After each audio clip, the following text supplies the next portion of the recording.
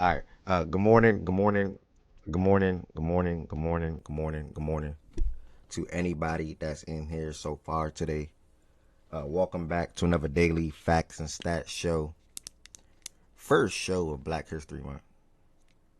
First show of Black History Month. Happy Black History Month to everybody. We are black and we are proud. Do not ever forget that. Outside of that, though, I appreciate every single body that supports facts and stats, every single body that rock with facts and stats, and every single body that's going to enjoy this 2026 journey with me when it comes to facts and stats, and continuing to put my best foot forward. Oh, my connection is messing up. Hold on, y'all. Connection spiking. I've been changing my settings because I be gaming. Hold on.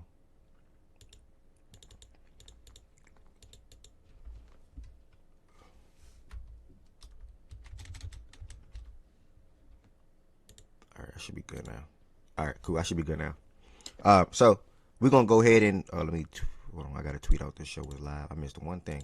I feel like I hit everything. I feel like I hit everything this morning, but that I hit everything this morning, but tweeting out the show was live with my Twitter link. Oh, bear with me, guys. Bear with me, guys. While I tweet that out again, happy Monday to everybody that's in here so far, and also happy Monday to everybody that's going to rewatch the show today as well. Everybody that's going to rewatch the show today as well. BK, the usual, coming in here with, in my opinion, a non-positive comment, but I know I'm going to make a positive thing out of that. You come in here at 11 a.m. every single day, brother. Like, you one of the first ones in here every day at 11 a.m. And that in itself is good enough for me. Like, that in itself is good enough for me. Like, you good in my book. Say whatever you want to say. Calling me janky, X, Y, Z, and all type of stuff. Why? I don't know. I may never know. But all I can say is thank you for your support. And I'm pretty sure you're probably a sub or something. Oh, you're not even nothing. But either way, thank you for your support. Tony, what's good, bro? Appreciate you being in here. Good morning to every single body,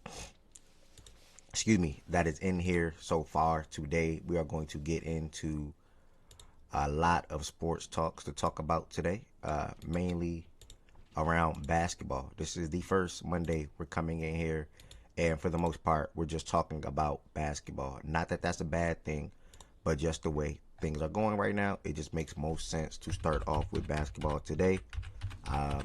And I will further explain things in a second. Give me 1 second. I will further explain the plan and things like that for the show in a second, guys. Again, thank you so much for being in here. As far as the show today, we're going to be talking about B Young. What's good, Birdie? Hey, shout out to Shakur. Hey, shout out to, hey, your man, B Young. That be thinking he like a boxing guru or something. Like time and time again, he just be wrong. Like, I ain't gonna lie. Like, I just be wrong. I don't even know what to say. Like, Tween, what's the word, gang? Appreciate that text yesterday, man. Free Errol Jr. on TikTok. Free Errol Jr. on TikTok till it's backwards. You know what I'm saying? That's what we rocking with. That's the movement. Free Errol Jr. on TikTok until it's backwards. They got me. They see me going up. They hating. You know what I'm saying? That's all it is. Free Errol Jr. on TikTok until it's backwards. We're going to keep rocking. And if I get that account back, we're going to keep grinding. We're going to keep growing. If not, then I'll have to make obviously a second account. But it is what it is for the time being. It's Free Errol Jr. on. It's Free Errol Jr. on. You know what I'm saying? On TikTok, we was going rapidly. We was growing rapidly. But that is okay.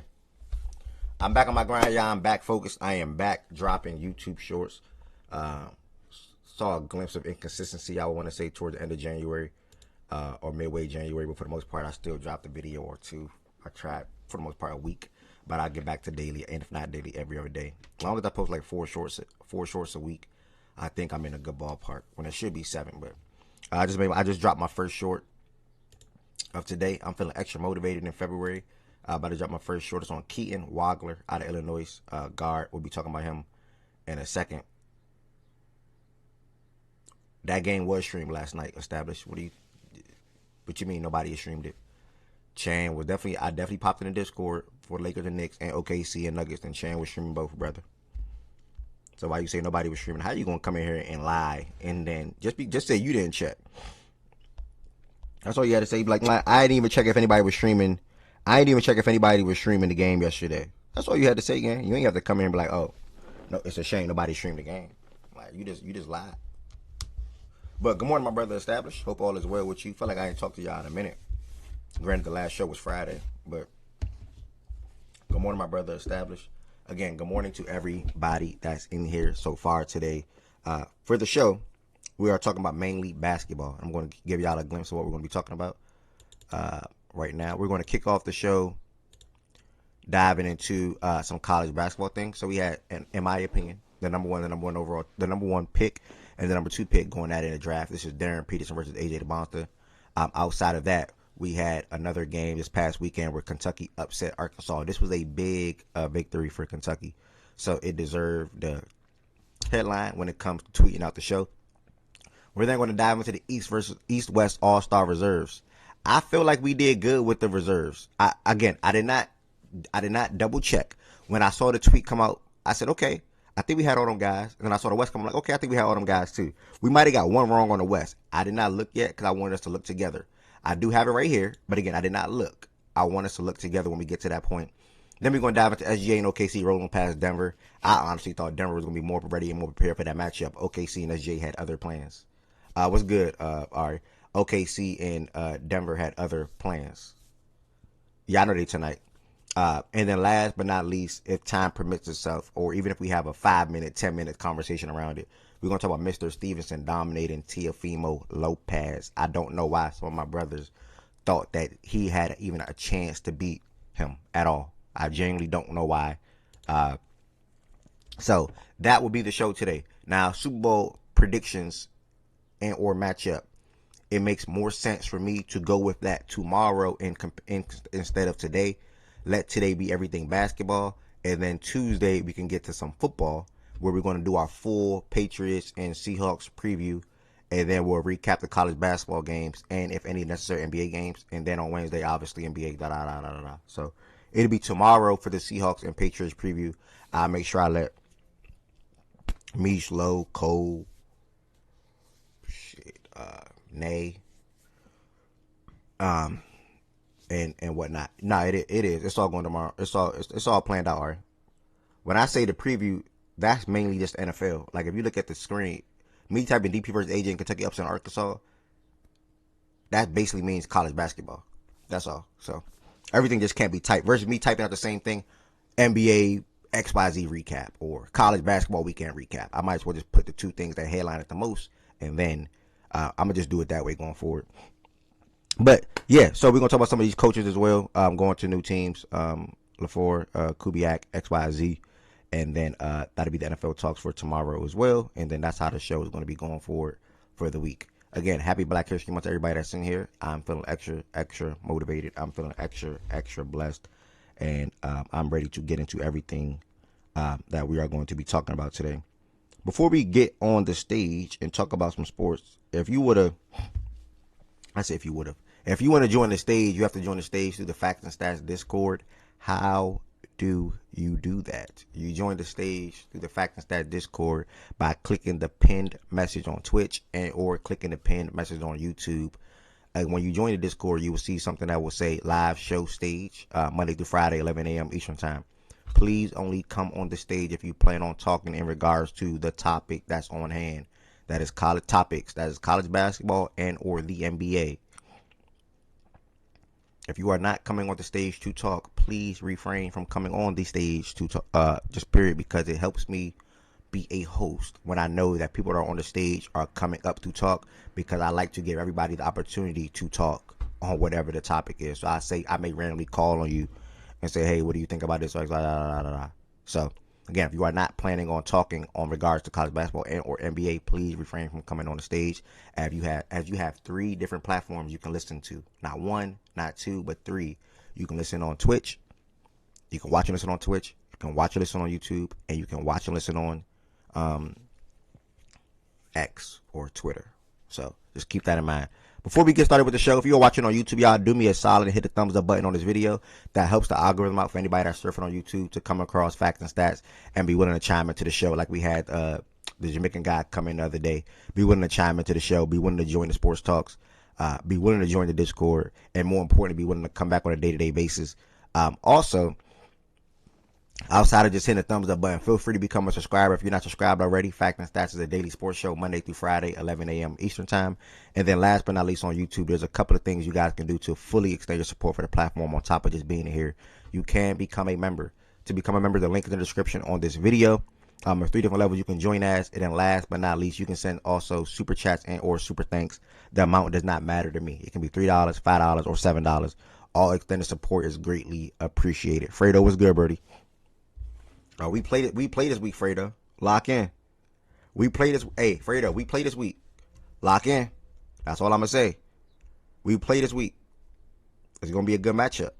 So lock in. And then if you want the Twitch side of things, I finally eclipsed 1,700 subscribers. So that's a subscriber. Can you imagine that? 1,700 subscribers. That'd be insane. I ain't gonna lie. 1,700 subscribers would be insane. But finally eclipsed 1,700 followers. I spend time outside of the show, obviously gaming, so I'll probably be playing 2K.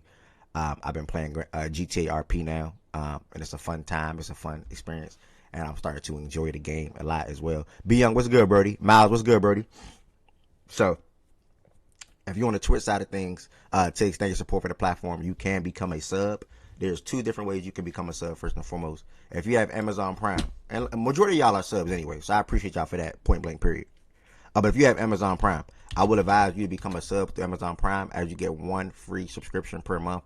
All you do is connect your Twitch account to your Amazon Prime account, and boom, voila. Last but not least, if you don't have Amazon Prime, you just want to extend your support for the platform, feel free to become a sub by just regularly clicking the link. And then you all can also send something like cheers and bits and things like that. My famous brother, I am banned, brother. Yeah, established. I was on RP yesterday. Rain was tapped in. Rain was tapped in yesterday. You know, met me a little girl and whatnot. You know what I'm saying? But yeah, Rain was tapped into the RP runs yesterday. It was pretty cool. I'm gonna be on it a little later today. I gotta fix my OBS settings to work right though when it comes to me being on RP and things like that, cause that stuff take up a lot on your computer, man. I ain't gonna lie. Running everything through your computer, that is a lot, to be honest. So, Embiid snubbed. Florida whooped Alabama. Facts. And it's funny enough, Quan, they coach said they were gonna do it too. Yeah, I'm banned for copyright. It is what it is. You know, ain't nothing that a black man not gonna fight. You think I'm not gonna fight that on Black History Month? You damn right I'm fighting that. You know, I'm supposed to be suspended at first until Friday, so we'll see what happens. I'm still waiting to hear back from them. You don't understand how these big platforms don't have a customer service contact number. Like, you can't call TikTok. You can't live chat with TikTok. Like, why is that? Why does TikTok not have a direct line where they have numerous agents all around the world working the phone? Like, it's crazy. You can't call TikTok. You can't live chat TikTok. Like, it's wild. But I don't even want to speak on that right now. All these Clippers fans is crying. Kawhi not making an All-Star game is disgusting. And we'll talk about that all in a second. I don't even think they had a number prior to new management, to be honest. Like, you just genuinely can't call TikTok. Like, it's crazy. Like, it's whatever.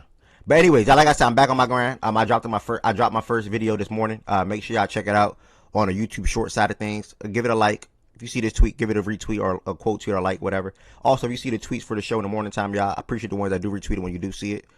Greatly appreciate that. This helps people find out what Fact and Stats is, and also just see the tweet on your timeline. Oh, they talking about this? Oh, let me tap in today. So little things can help as well. I dropped my first video today on Keaton Wagler, Illinois guard, 6'6", freshman. That's actually going to make me pivot to college basketball right now. This man is on a tier right now. I will keep saying this prior to... Oh, my bad. I'm moving too fast. Hold on. I got to remember Mondays is... We shout out players on Mondays. My bad, y'all. On Mondays, we shout out players. Look at me going a little too fast. So, if you want to shout out any player across any sport right now, please feel free to give them a shout out. If you want to shout out any player across any sport, please right now feel free to give them a shout out and let me know in the chat what they did and why are they so deserving of that shout out. What did they do and why are they so deserving of that shout out? Who do y'all want to shout out in the chat? Who do y'all want to shout out in the chat? Who do y'all want to shout out in the chat? Who do y'all want to shout out in the chat? Drop some shout outs real quick in the chat, y'all. Drop some shout outs real quick in the chat. When I click back to my main screen, I should at least see like 2 names that's been shout out so far. At least like 2, probably 3. I'm not looking at the comments right now, but at least like 2, probably 3 shout outs. Any sport. Any sport. I got one. No, hold on. I got one. My girl. I like her. I don't care what nobody says. I like her. Marina, WNBA, unrivaled scoring record, 47 points, 10 for 15 from 3, 18 for 28 from the field, and hit the game-winning shot. And she did that in 21 minutes. So I got to give Miss Marina Mabry a shout-out. I rock with her. I think she's tough. I think she can hoop. Oh, damn. Ari just typed it, too. That's crazy. What a coincidence. Great minds think alike. We got Keyshawn Davis with a shout out. He put on a great performance over the weekend as well. Boxing. That is a boxer, y'all. Shout out to Giannis and the Bucks holding out to the deadline. Deion Walker, all rookie team as a 4th round pick for Buffalo. Great shout out, Fredo. Way to keep football relevant. Shout out Choo. Shout out Page 2. Carlos Alcaraz won the career Grand Slam. Shout out Otega Owe. Ain't got to say too much. You know the vibes. Come on now. Shout out Kason Curry. Shout out my dog Kason Wallace. Big BBM, man. I think he had 27 last night. Shout out Alcaraz. Yeah, man. Shout out to Kason, man. Shout out to Kason. Shout out to all my Kentucky guys. Point blank, period. 22 years old. Won a career Grand Slam. All right. That's the shout outs that we got right now at the moment. Let me see if I got anything for y'all. The youngest male to do it. Career Grand Slam. Oh. Shout out to Cooper Flag. I made a video on him this morning too, and I'm gonna drop that a little later on. I mean,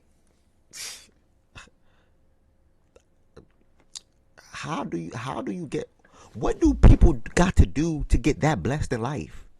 I don't understand. I would never understand. I don't care how old it is. The trade happened 1 year ago today. 1 year ago today, the trade that shocked the NBA world. They even shocked me while I was live on TikTok at the time at 12:20 or something like that a.m. in the morning. How do you trade a guy like Luka Doncic and then you draft a guy like Cooper Flag? How?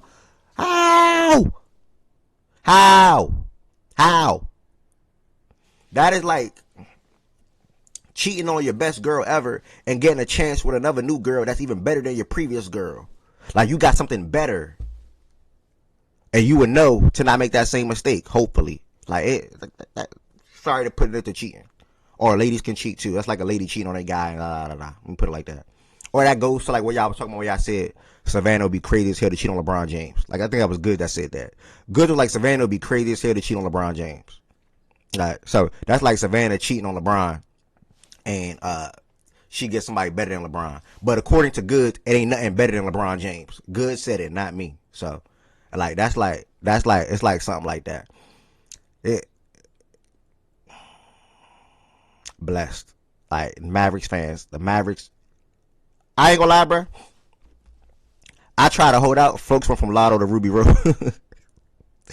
I try to hold out. Like, as a Luka fan, right? You see on Twitter people talking about over the last year, Mavericks fans, in my opinion at the time, coping. Oh, we lost Luka, so what? We got Cooper Flag. We lost Luka, who cares? We got Flag in town. Flag gonna be better than what Luka's been. Flag gonna be a crazy defender, XYZ, I woke up today just having to finally accept that. Mavericks fans should not be mad no more, and Mavericks fans probably not mad anymore. To be honest, and you probably got your 10%, 15, 20%, probably even a number larger than that, that's still mad at the trade. But if you are a diehard Mavericks fan, you are a Mavericks fan first, you should not be mad anymore about that trade. Let it go.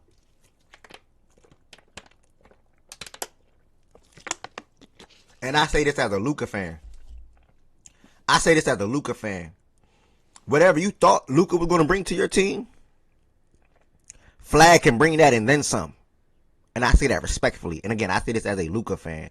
Whatever you thought Luka could bring to your team, Flag has the potential to bring that and then some. And then some. I'm just keeping it real. We're going to talk about the NBA in a second. DP number one, easily. Without a doubt. If he don't go one, they dumb. That's the simplest way to put it. If Darren Peterson does not go one in the NBA draft, they're dumb. This guy does not have to play college basketball. He can literally pull a Kyrie Irving right now and still go number one. He should go number one. Excuse me. Heaven sent. Buenos dias. Hola. Buenos dias. Hola. All right, y'all. Let's go ahead and get into this. Thank y'all for the shout outs. We're going to bypass Who Sold Your Parlays. Unless y'all want to give some shout outs real quick. I'm going to give a little minute for Who Sold Your Parlays. Anybody want to drop some Who Sold Your Parlays? Who Sold Your Parlays going once? Who Sold Your Parlays going twice? Who Sold Your Parlays going once? Who Sold Your Parlays going twice?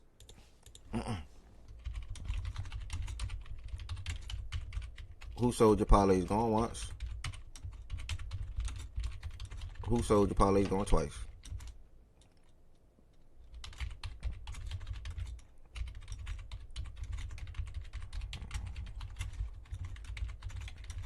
Hold on, y'all. I gotta hit the rest of that later. Who sold your parlays going once? Who sold your parlays going twice? Anybody went off over the weekend? Okay, good. Okay, good. That means we're not gambling no more. I'm actually happy for that, y'all. That means we cut back on gambling or y'all just going cash crazy. We either cut back from gambling or we going cash crazy. I think it sounds like y'all cut back from gambling. I don't see Heaven Sent talk about gambling no more. See, good. I don't see B Young talking about it no more. I don't see T talking about it no more.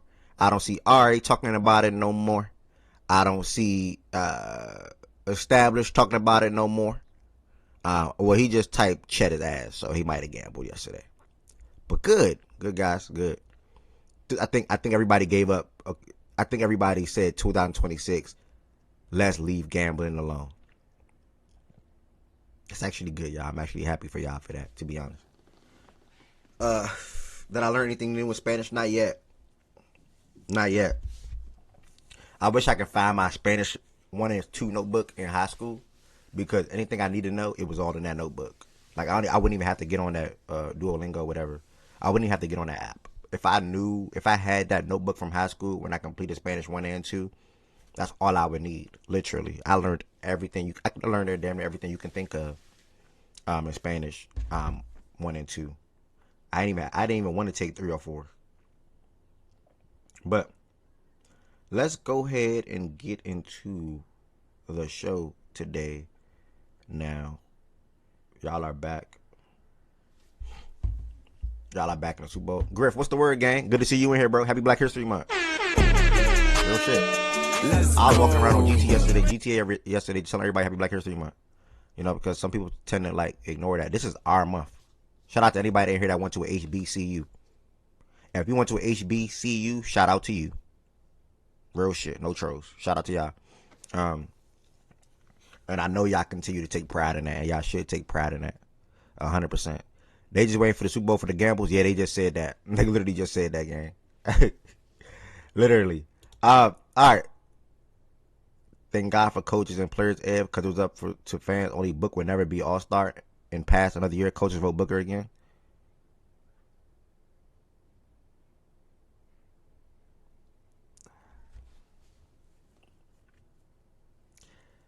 Okay. I don't see why. Okay, cool. Abdi. Yeah. Thank God for coaches for voting Devin Booker to be an All-Star. Why would they not vote Devin Booker to be an All-Star? it's the coaches that know. It's the coaches that's more dialed in and connected to the players outside of their own general manager and owners, right? More connected and dialed in than us. Or watching on TV. These coaches really be knowing what's going on. They see them head on, night in and night out. But I'm gonna address that in a second. College basketball over the weekend. Oh my goodness, I gotta change the font color. Anybody? Oh, also, if everybody here you have GTA RP, please let me know. If you have GTA RP, please let me know, guys. Thank you. It's this block I want to roll on that these guys keep killing me, and I want to roll on their block any chance I get. I need to gather some troops and roll on their block any chance I get. Trust. If you have GTA RP, please let me know. Thank you. I'm a book brother guy, man. Reread it again. Thank God for coaches and players, Ed, because it was up to fans only. Book would never be all-star.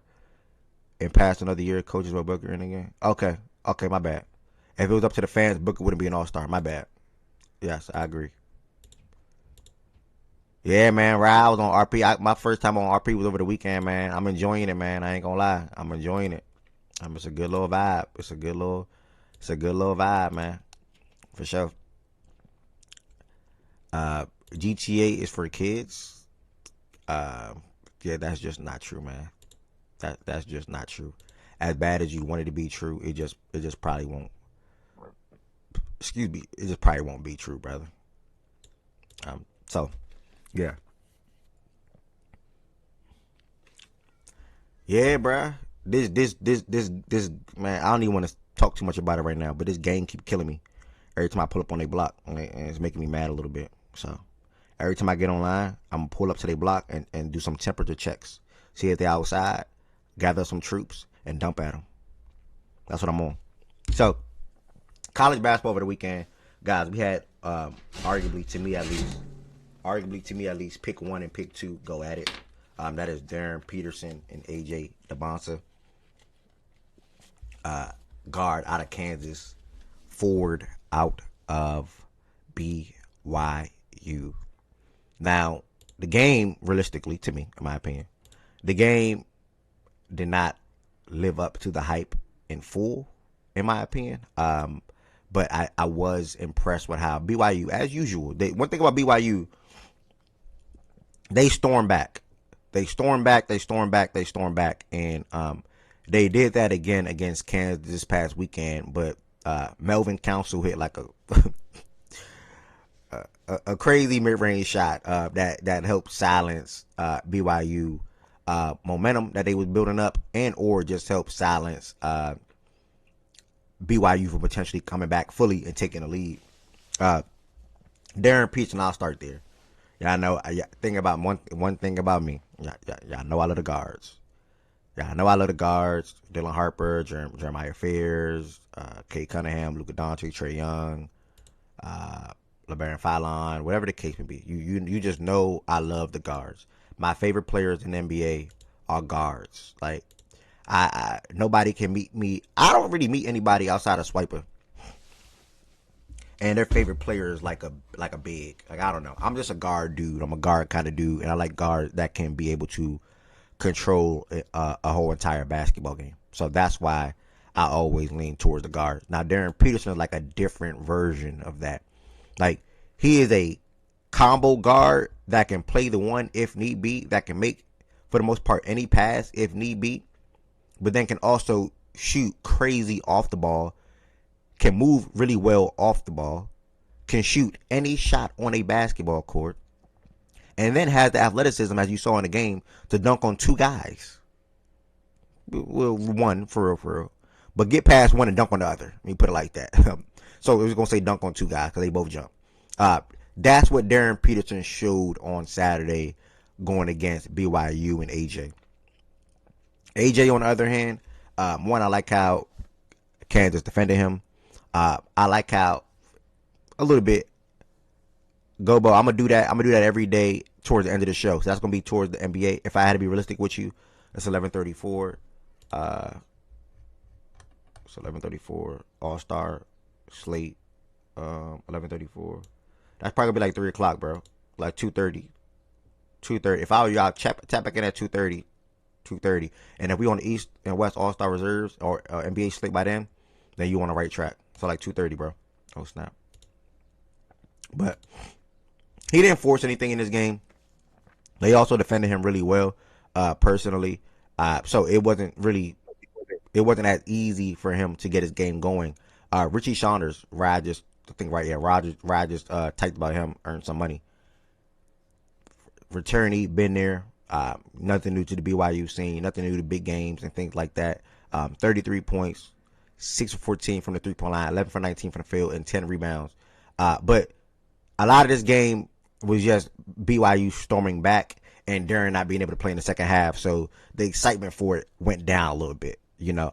But in that first half, 53-33, but you see everything that you want to see out of two guys, really, that's expected to go number 1 and number 2 in the NBA draft coming up in more than a couple months, but in like 3 months.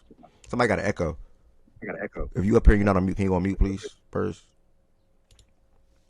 So, okay. Okay, my bad, Spurs. I didn't see your message.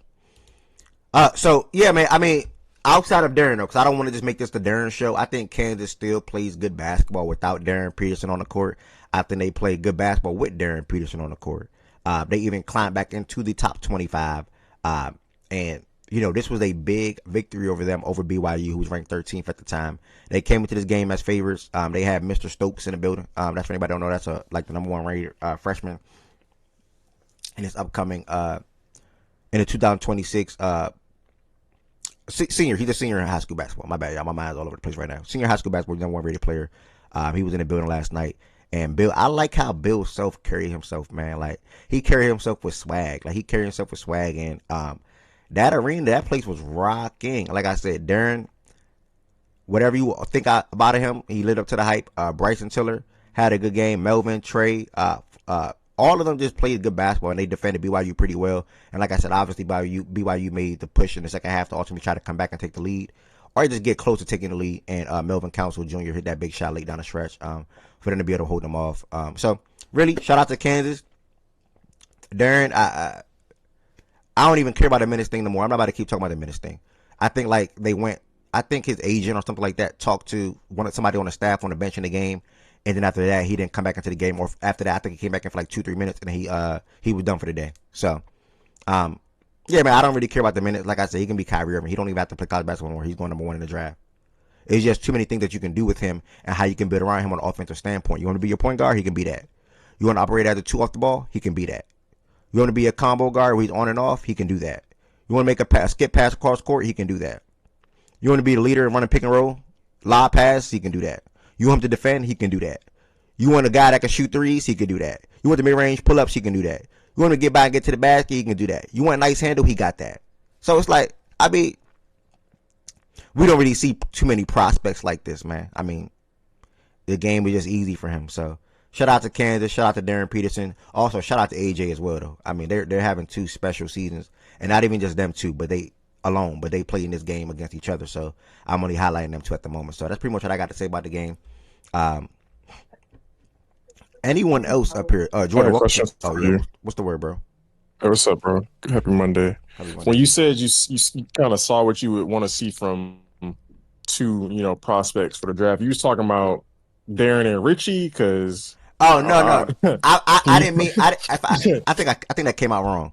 I didn't mean in this particular game. I think I meant sort of. Okay. I think I took that to like the point where I meant the whole entire season. But again, that's on me. I just said, I think I meant it like this. How I meant it. Okay. You saw what you wanted to see out of these 2 guys up until that point in this game, but I'm highlighting these 2 players because they played against each other in that particular game. Jit Begging, appreciate the follow. But yeah, AJ, still going 2 for me, but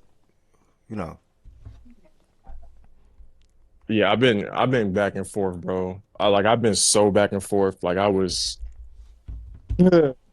came into the season, up in the air for any of them 3. Then I was stamped Darren all summer. Hold on one second. There we go. Or stamped Darren up into first, month before the season, first month of the season. Then I was AJ. I was like, damn, AJ going crazy. Like, I think I'm planting my foot. I'm staying with Darren, bro.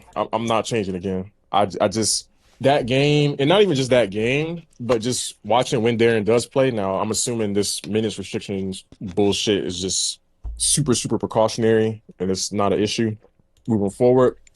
If it is, then I think he just the main thing I was looking at in that game, and it's just one game, but how well, how much better, obviously, Darren sees the floor, in my opinion. How much he moves it out the ball, Yeah. how much better of a catch and shoot player I think he is at this point. I think he's just, and it's crazy to say because AJ is a crazy prospect. He's just more advanced though. I think at every level of scoring the basketball than AJ. Maybe outside of working in the post. It's not that Darren can't do that because AJ is still pretty good in the post. I don't know why they didn't feature that more in that particular basketball game. And then in these types of matchups, I do look at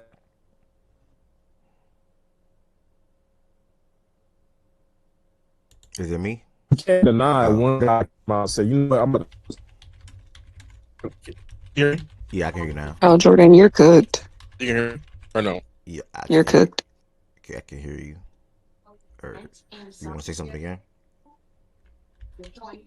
You can or can't? I can now.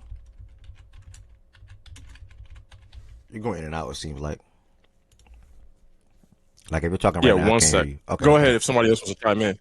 okay. I'll chime in. Um, I agree. It didn't live up to the. I don't think the game lived up to the hype that I think everybody thought it would be. Darren played great in the 17 minutes that he played in the first half. Um, just I always knew that he was a talented basketball player. Obviously, right? Duh. The way that he attacked not just AJ, but everybody. The way he was like, I don't give a fuck who's there, what you doing, what's happening, all this other shit. I'm gonna go get mines with ease. How can he not be one?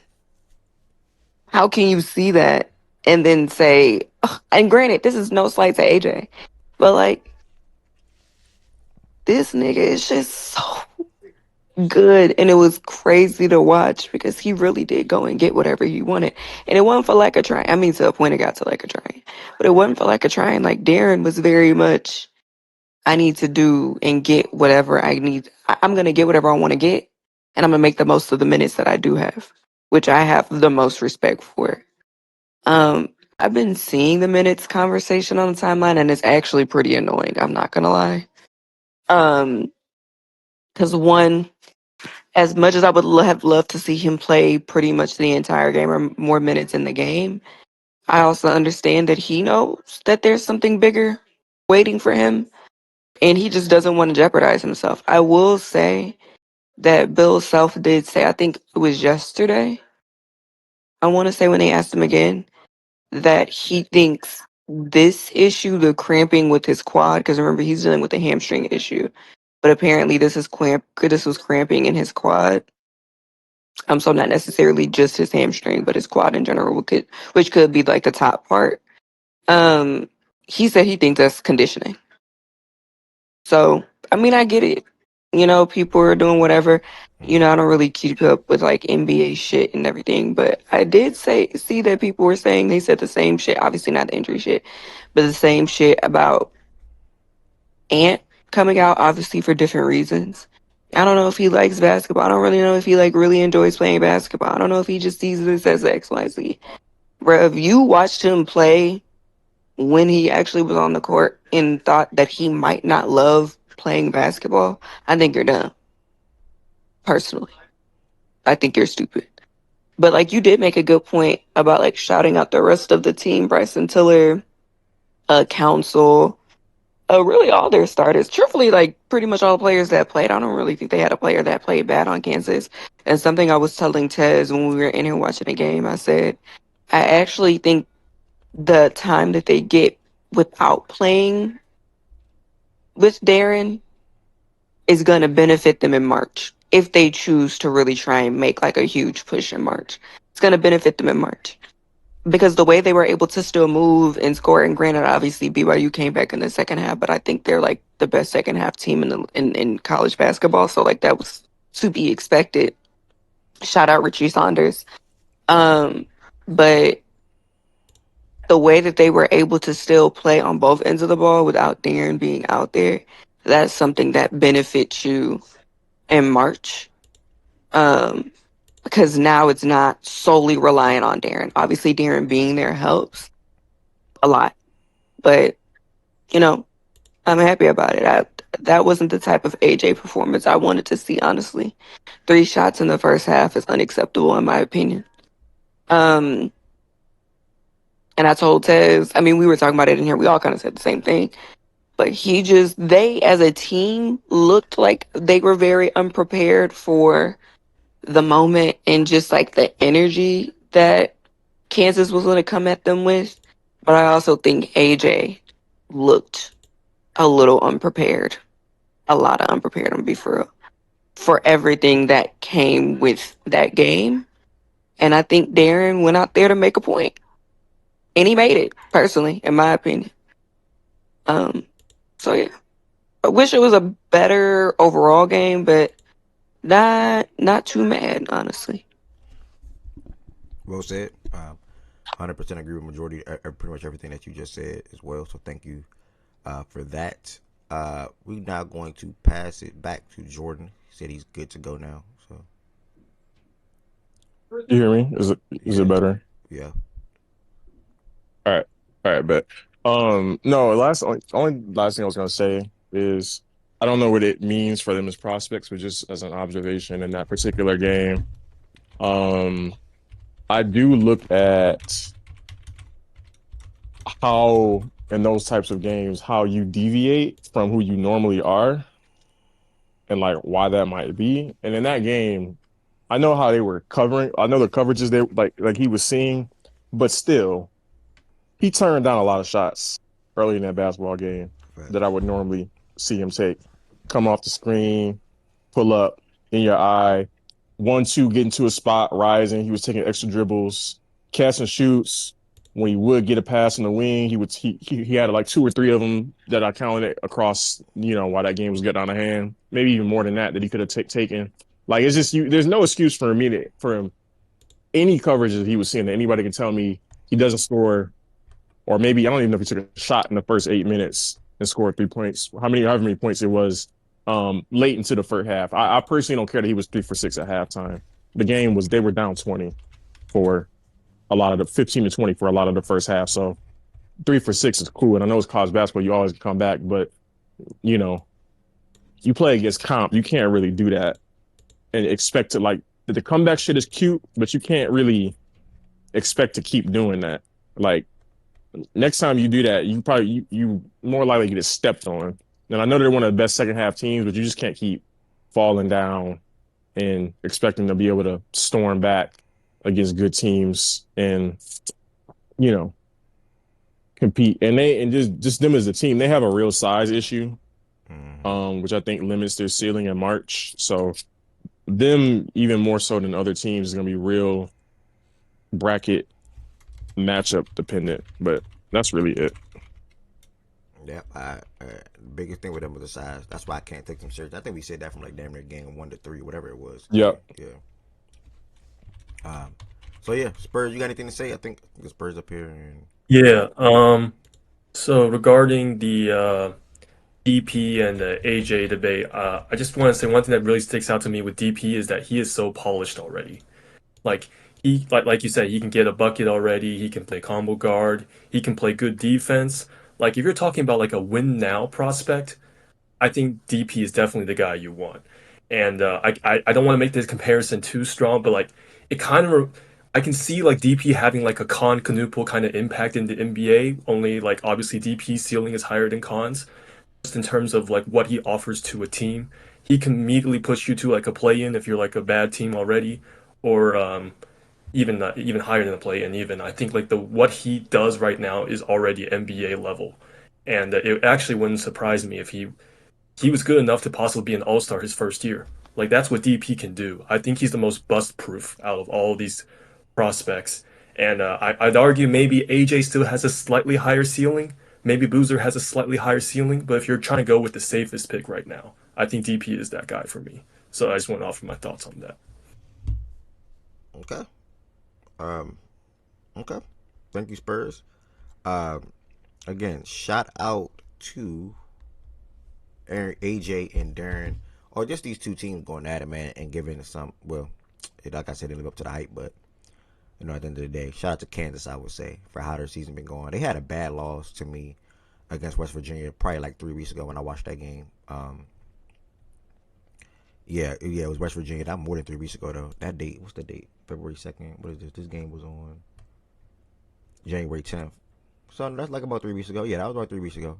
That was a bad loss to me because how well they played in that first half. But I didn't like Darren's body language in that game personally. But here nor there, does not matter. They are back in action tonight against another really good school in Texas Tech. So we're going to talk more about that just in a second. But just be prepared for this game, guys, to watch. Kansas, Texas Tech, who's actually coming off of a loss to UCF. That is sort of kind of not even sort of kind of, that is an upset to Houston standards. But I think coming into that game, the line was damn near even. They were on the road. It's not easy to win on the road in college basketball. And shout out to UCF for competing in that game and ultimately getting the win. But this game features JT Toppin, Chris Houston. UCF and Texas Tech, my bad. This game Okay, I features was like, JT Toppin, Christian Anderson, and more on the Texas Tech side of things. And obviously, we know, and we just saw in the box score, and if not in the box score, we saw in the game on Saturday, how well Kansas can play together as one with Council, White, Tiller, Darren, and more. So they shot really well against BYU, 50+% from the field, 50+% from three, and it's hard to win a game like that. Point blank, period. Now, granted, they just came out better than Kansas. I mean, they came out better than BYU, more period than BYU, like Ari and Jordan just stated, and that's pretty much what the game came down to. So shout out to Kansas for that victory on Saturday, and they're right back in action again tonight in a very big matchup against another top 15 school. Question. You talk about, because I know it was Friday. You talk about the Michigan State game. Nah, just that was the first game for the day. Okay. Yeah, I can circle to that game on Friday right now though, if you got some words on it. No, not too much because I don't want to deviate too much, but from rundown. But just Michigan State has real. They have real I think Kohler's the X factor for sure. I think, and ideally you would be able to have a consistent third guy. I didn't like how in the second half and down the stretch, when they were trying to come back, it felt like he wasn't as involved as I thought he should be.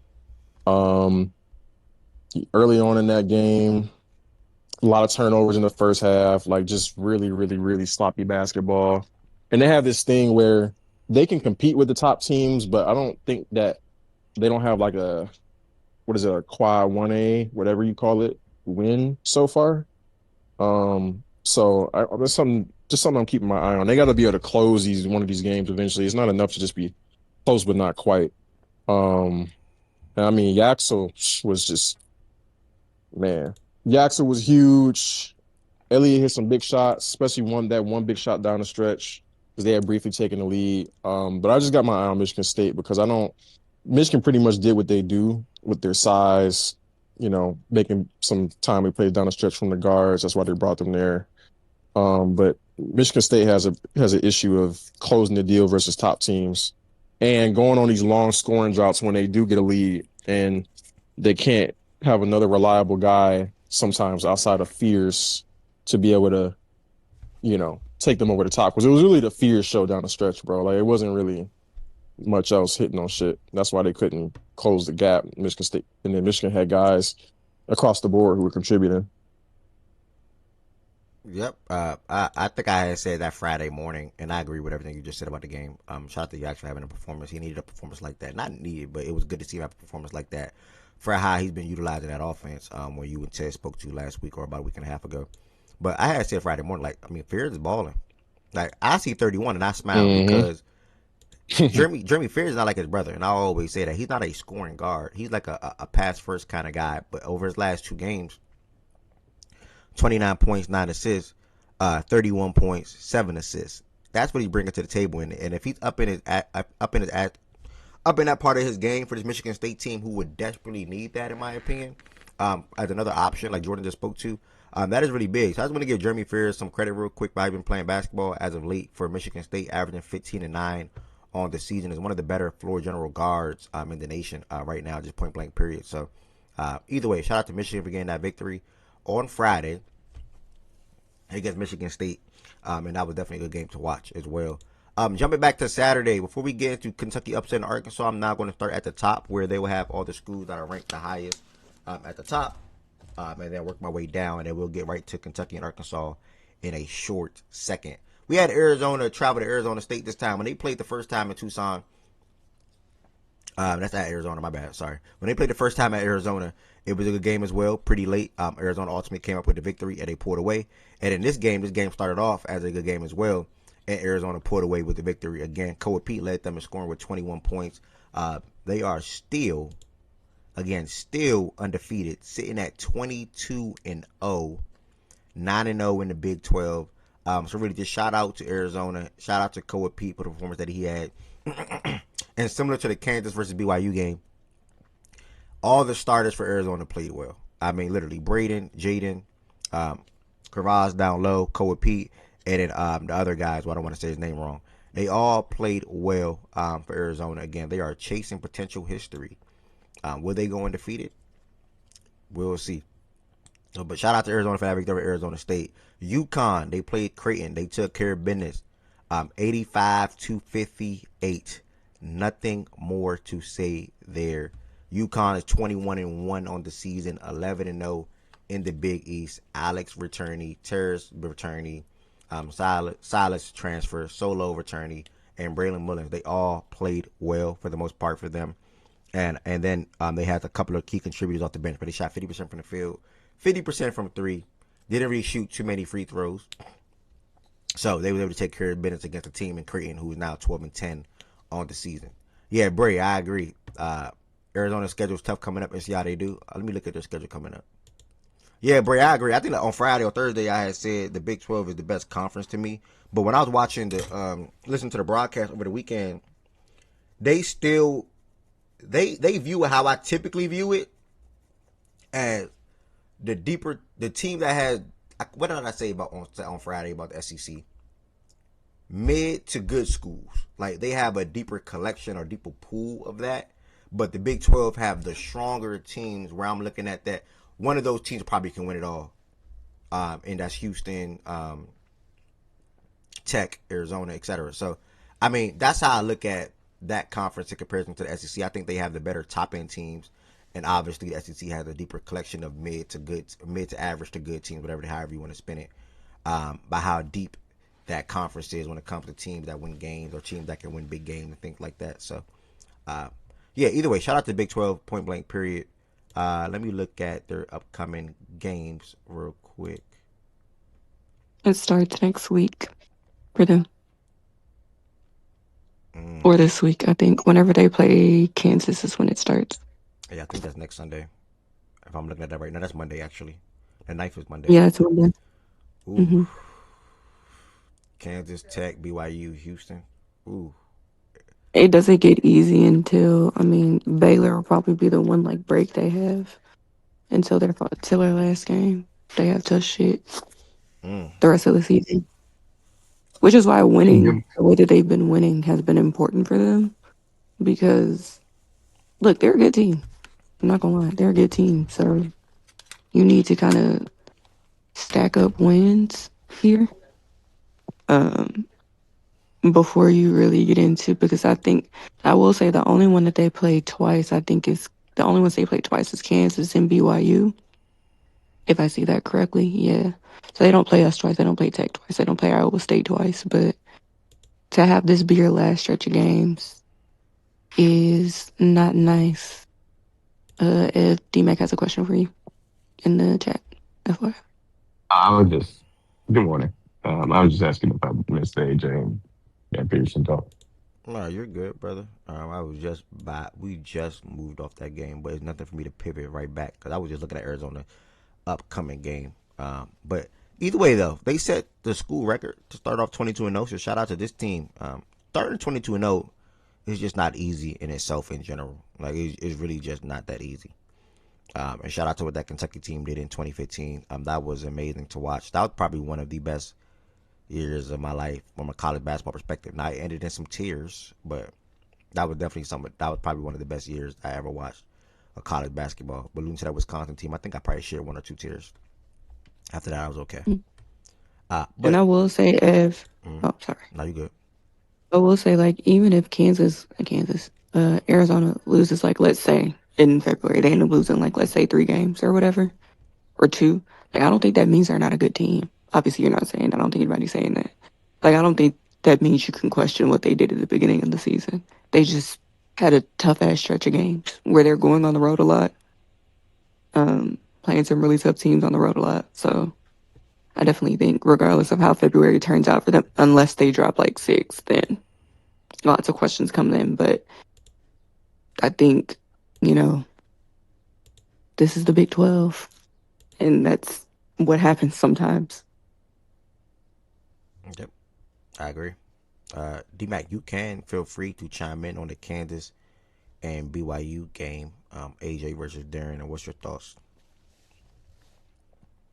Yeah, it's funny. I obviously was very interested in being able to watch this personal level, and then obviously it was just kind of the biggest event of the weekend. But I, it's frustrating because if you're and no serious talent, right, was only going to use this one game as an example, but you come after that in the first half and you see how AJ, in my opinion, didn't take advantage or come out with the right mentality as the leader of the team and understand that you're going into a hostile environment. Those are the moments in which you want that player, prospect, etc., to rise to the moment and come out firing. May not necessarily go well, it may look like you're forcing things, but for him to take the little amount of shots that he did was more concerning for me. Now, ultimately, he settled into the game. And I think it looked good. And you see where a talent evaluator would be like, yes, I think DP is clearly the safest floor or even a boozer from a certain aspect. But you see the ceiling that some people may say would even be higher.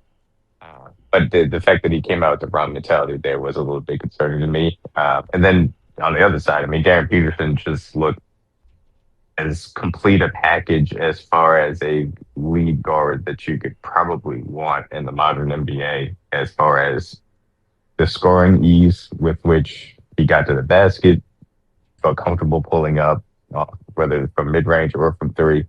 Obviously, coming off the screens and a very smooth jumper as far as that's concerned. And then also, I thought the underrated aspect was possession to possession, how when he was involved in the offense in the half court, he was able to set up his teammates really well. And it wasn't automatically assists, but also a lot of hockey assists. Just watching the game too, he always felt in control as far as that was concerned. But then, of course, there's the other aspect of it, which, he lost his agent, dad, him not necessarily playing, whether it's cramps, load management, etc., whatever it is, being able to separate that out. And then obviously BYU is able to make that a close game in the second half with Saunders and his excellent performance too. So ultimately, I thought it was an entertaining game, and it tale of two halves in certain ways, but it's one of those things where there's going to be a lot of NBA teams, I imagine, that are going to get to the process and be like, let's go ahead and spend a day with this kid because we got to figure out what in the world happened and why this continues to happen and what does it mean for when I'm going to stake my franchise on him. Now that being said, it's not like I'm saying he's going to fall in the draft. Honestly, after that type of performance and what I expect to be this next 2 month stretch for him playing at KU to look like, he's probably going to go number one. But it's just going to be very interesting to see if we hear more about the situation as time goes on, and certainly as we get closer to the NBA draft process. But a fun game between those two. I think that AJ obviously lacks polish in his game, but you just see the potential is immense. and Darren Peterson feels like he has the polish and then has ceiling on top of it just to take it through the roof too. So yeah, that was my general thoughts. Question: um, what I know the athleticism is one thing for sure, and it's a big thing. But just in general, what does AJ do or project to be able to do that Darren is just not going to be able to do? I know he'll probably be able to guard as soon as he fills out, and if he becomes a pretty good defender, he's not ass right now, but be able to guard some bigger guys than Darren will. But I hear the safe ones, the safer pick, and this is not really a response to you, D, man. I literally just thought about that because I've been saying the same shit. But as I'm thinking about it, what if he's just better? Like, what if he's just better? What if he has a higher Well, I think ceiling that's and what. he Yeah, could have the yeah, higher ceiling and it feels like we're trying to give him both credit sometimes. And again, I'm part of this. And it might be true that AJ has a higher ceiling and Darren, is a safer pick, but also has a pretty high ceiling. But it's also possible that, you know, he's just better because the athleticism shit is one thing, but it's hard to develop this level of skill. And I think absolutely. sometimes we take that for granted. It was all he's got all the tools. He can just develop the skill. Like, that shit can be hard. So I'm gonna have to really think about, the ceiling shit and how I really feel about it. I might feel the same way as we've all been saying, but I don't think it's just stamped that he has a better ceiling as people might say it is. Yeah, I don't. I wouldn't even say that it is stamped that he has a higher ceiling. I would say that for me, there's always a certain. I know that I have this confirmation, but I know that I have this bias when it comes to NBA basketball because when I grew up, the types of players that were at the top of the league, specifically in which I was, into this basketball shit incredibly heavily. LeBron, KD, and then earlier it was Carmelo and Kobe to me, and then later it was Kawhi, who obviously came around in the mid 2010s.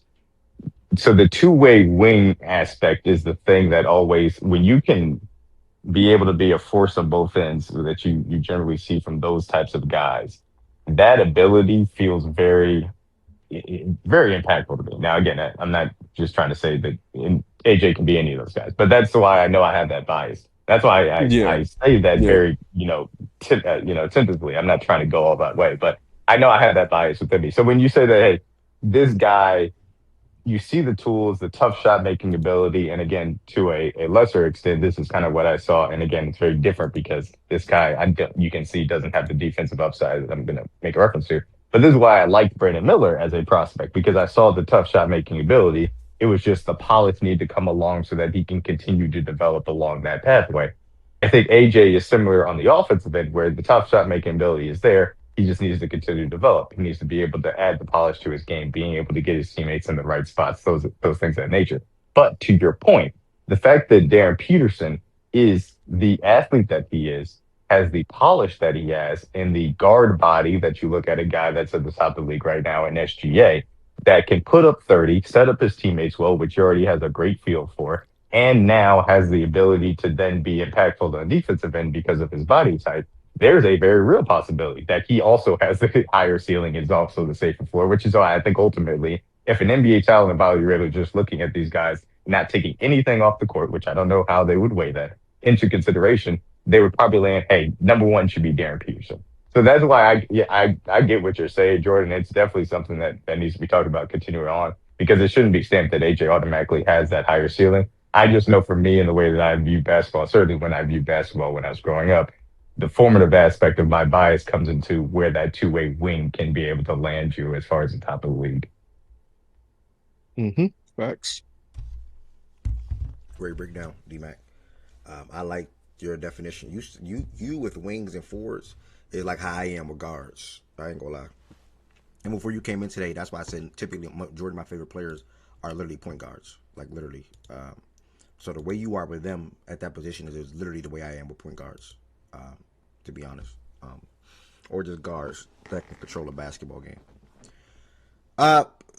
BJ, Josiah, welcome to the stage. Do y'all have anything to say about Kansas and BYU before we move? Speak now or forever hold your peace. Not really. Okay, cool. Appreciate you, brother. BYU laid down, bro. That's all I gotta say.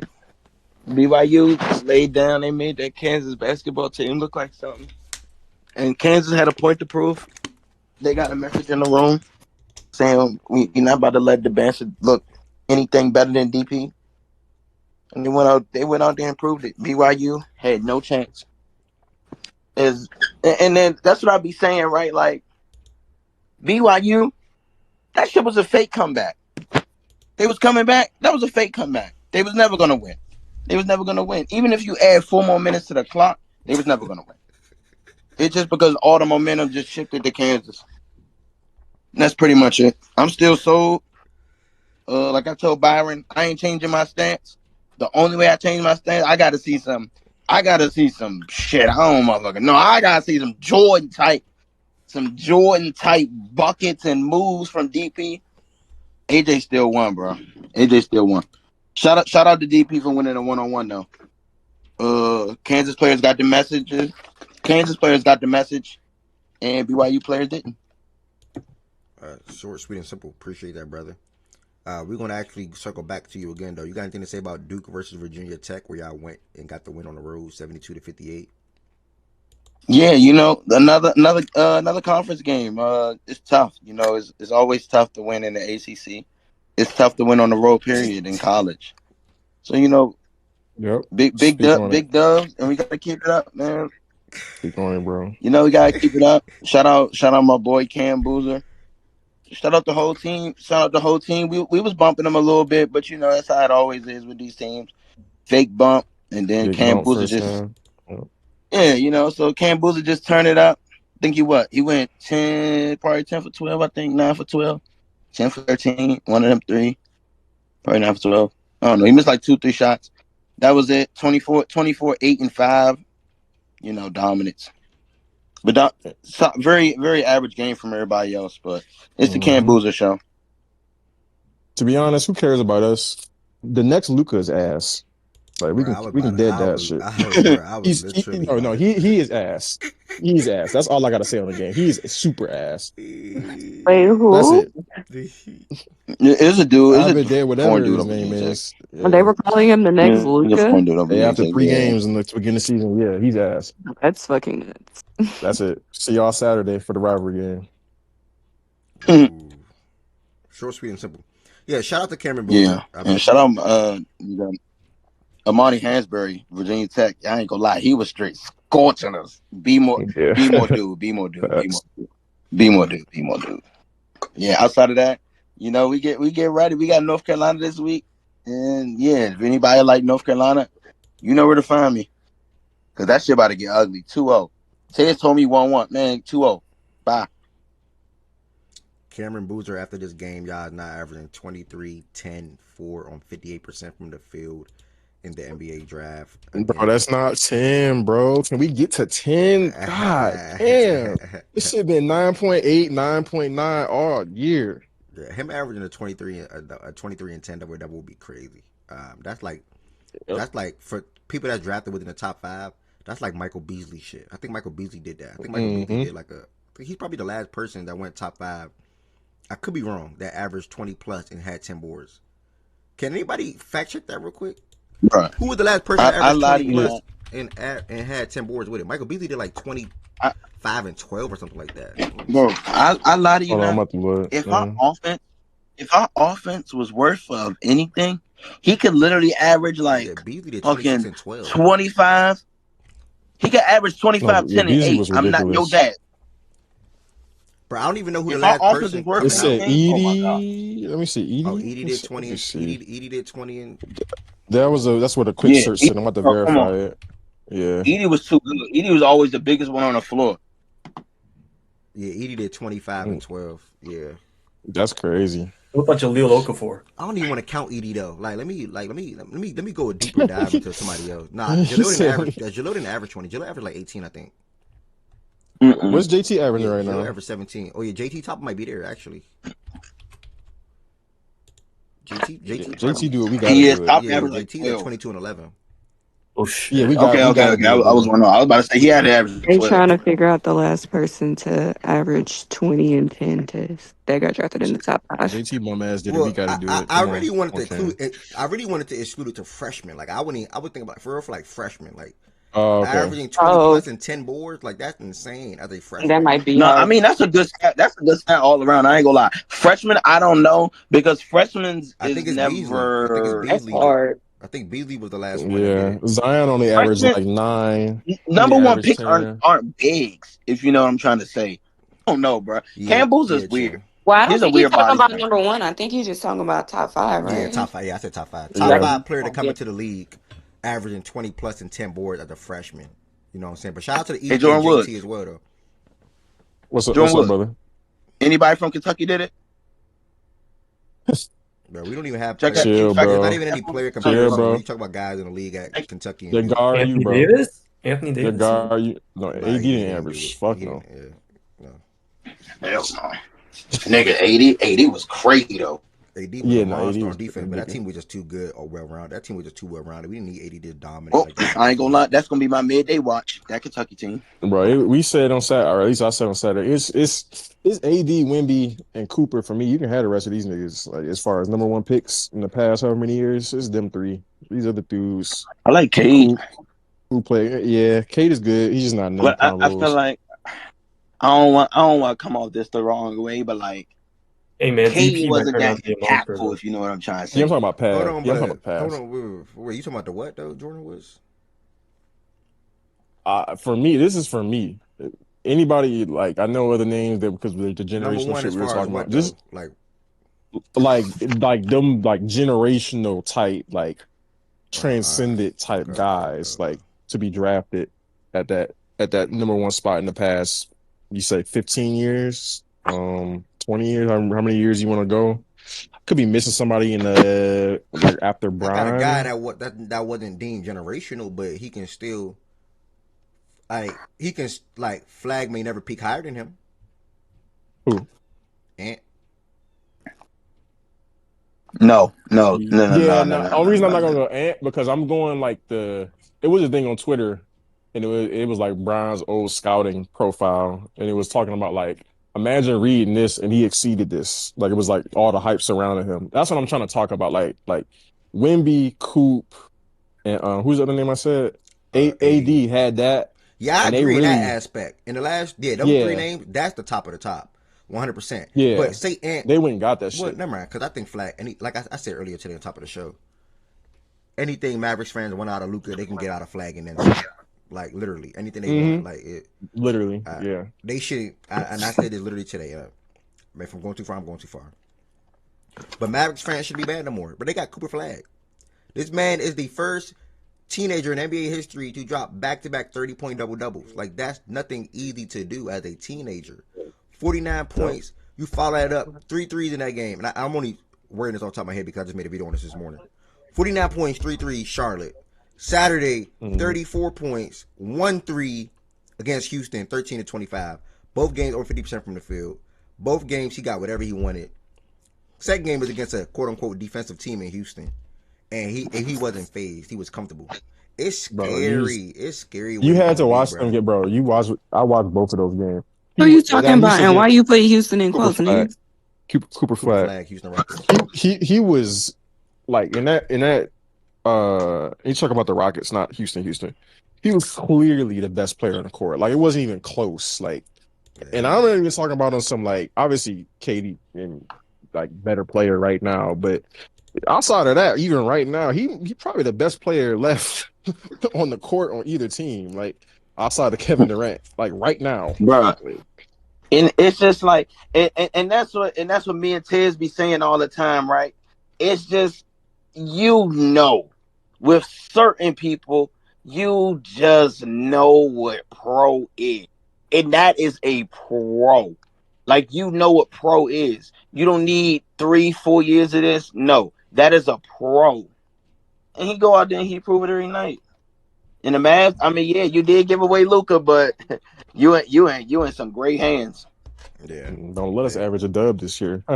They got no reason to be mad. Like they shouldn't be mad no more, at all. Nope. To be honest.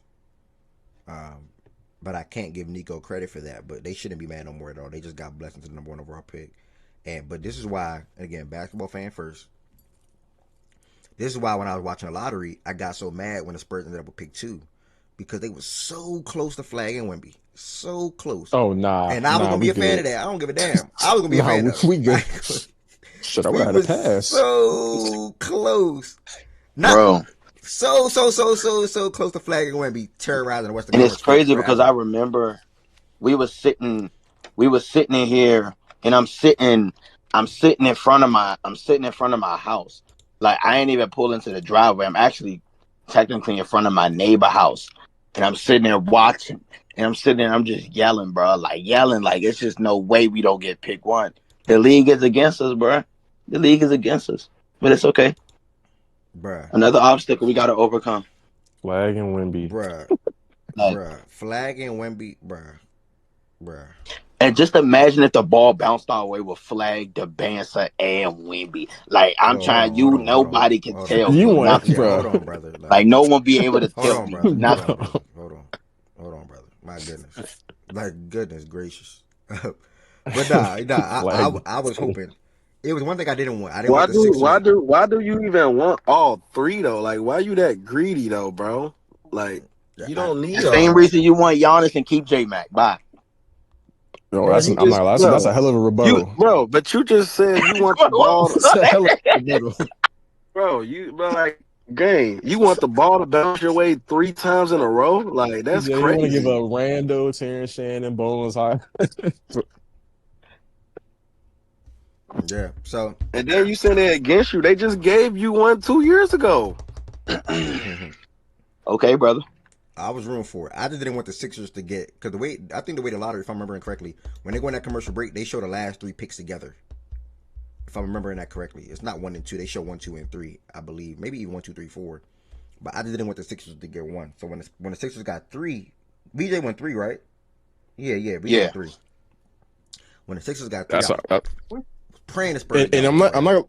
It's not too late, Ev. Just for because like we low key Flag FC. We low key need a couple more troops, bro. Because like it's a lot of hate I'm seeing on the like.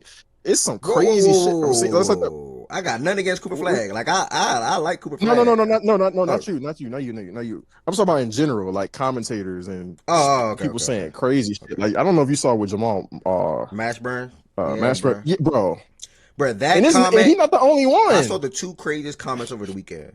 Jamal Mashburn saying he will be the 6th best freshman. I think he said, right? The 6th best freshman. Yes. And then my dog, man, he ain't even my dog no more, dog.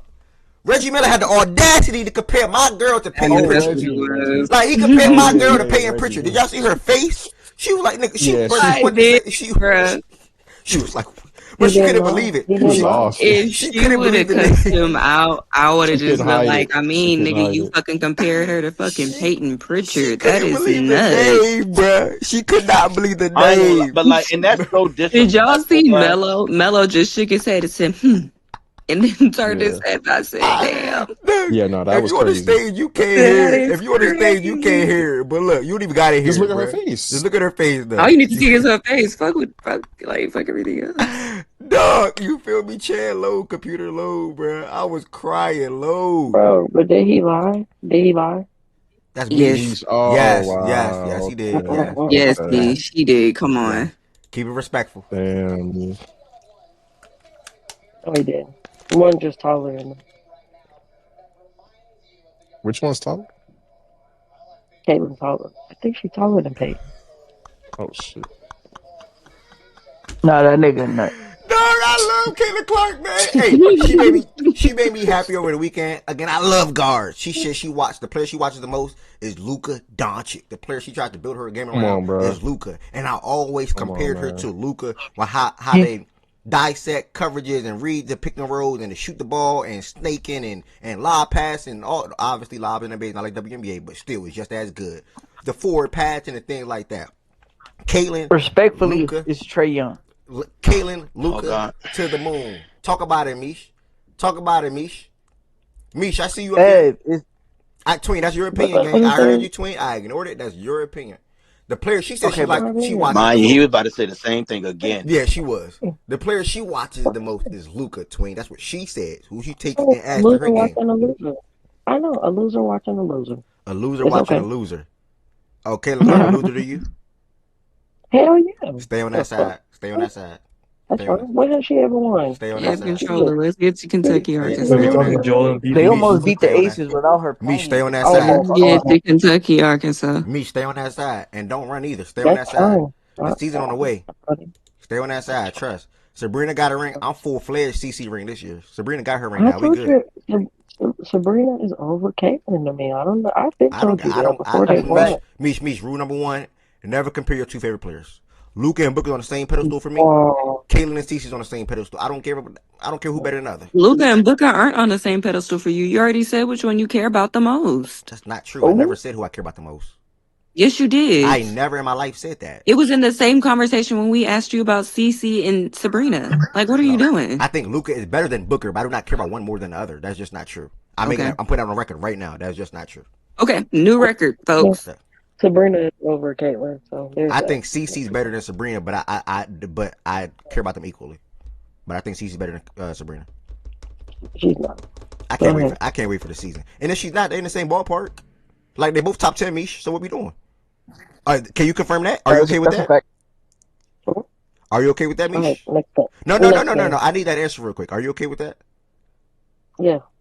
Okay. I do respect your feelings and your thoughts about AT 2 years ago. No, you don't. No, I do because the season she just had was insane. I can't really talk about the WNBA, but the season she just had last year was insane. So I do respect your thoughts about where your stance on 18, why you were so firm with she's still better than XYZ.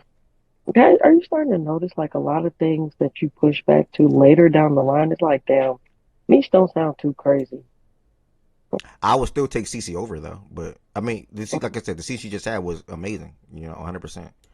Yeah, I'm bro. just saying a lot of things: football, basketball, WNBA.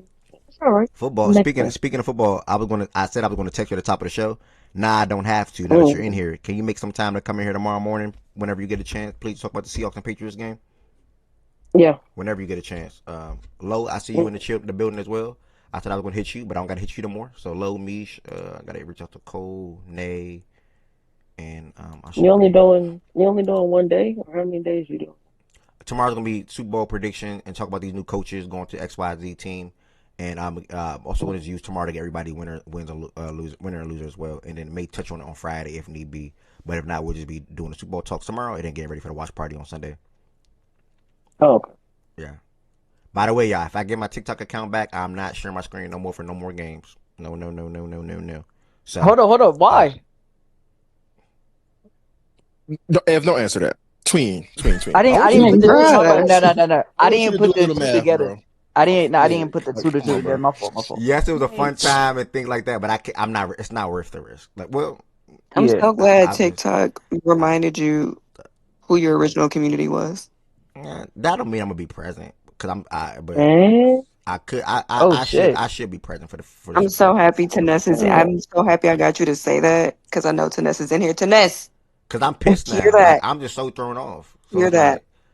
He's Hollywood now. Okay. No, I'm not Hollywood at all. I watched the game. No, I actually came to the he Discord. I was in the Discord last night. Nobody was in the Discord. It was me, Chan, Heaven, Sam. Like, bro, your day one, bro. I felt the way, bro. Think about that shit, bro. That shit hurt, bro. So, think about it. Like, Taness, he said, I told him, I said, oh, because he can't share his screen for games in TikTok no more. I said, well, thank you, TikTok, for reminding Ev who his original community was. And he said, that still don't mean he gonna be around. It's okay. Present as far as every day. Yeah. I'm just glad people know now. I'm pissed. I ain't gonna lie. It is what it is. Thank y'all for chiming on Duke and V Tech. Gonzaga took care of business against St. Mary's. Bro, I saw a crazy stat in this game when I was watching it. Bro, they said, freak, man. Bro, damn it. This is like the 22nd time these two teams met. I might say it wrong. This is like the 22nd time these two teams met where both of them had like a positive record or something. Man, I'm going to say it wrong, bro. I'm going to drop it because I'm not going to say it right. Let me try to search it on Twitter real quick. Or just say it, bro. I don't know it word for word. It was a graphic that popped up on the screen. It was insane. Okay. Yeah, this I shit was about up to in say, here all the we time, have bro. people up here to help you, brother.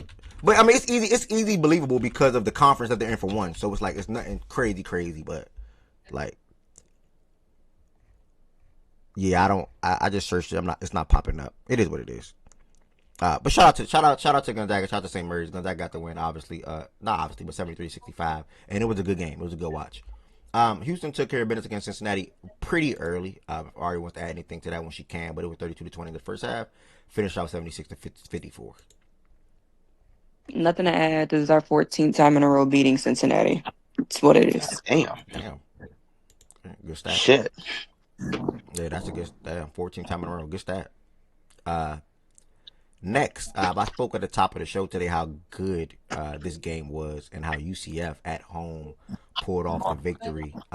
Texas Tech, it was a close game back and forth all the way throughout. UCF gained a little bit of pull away late in the game. I think JT Toppin had like a floater. I can't remember the exact score, like a 2-point game, 3-point game, or something like that. But the UCF came right back and got an easy basket. Ultimately, they got the win 88-80. And I think the best thing about this game was what some of y'all said about the BYU and Kansas game. They came out more prepared, and it looked like they came out wanting to make a statement. And that also even speaks to the Kentucky game that's coming up literally next, by the way. But yeah, man, they came out more prepared. They came out wanting to make a statement. They came out ready going against a top team and or also a really good team in Texas Tech. They got the win 88-80. JT was JT though. JT Toppin. 27 points, 10 rebounds, and then Christian had 17 points, 9 assists. So the way those two players played throughout the season, that was on display yesterday. But like I said, just really hats off and credit to UCF. I only saw the late stretch of this game. Excuse me, so I'm not going to chime in on it too much as if I saw the totality of it. But either way, 17-4 on the season now for UCF, 6-3 in the Big 12. Texas Tech dropped to 16-5 on the season, 6-2 in the Big 12, and they're right back in action again tonight. Make sure y'all have y'all TVs turned on, y'all. I will be present again. This is my second straight day I'll be live in the Discord. If NBA is being shared, I'll share the college basketball game. Y'all don't be outside. How y'all talk about the Discord and y'all wasn't even there last night? We had OKC in Denver last night. Y'all wasn't even there. We had the Lakers and Knicks. Y'all wasn't even there. Who's y'all? Nigga, we was real ones was there. That's cap. Y'all was not there. When I watch the Lakers and Knicks in the Discord, I yell Luka crickets. I'm like, oh shit, yeah. Let me go back on mute. Bro, team, they saying, and they is me. They saying you floor raise on one app, bro. Like you don't really be floor raising in Discord type shit. Haven't like, said you was present. I said you was present. Tween started stages no more. Like, what's up? Man, it's hard to do it when you got one person. Being present yesterday, you weren't present Saturday or Friday. Saturday I was live on TikTok during that game. I peeped in. We know. I saw y'all in the stage though. I saw y'all active. For sure. But BJ texted me and said, "Watch it." I'm like, "Yeah, I'm watching the game." Like I was just too mad, bro. I was not joining no Discord. I was mad as hell. I'm not mad. No, I'm not mad no more. But I was mad as hell on Saturday. I got banned on Friday. I wasn't even supposed to be banned. So yeah, you damn right I was mad. He said I opened Discord to check the temp, but the temp said freezing cold. Yeah, the temp was freezing cold. I peeped. Ev lying provoked is crazy. I'm not gonna lie. Heaven sent before you come up here and say I lied, which I don't do. I literally said Heaven Sent was present. I literally said Heaven Sent, Chan, Kobe Dean, XYZ, Heaven Sent. You just did not hear that part. So can you please take back calling me a liar? Because you said nobody was there. My bad. Heaven Sent. Okay. My bad. So My bad. I said my bad. So my bad is an apology? Oh my God. That's an apology, Heaven Sent? I'm sorry, Ev, for calling you a lie. Thank you. I appreciate that. Growing up, y'all had a hard time. Growing up, y'all had a hard time apologizing in elementary school, bro. I ain't gonna lie. I did not like to. I didn't have a hard time. I just don't like to apologize. People who be running around to TikTok, leaving me behind. This shit crazy. But whatever. No. Run the Stack Boys. Oh. Yo, watch your mouth, Wilson. No, watch your mouth. Calling me Wilson. I mean, Wiz, my bad. I take that back. My bad. That's hey, Jordan. I occasionally go into Stack, but I don't say nothing. I never talk. I never unmute my mic. I'm never unmute. Bro, She be in there. Bro, you want to know my favorite game I play with myself? And it's with Tanessa. No. It's after Facts and Stats is ended. It's like an hour and a half after. Clicking on their profile and seeing if it's a purple bubble around their Abby. That's my favorite. That's my favorite activity because 9 times out of 10 they right and stack boys right then and there. As soon as the show in, Yeah. never fails. That's they Never show. fails. Because Ev run into TikTok. That shit crazy. Because I'm Whatever. trying to grind. I'm trying to grind. Yeah, That's you're it. trying to leave us behind. And I know I what this connect is. it all. Trust me, I'm never live on TikTok and not talking about facts and stats or talking about sports and promoting facts and stats. Trust, always. It's all. Nah, he definitely be promoting. Yeah, Cause goddamn, bro. Yeah, Can y'all please Yeah, you go out there running subscribe? behind All my I need is back. 5 people. Yeah, it's all going to connect. Trust, it's all going to connect.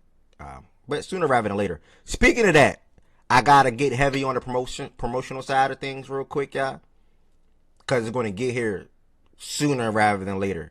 The 4th annual Facts and Stats Cookout is coming up in 4 months. Not uno, not dos, not tres, but cuatro.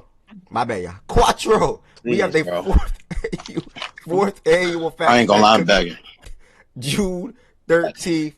Make sure y'all pull up. That is also, and I promote it every single time to make sure y'all really pull up. That is also low B-Day weekend.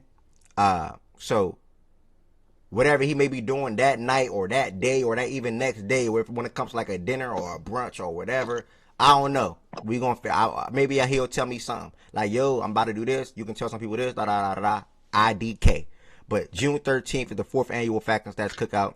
I will be working on a flyer for that in the next 30 days, as I have some time.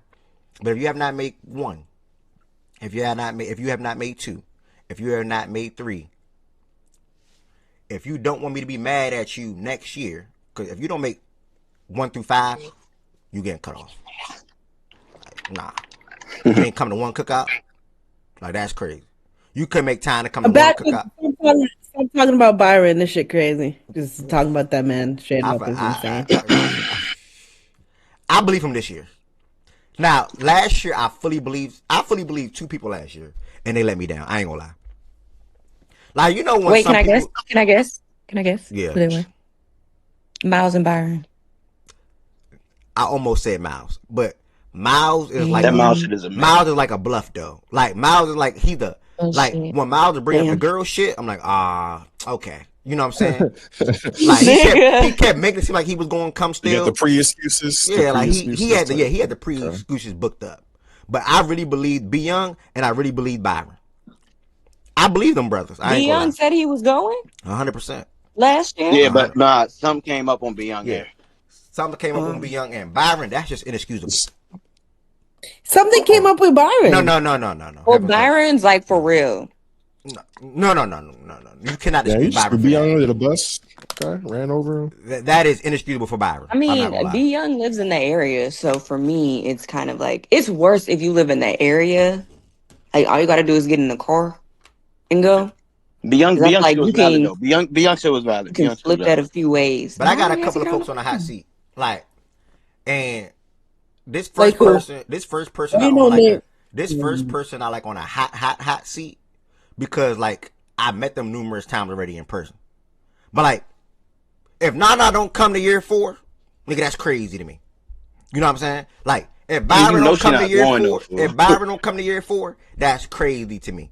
If B Young don't come to year 4, that's crazy to me. If Miles ain't there, that's crazy to me.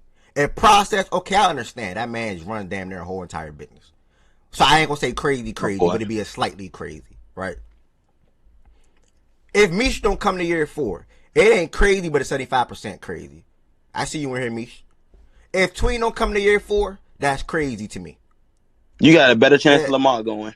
If Ari don't come to year 4, to me, that's crazy to me. Who else? It shouldn't be crazy, bro. Like Justin Achille, that's crazy to me. Chan, that's crazy to me. Going. What about Chan too? I said Chan, bro. Chan, no, you got a better chance than motherfucking Kevin Durant going. Ken is not going, bro. So that's where I'm at. Bro, That's like where, you should have said Z Farm. Why am I like? Why is it crazy if I don't show up in Z Farm? Ain't they your little brother? why do y'all think me and Z Farm are like brother in destruction or something? Like we the Dudley boys or something? Like what y'all mean by That's how that? y'all be acting. I'm not gonna lie. No, He we also live in don't. the area. No, we don't. Yes, y'all Yeah, do. no, we But y'all don't. also live in the area. Shout out to my brother Z Farm though. I'm going this year at Trust. You said that last year at Chan, but we'll see. You really just threw my name in there for The same location. No. No. Can't answer that yet, but definitely Okay. Maryland. It sounds like it will be the same location. Definitely June 13th. No. Sounds like it's still gonna be outside. Super prepared. It's a cookout. It is a cookout, not a cook-in. Like this is you are outside vibing, gathering, meeting people. Like not you, but shaking ass, dancing, drinking, eating. Bruh. That's what we Nigga, do. what? Not you, bro. Ever He since- said, yeah, I said No, not. I'm done. Nigga, I know not me. I'm just saying, like, I should make that clear. general, bro. it went from the cookout as a family event to now you want to see bitches family, shaking whoa, ass. I never heard of that. Whoa, nobody I never said never- family. Hold on now. He never- definitely told Byron bring his kids before. No, I did not. I never said that. I never said that. I never said Where I you never did, said- bro. Jordan, are you going? Bro. Jordan, are you going? Huh?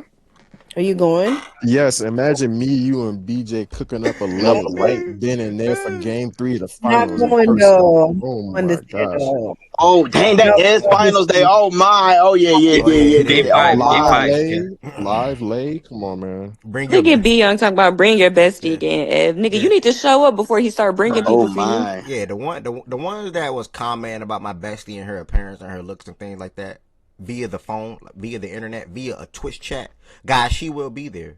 And if y'all want to speak to her, just pull up. Why are you putting her out there like that? That shit crazy. By saying she will be there. By saying she will be there. You using her as like a reason why As people bait. gonna be like, well, she gonna be there, so No, that's what it's but giving. I would say that to anybody. Like, guys, Heaven said will be there. If y'all want to meet her in person and speak to her, pull up. Yeah, I'm not gonna be there. You missed see? me. You Y'all see? missed me. I ain't gonna lie, Ev. No, that's a bad one. You can't say everything's gonna be a No, not like I that. know that we If y'all can. just want to meet Heaven Sand, that's all I'm trying to say. Like, if you just want to meet Heaven Sand. Bro, Like, Tennis, he done left For us. 5 minutes, so don't be there. He done left us gone for before you TikTok even people, but blink. now he want to make sure that people come. That's what I'm saying. That shit crazy. If I'm there, I'd be there for like 50 minutes. I don't know what that means That's for fine. them. 50 minutes. 15 is better than You one. think it's that long? 15 is better than one. That's for an real. improvement. Yeah. 2 is better than 1. I feel like I was there for 15 minutes, Jordan. You see Taness go shoot the ball 2 times, she gone. 15 minutes? I feel like I was there for Heaven 15. Sand shot a basketball over there last time? No, I'm saying like Oh. me. I shot the ball twice. She was gone. Don't blink. Did you just say don't play? Shit, I feel like 2 was longer than 1. Heaven Sand, not 1. The first time you came, I meant. Hey, hug, shot. I was there for a while because I was watching y'all bet. Oh and no, everything. you were there for a a while because you met my little sister. Maybe like Yeah, 20 you were there. minutes, I think. Yeah, you might have been there Minutes. longer the first time than the second They time. don't roll over. Yeah, you might have been there longer. And the this first time I think I was there for like 10 minutes or so. Yeah, probably. I don't know. I just know pictures and that was it. Like, Well, that's because So y'all 15 be happy. I saw Jordan Woods like 2 times and that was it. Like, I don't even remember seeing Jordan Woods for. Like Jordan He was Woods put up on like locked in. 2 bottles. I remember Jordan Woods had like I think you had the Don Julio, the clear joint, the blue one. I brought 3, bro. Oh, 3. Yeah. When I came, y'all were around each other, so I'm just so confused about you. Nope. I do not remember Jordan Woods at all. I remember People that probably, saw like, me 2 the of them. most is probably D-Mac Good, Shaggy, and Tez. He was sitting on the court the whole time. Yeah. I was just watching y'all play. Y'all was just locked. He was sitting on the Y'all was just locked into y'all game. Okay. My dog's right there.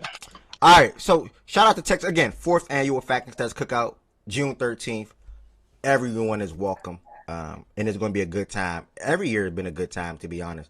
And it's good to see a lot of new people pull up, and the ones that made it. And as long as you make 1 year, you good from like good gifted. Made it twice. D-Mac, I think, twice. Bethany made it a time. I thought D-Mac went all 4.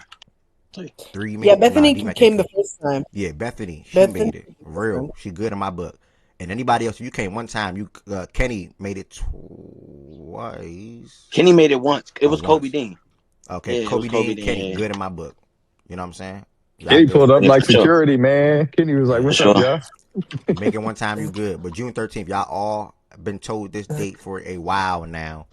We are going to jump into the next game on the slate. We had Kentucky. This was a big, big, big victory over the weekend. They spoke on how Owe spoke after the game, how they made it a point of emphasis to come out with a different tone, intensity, and sort of kind of set the standard early, especially with that last game that where Arkansas came to Kentucky last year, and they ultimately, got the win and stole the win. Very, very, very impressed with Owe and how he's been playing since conference play started. Can't remember the exact date. Early in January. 9 conference games he played so far to date.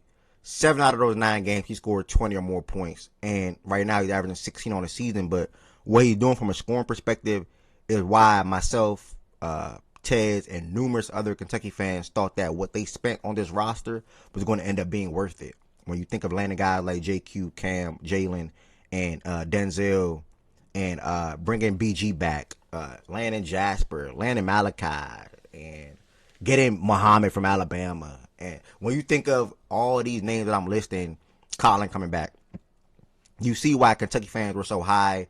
Well, no, you don't see why. You have not been seeing why. Let me fix that. But in this game, with the way Always been playing and leading the guys and leading the troops, and the guys around him contributing in certain ways or in certain aspects of the game, you see why we had high hopes for this Kentucky team, even with us missing 3 pivotal rotational players. Owe had 24 points last night, 8 rebounds. One issue for me, the free throw line. Just one. Literally just one, and the only issue for me. We came out and jumped on them early. I want to say we had them down 13. I think it was 26-13 in the first half. And we played 22 games this year. I have not seen us come out against a quality opponent / good opponent, come out with that type of level and that type of intensity in this game. And I'm glad Always said that in the presser, because you can see that this was a game that they had marked. This was the game that they wanted to win. This was the game that they wanted to come out in a different type of timing, and I'm glad that they did that. And I was probably the most excited I had been that game, watching the Kentucky game. To be honest, I told y'all how last game against Vandy, I turned it off for like 10 minutes ago or 9 minutes ago in the second half, and I just been disgusted and disappointed with majority of the games this season. But as of January on down, the Kentucky been playing good basketball. Can't really get mad at that. 6-3 in conference play. Been beating some quality opponents, and a lot of guys are just chipping in, man. Trent chipping in. I mean, he got the free throw line 8 freaking times and had 7 boards. Denzel been solid and steady all year. Malachi rebounding and blocking shots. Excuse me. That's what he's been doing the last in conference play. Let me just put it in conference play. That's what he's been doing in conference play as well. And I was very impressed with our performance, man. There's really nothing really to say. They stormed back late. They went on watching the game on Saturday and try to talk about it on Monday on top of your head, be like, my goodness. But they went on like a 25-12 or 11 run to start the second half. So they were down 42-35 at halftime, and they went up like 57-53. Yeah, so they went on like a crazy run like that to start the second half, and then we stormed right back again. And I think the game changed for us and came back into our control about 8 minutes ago in the game, where BG hit like a bull crap hook shot, and Colin scored a couple buckets. Trent hit a big shot, and then the rest of that was Owe and company. So it was a really big impressive. I'm very impressed with the team.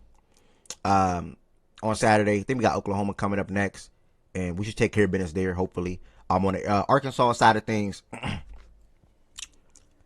probably one of A-Cup, I guess you can say, bad games. I mean, he still finished with 22 points. He was 8 for 20 from the field, 5 for 8 from the free throw line. And it was just a really good, I can say, back and forth game, hard fought game, really physical game. And we matched their physicality, like numerous texts, numerous scuffles. You can clearly see they just did not like each other. They did not fuck with each other in this game. But ultimately, my team and my guys came out with the victory. And I'm glad that on the road, they went into that environment. You can say hostile environment, going against your former coach on the sideline, for some of them guys, and ultimately got the win. So shout out to the Kentucky mob. My dog, Ted is up here. Ted is up here. I'm gonna have him hear what he got to say. 80K. Reminder, I see you up here, and I want to tell you while I see you up here. We're going to be doing a full dive into the Patriots and Seahawks game tomorrow, 80K. We're going to do a full dive into the Patriots and Seahawks game tomorrow, so please make sure you have some time. Gotcha. All right, bet. Make sure you have some time to come here tomorrow morning. But Ted, if you want to add some words to Kentucky and Arkansas, feel free, my brother. Can you hear me? Yeah. I'm gonna be honest, bro. I'm gonna be honest, bro. I'm just be honest. I'll be lying, right? I didn't expect to win the game. I'm gonna be honest. I didn't. Especially coming out the Vandy loss. Because going into Vandy, the game went the way that it did, and I felt like to turn around 2 days later and go into, in my opinion, that would have been a tougher game, just of circumstances and things that's going on, the talks that's going on social media, playing Cal again. You know what I mean? He still got some of his guys from last year that was on the last year team. It was just the situation. I just didn't. I felt better about the Vanderbilt situation than the Arkansas situation, and it's crazy because we lost by 30. But going into that game, I felt a little better for Vandy than Arkansas because I just knew what was at stake, and I'm just like, I don't know if we got the team, bro, to go into a situation like that and really perform. You know what I mean? On a more hostile environment. And like I said, what's at stake? But all in all, bro, like you said, that was probably the most impressive game, the most happy I done been probably throughout the whole year, bro. And it's a little Cal thing in there, things like that. And I really wanted to win that game, bro. I just didn't feel comfortable in saying that we was gonna win. I didn't, but I think you seen from off jump ball, like you also pointed out, off jump ball, first couple of possessions, it's like, okay, you know what I mean? Like we came out like we wanted to win, bro. And like it was just, that's just really short put to it. Like they went through a lot during the game. It was a period in time where we had 3 techs in a row, and it kind of had Arkansas gain some momentum in the game, and then it ultimately took the lead. You know what I mean? And then I text you, right? Remember I text you? I'm like, damn, bro. They took the lead. They up like 4 or 5 points. And remember, I text you. I said it might be GG's, bro. Like I just couldn't. I just didn't feel like we could have lost the lead. Like once we lost the lead, I'm like, I feel like, especially on the road, all momentum is gone. Like we had the momentum for most of the game, and I feel like until that point. But credit to them as well. Also, like you spoke on, credit to them as well as a team. They kept fighting, and that's kind of.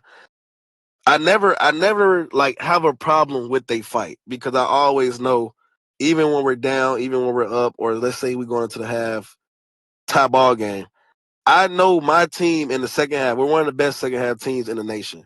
I know in the second half we're gonna look like a totally different team. I knew that and I expected that. And they did, and they've been doing that all fucking year. And I told you, remember we talked like a couple weeks ago, and I'm like, man, if we can just go into a half, let's just say we not up. Let's just say we down 3 to 4 or 5 points. I still would, even though I have my feelings about the team, I still feel confident in these games because I know we are a great second half team.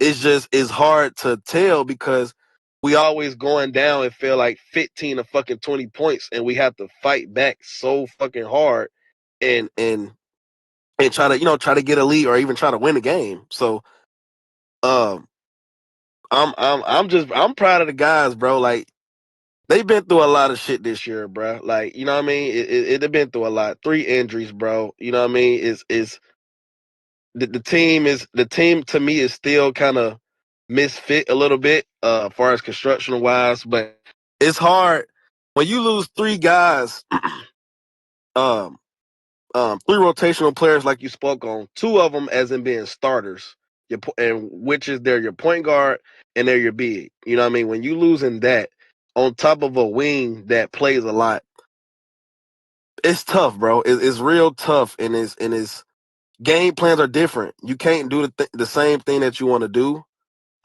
because you kind of gotta kind of game plan with the player that you got and use them to your and try to use them at their strengths as much as possible. And so the team been through a lot, bro. But I also want to speak on Otega Owe. Like, I'm super proud of him, bro. Like, I'm super proud, and this is what I expected coming into the year from game one. I expected this Otega, like you also spoke on in your take, since conference play. I think he's on 16, 17 on the year, but I think he averages like close to 21 points in conference play alone. You know what I mean? That's SEC player of the year type of shit. That's what we wanted you to do. That's who you're supposed to be. And I have no complaints on his game, but the free throws, like you spoke, the free throws is crazy. For you to be my best player and you're probably the worst free throw shooting player in the starting five, that's a problem with me. Like, that's a big problem, because late game and stretches, late games, I'm 50-50 on going to you, because if I know if you don't make the shot or you get to the line, not get an and one or some shit, and you go to the line, there's a good chance you may split or you may miss both free throws. And as my best player, just can't have that. Like, my best player can't be the worst free throw shooting nigga on the team. It just can't happen. For the Arkansas side, I will say, to me, it's kind of skewed because the second half he played a little better, but A-Cup, this is probably one of his worst games. And I think we neutralized him a good way. And I think and we let him go one-on-one a lot. And it kind of told me the game plan was like, okay, A-Cup is good. Let him go be good, but neutralize everybody else on the court, which is the Carter Knox, the Malik Thomas, the Trayvon Brazils, the Malik Ewins, the who else they got? DJ Wagner, for what it's worth. I'm not even. Yeah, super cool on him. But for what it's worth, bro, just neutralize the others, and I feel like that's what we did. And to start the game, you could tell A-Cup was kind of pushing a little bit, kind of forcing a little bit, just trying to set the tone a little early. But we played some very good defense on him and had him miss a lot of shots. I think before he hit his first shot, he went like 0 for 5. You know what I mean? And on top of that, we're scoring. So if he's missing and we're scoring, you know what I mean? We kind of neutralizing him the way that we need. And we just kept at it, bro. Like, we matched the physicality from jump. We started bucket for bucket from jump. I don't know the rebounding count, but it looked like we got a lot of rebounds that game. I don't really know the number, but it looked like we did, or neutralized it, or it was close, at least from what I watched. We out rebounded them by 9, so you're right about that. Okay, yeah, and it felt like that. It really did. And then the thing that you gotta, and we also spoke on it, so it's like what I'm rapping about. I'm not saying nothing that y'all ain't heard me say all fucking year. That's how you win games, though, bro. Like, you gotta win those battles, and you know what I mean? Like, Malachi Marino, he's been a big part to our team. I think he's still a little bit soft as hell, but which is, just gotta get, probably another year, get in the weight room, get a little more strength to him. Because he got the frame, 7'1", 250. The frame is there. You got to put it together and add a little muscle to him and get a little physical. But I know we speak on Otega a lot, but I want to. It's some big praise to Malachi, bro. Malachi is a big part of what we do, and without him in the game, the shit goes left. When BG's in the game, it goes left more times than not. So Malachi Marino is a big part to our team. Otega Owe has been playing like the SEC Player of the Year. Denzel been good for the most part all year, to be honest. I'm not even gonna just put him in a box with SEC play. I think even our non-conference games, like shit, it was looking like he was the only nigga on the team showing up, or that came ready to play. So Denzel been pretty good throughout the whole year. Colin Chandler, big couple games, except the Vandy game, but he been pretty good in conference play. Who else? Mo D gave us some big minutes. Trent Noah gave us some huge minutes.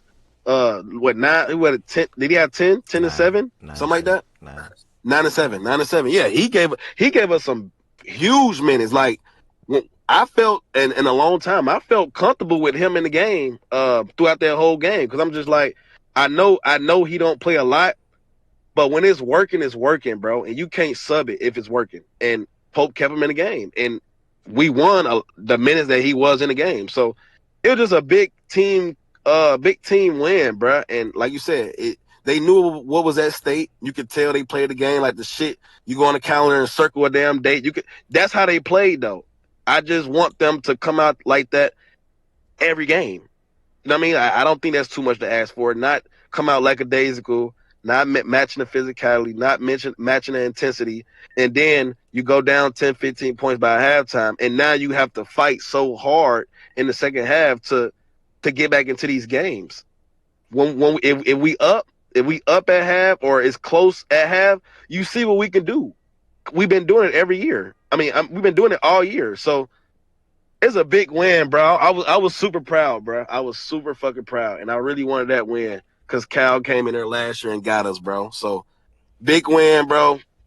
I think we're 6-3 in the conference right now. What is our overall record? What is I can't see. 15-7. 15-7. Not the best, but it's not bad. You know, that's not bad at all. Especially how we started the year. And on top of that, started the year with our non-conference games. And on top of that, starting 0-2 in the conference. You know what I mean? And now we're 6-3. So pretty good, bro. We've been playing some really good basketball, other than the Vandy game. Just scratch the Vandy game out. But other than that, we've been playing some really good ball, bro. I think Oklahoma next, Tuesday, Wednesday, whenever that is. I think we got to go there. And then we got the next 2 games or 3, I believe, at home. So things are kind of favorable. It's kind of favorable in our schedule, at least for the most part. And just keep going, keep fighting, bro. Like I said, I'm proud of the guys. I'm proud of Pope for turning this thing around. You know what I mean? He's been catching a lot of heat with the fan base on social media and even the media in general, like the TV, ESPNs, and you know what I mean, CBS people and just different media outlets on social media and on TV. He been catching a lot of fucking heat, bro, a lot. And I'm just, you know what I'm saying, I'm just proud of him for not what's the word I'm looking for? Damn, what's the word I'm looking for? Overcoming it. Yeah. I was looking for another word, but yeah, that's better. For overcoming it, like for overcoming what the hell he been going through with him and the team. So I'm proud of the whole program, bro. Right now, like I said, we playing some good ball, bro. Just keep going. Oklahoma next. Take the games one by one. Go 1-0 every game. 1-0 next game. 1-0. Just treat it like that, bro. We go into conference play. We're in a good position right now. We won't be playing with that win. It's a good part. It's a good thing too, Ed, because we won't be playing the first weekend of the SEC. So that win kind of already gave us a bye. So we already locked into a bye week, but we can, if we finish out good, we can get a double bye going into SEC play, and that means we only have to play 2 games to get to the championship. So that win was very big, bro. It was very big. So that's all I got, bro. Shout out, bro. Well said. Great breakdown. And great words. Gosh, finally. Around the Kentucky team. Only thing that I get mad about when I look at Arkansas now, it's just a little petty little madness. Well, shit. It's wild to me that Coach Cal got the balls now to bench DJ for 2 freshmen. But when he was at Kentucky the last year, he didn't want to bench DJ for Rob when they were clearly better than him. Like it was just wild to me. Like when they came into the game, everything changed. You know, so it is what it is. As far as DJ Wagner, it's a crazy fallout for what his career is probably going to end up being ultimately. One of the top ranked recruits, and now he's in his 3rd year right now, and just not get better as a player. You know, they saying he's probably the worst #1 recruit damn near probably ever. He probably gonna go down ever. Yeah, it's a little sad for him. I ain't gonna lie, he got a lot of hype, but yeah, it is what it is. Next game on the slate on Saturday. I can speed it up a little bit now. North Carolina took care of business against Georgia Tech. Caleb Wilson continues to be Caleb Wilson. Phenomenal season that he's having for UNC down there. Nothing really bad to say about there. He's been penciled at the 4th pick in the draft for months, damn near. So nothing really much to say. Shout out to UVA for getting a win over Boston College. Vandy got the win over Ole Miss at home. Tyler Tanner, sophomore guard, had 24 points. They got the victory. Shout out to them. Louisville fell down by double digits early in this game against SMU. They finished out the game on a crazy run, especially outscoring them in the second half, 44-27. Michael Brown in this game off the bench had 20 points in 29 minutes, 7 for 14 from the field, 3 for 8 from 3. Don't know why he came off the bench. Maybe that's something they're looking at, something I'll monitor for the next game coming up. But it's good to see Michael Brown, even off the bench, lead him in scoring. Parts, you got to go on mute. Jermaine O'Neal Jr., what the hell? Hold on. Freshman, what the freak? Jermaine O'Neal Jr. is in college basketball. Damn. Right back. Yeah, bro, you old, bro. Hey, bro. Yo, you old. You old. I remember used to seeing him on the TV when he was young, like little young nigga, bro. Yeah, he's in college now. That's crazy. You old, bro. What? Jermaine O'Neal Jr.? Wow. Damn. I wish he had the size like his pops, though. I don't know if he's good or not, but yeah, his pops was like 6'10", 6'11". Had a couple years in Miami. What you about to say, Process? You know what was impressive about the Kentucky-Arkansas game? Because I kept an eye on it because I kind of wanted to come in here and troll y'all if Calipari beat you. But the defense. I thought your defense was like really, really good, especially on Acuff had 22, I think, but he shot poor from the field, and I thought you guys did a good job. And he's one of the best in college right now. So I thought you guys did a pretty good job defensively, and that's what stood out more. So I like the squad. It's a good squad. Like it's a good squad, but yeah, I like the guys. You know, I got question. Sometimes I watch. Oh, go ahead. No, I kind of like the fact that you guys aren't like what you normally are. Like you're expected to be this good. You're expected to be great. You have all these high recruits. It's kind of like because Kentucky, no matter what, who's there coach-wise, is still going to be a prestigious college for basketball. It's still going to be one of the blue bloods. And it's cool to see that, okay, they've kind of changed the regime a little bit and is going towards, like, not the one-and-dones anymore. I feel like that's not going to be y'all now without Cal there. And it could be, well, I'm still going to Kentucky because you know kids are going to want to just go there because it's Kentucky and John Wall went there and all these greats went there and it's still one of the prestigious schools. But, like look at Owe. Like he's a senior, you know. He's not like he's not a one and done, and he's obviously producing, and he played really well last night or 2 nights ago, and it's just something that like it's going to change a little bit. Like it kind of reminds me of like not Villanova in the sense that you're going to get a bunch of guys that are 4-star recruits and they're going to stay 4 years and then you guys are going to be good, but you might get still really good recruits, but a mix of guys that are going to be there for a while. And then you can turn into one of those teams that can end up winning. Because at the end of the day, in college basketball, in my opinion, because I told Tez and you guys before the season, I think that UConn's going to win it all again. I think that Gonzaga is going to be really good, and I think that those schools have a mix of that in their on their team. And I think that Kentucky's going to start to go towards that route, and I think it's going to be a good thing for them.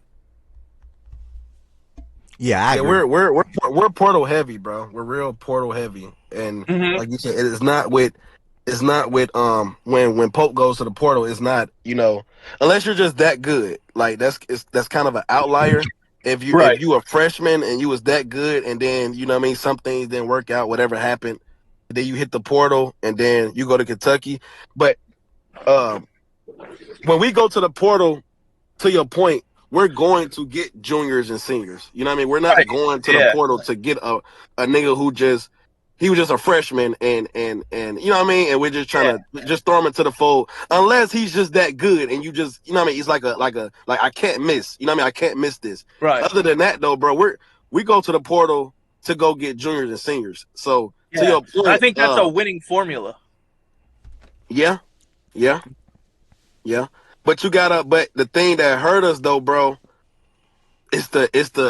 we in 2 years in a row, and Pope first year was last year, we deal with so many injuries, bro. So it's never, you never see our full team, and it's a thing to where I say I do kind of, I still have my questions. Like I know Eb does as well. I still have my questions with Pope on what he does philosophy and things like that. Because I look into shit like that. When I'm watching the game, I'm a game plan type of guy. Like what are we doing? You know what I mean? You got to treat every game different because every team plays a different way. And to me, his game plan and preparation to me is the biggest thing to me because it's not just a this year thing. It happened last year. Granted, we had a very good year last year. So, you know what I mean? You could take that for what it's worth. But the same things that happened this year happened last year. So I can't, yeah, we can say players because the players, and I preach this a lot too. So none of y'all haven't heard. The players are the ones that's playing. Coach is not playing, right? So you could put some percentage of the blame on the players because they have to go out there, perform, and execute the game plan that we have for this particular game, right? But it's skewed on another side of the coaching too as well because now I'm at the point where why are we playing like this? Like it can't just all be players. You can't just always blame fucking players, right? And especially in college basketball, it's different in the NBA. So you can't just always blame the players, bro.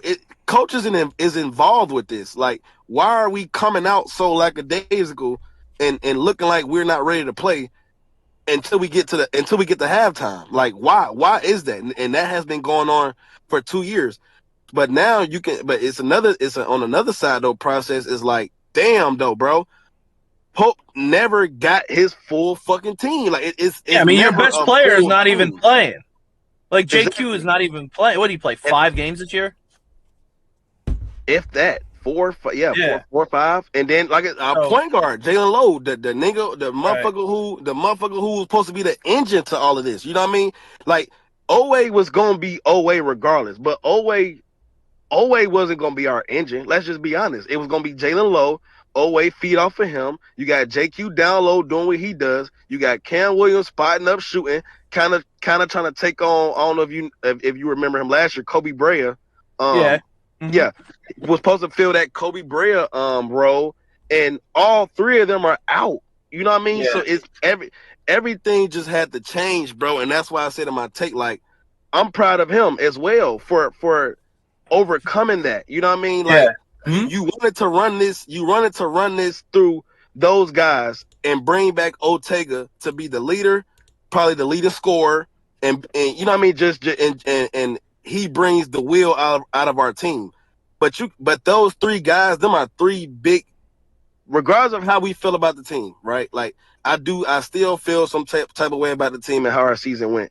But on another side though, where I do throw a little bail is that 3 guys who are supposed to be a big part of this team are out, bro. So it's hard, bro. It's not easy to do when 3 players and Cam Williams end up starting. You know what I mean? So you can really say 3 starters.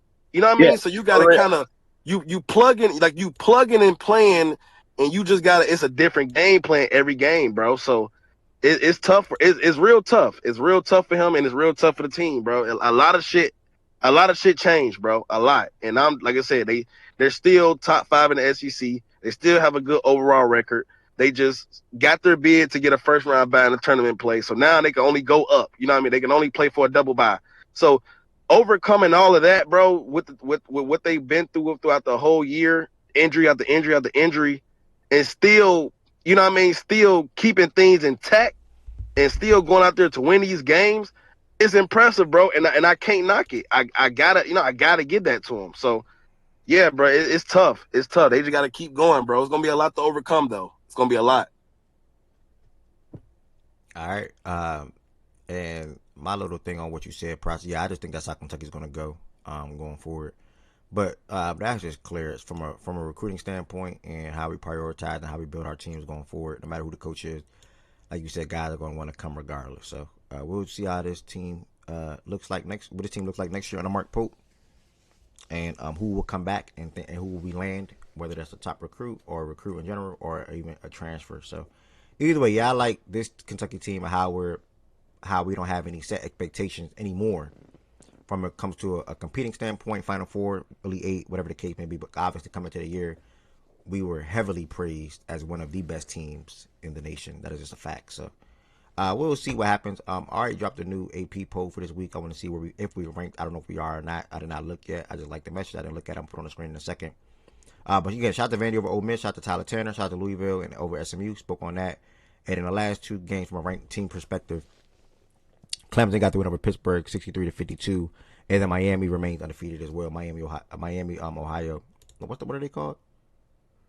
Miami. What does OH mean for them? Oh yeah, Miami, Ohio. I'm burnt. Miami, Ohio. Yeah. It's so odd. Miami, Ohio, Red Hawks. They also remain undefeated as well. At 22-0, 10-0 in MAC. And they are. Are we ranked? I don't know. I didn't look yet. Nigga, you don't have to say the MAC. It's the MAC. I didn't look yet. Tez, I'm gonna look in a second. Okay. Today's game, nothing really to highlight. North Carolina going against Syracuse. You didn't mention this. Nebraska lost twice. Oh, I didn't even mean to pass. They lost yesterday. Yeah, Sunday was on accident. I did not even mean to do that. My bad. Yes, Nebraska did lose twice. Michigan and then Illinois. I actually made a video on Keaton Wagler this morning. He has my full undivided attention. It is not easy to be a freshman guard on top of that, no matter what position you play, but a freshman guard on top of what he did over the last 7 days. I mean, you go into Purdue House when they were ranked the 4th team, and you defeat them by scoring 40 plus, 13 for 17 from the field, 9 for 11 from 3. You have a mid performance throughout the week against a mid school. I think it was Washington. Can't remember. And then you come back this next weekend, the following weekend, and go against another team that's ranked within the top 5 when you see them and put on a performance like he did. Again, 28 points in this matchup against Nebraska. It was a really good game with Illinois pulling away down the stretch of this game. Tez had to text me and say Nebraska. I'm like, oh shit, like this slipped my mind. And he hit me when it was about to go into halftime, when it was halftime. Then I watched the rest of the game. But I think in this game he was 7 for 15 from the field, 4 for 8 or 9 from 3, and anything you want out of a guard for the most part. Not everything in one, like a Kingston Flemings or Darren Peterson or any other guy you can name, in this draft class coming up. But this guy right here is like right there in that ballpark when it comes to who's next after them. Keaton Wagler. He's separating himself from any pack that he may have been in, and he's continuing to climb draft boards. And this guy should be and would be a lottery pick because of what you can build around this guy or adding this guy into a fold. 6'6", he can shoot the ball really well. Good passer as well. Can take guys and beat guys off the dribble in a one-on-one aspect. Get to the basket and finish. I'm very impressed with his performance on Sunday, literally yesterday against Nebraska. He's averaging 18, 5, and 4 on the season, 47% from the field, and then shooting 44% from 3 while shooting 81% for the free throw line. Again, Keaton Wagler out of Illinois. He brought to my attention last week against Purdue, and he followed that performance again against Nebraska this past weekend or yesterday's game. I can't remember a time we had multiple projects average 20 in their college season. Yeah. The top 3 all average 20 plus. And that's the top 4 all average 20. And that's crazy. This might be the first time ever, actually. And if I'm wrong. But this might be the first time in the last, at least from when I was born, I would say the last 26 years, from 2000 on down, where the top 4 picks in the draft all average 20 or more points. And they're all freshmen at that. Like, that's crazy when you think about it. So, yeah, I wanted to give Keaton some flowers real quick in Illinois. Outside of him, I was gonna say, bro. Oh, you good? Go ahead, my fault. I was gonna point on to the roster outside of him, how they just have a good team, overall. With, yeah, I was gonna say with him though, I ain't gonna lie, bro. I really like his game. Like I seen a tweet. They was like he a freshman, but he plays like a senior. Like his game is so mature. Like, you know what I mean? It's rare fuck ups. You know what I mean? It's rare that he just fuck up because he's a good passer as well. Like, he scores a lot of points. He can shoot the ball, but he's also a good fucking passer. And like you said to his measurements, bro, he's 6'6", bro. And he's still like, you could tell like his body and his frame, he's still gonna grow into that. Like he has a lot of making up to do as far as his frame. But his game is like he plays like a real fucking pro. Like, and that's impressive. And it's somebody's gonna take a swing, bro. I think in the draft somebody's gonna take a swing on him. And I ain't talking about back end of the lottery. I'm talking maybe top 12, top 11. He's gonna go really fucking early, like because you can't. His game on top of his size, NBA teams can use that, and he's gonna make it because. Yeah, he's big, but he can shoot the ball like at an elite level. You know what I mean? And he has range to him. Like it ain't just right on the line, hover threes or long mids. Nah, he's pulling deep. Like he has range to him. Like you have to guard him a certain way to contain him. And he can dribble. You know what I mean? He's playing point guard, 6'6" point guard. So I like his game, bro. I really do like his game, man. He doesn't play like a freshman. Like he plays like a senior. He plays like a vet, and that's the most impressive part to me. Like his game is just so mature to me, and I think somebody's gonna take a swing on him really, really early. Yeah, bro, and I don't see him slowing down. Maybe not 40s and shit like that, but far as just playing really well. I think I don't see him slowing down. I think he found himself, and right now is the most important part of the year, to be honest. So, and he just put on performance after performance after performance, and you know what I mean. He kind of, if you look at his averages, he kind of been playing like that all year. It's just the 43, 44 performance that just kind of sparked his whole shit, far as his name and like his next level things like that. But he been doing it the whole year though. Like so, it's nothing new. Like 40 is an outlier, but he like what you say, he averages close to 20 points as well. So he been kind of doing this the whole year, bro. But I really like his game, and I can see teams taking a swing on that really early. And I'm not, like I said, I'm not talking back half of the lottery. I hear you, but technically that is the back half of the lottery. But I know what you're saying though. Like a swing to me is like a team taking him in a range where Agor went.